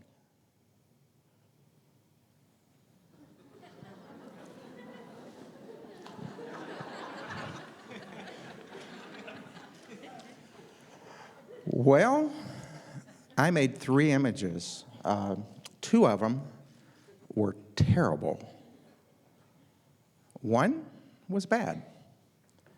So I took the bad image into the darkroom, and I made a print, worked on it for a long time. And at the encouragement of a friend of mine, I went down to the local newspaper, introduced myself to the city editor, and said, I made this photo today. Would you be interested in publishing it? So he looked at it, and then he looked at me, and then he looked at it again, and he smiled, and he said, yes. I learned something that day. I learned that I had a voice, and it was probably going to come in the way of photographs. So I got an internship, went to work at a newspaper, was driving down a long country road, thinking to myself that I should address all social issues with my camera because people would be interested in them. And as I'm driving down the road, the most asked question of mankind appeared in front of me.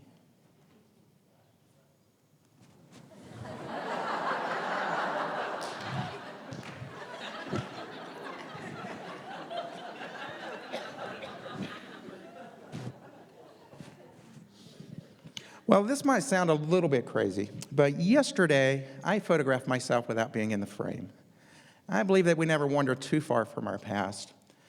This assumption's based on the famous quote by Ansel Adams, who said, there's 2 people in every photograph. For me, it's the subject and the photographer.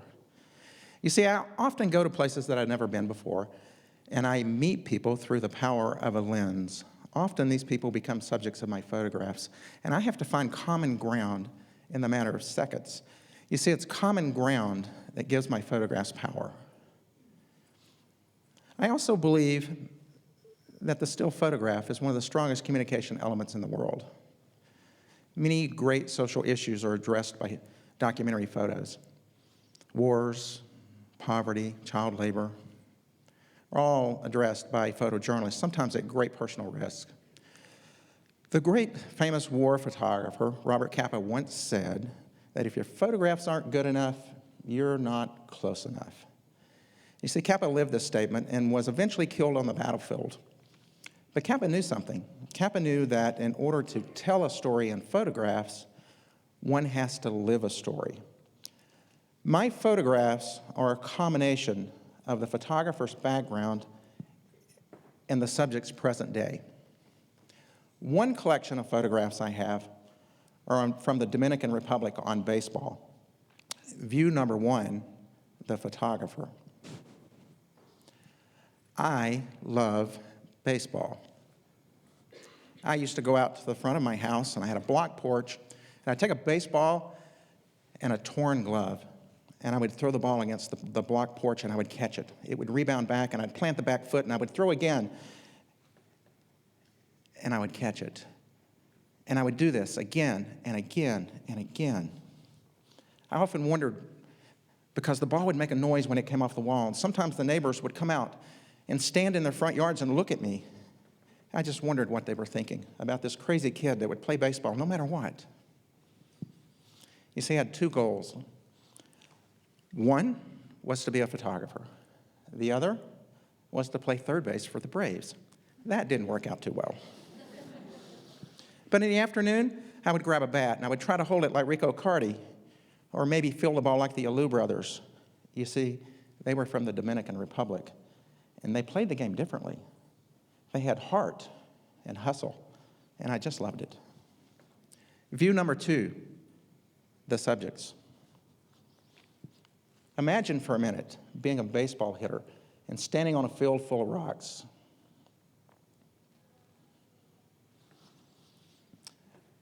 Every time the ball meets the bat, there's a thud.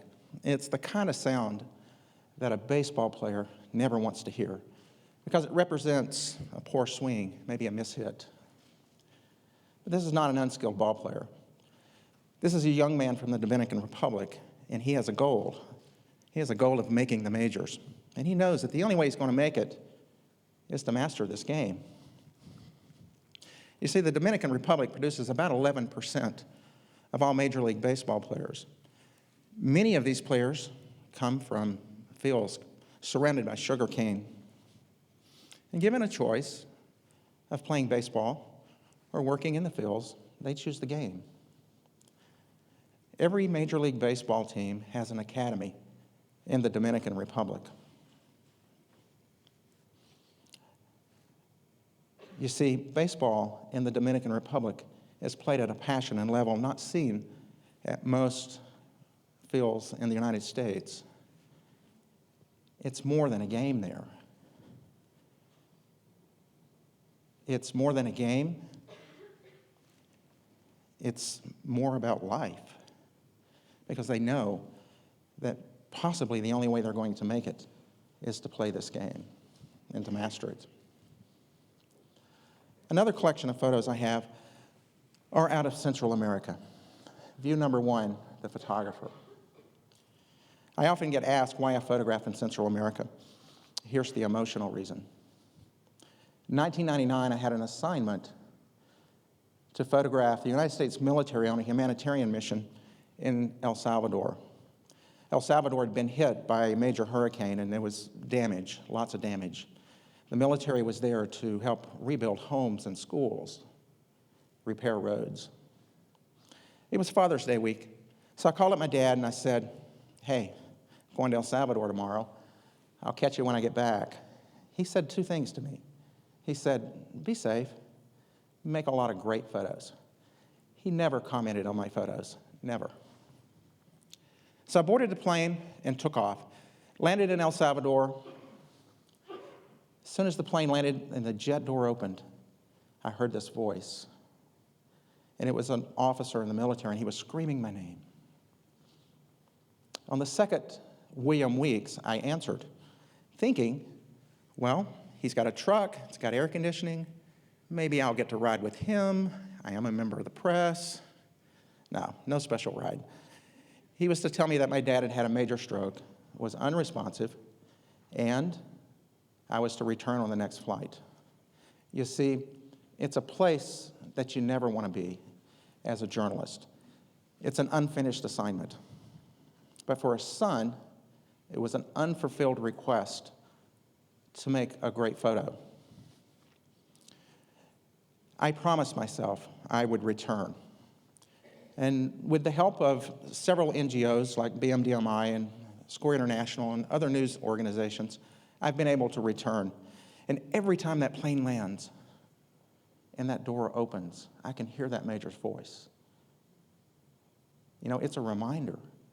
It's a reminder that every single image is important. Every assignment needs to be finished. View number 2, the subjects. In the 1980s, 5 countries in Central America came together to sign a peace agreement. The agreement was to end the wars of Central America and provide human rights for the people. You see, the wars of the 80s had killed thousands, and even more was displaced, many of them retreating to the mountains for safety. Many of them still live there today. You see, this project is simple. It focuses on the people, their environment, the quieter times. It's not a testament of war. It's not a document of death. It's a testament to the faith and family of the people in Central America. And when I look at these photos, it just stops me.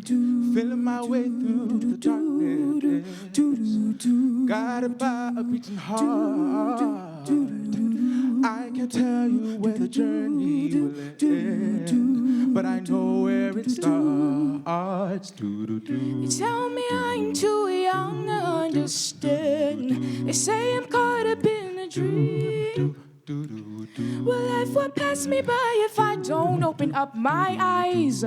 Well, that's fine by me. So wake me Up when it's all over, when I'm wiser and I'm older.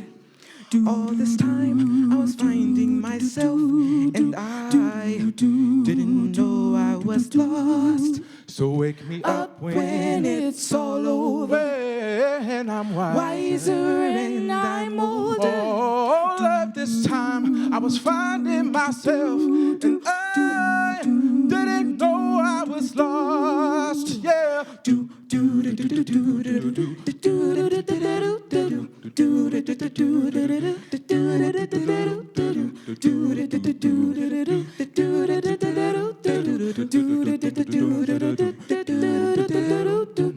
I tried carrying the weight of the world, but I only had 2 hands. Hope I get the chance to travel the world, but I don't have any plans. Wish that I could stay forever this young, not afraid to close my eyes. Life's a game made for everyone, and love is a prize. So wake me up when it's all over, when I'm wiser and I'm older. All this time I was finding myself, and I didn't know I was lost. So wake me up when it's all over, and I'm wiser and I'm older. All of this time I was finding myself, and I didn't know I was lost. Yeah, I didn't know I was lost. So wake me up. I didn't know I was lost. So wake me up. I didn't know I was lost. So wake me up. I didn't know I was lost. So wake me up when it's all over, when I'm wiser and I'm older. All this time I was finding myself, and I didn't know I was lost. Hey,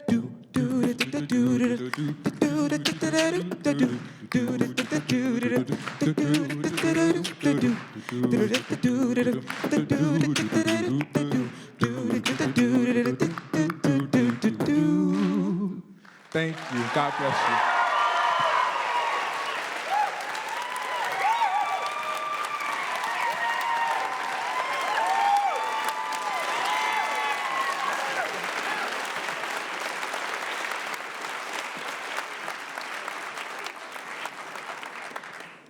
All right, did we deliver?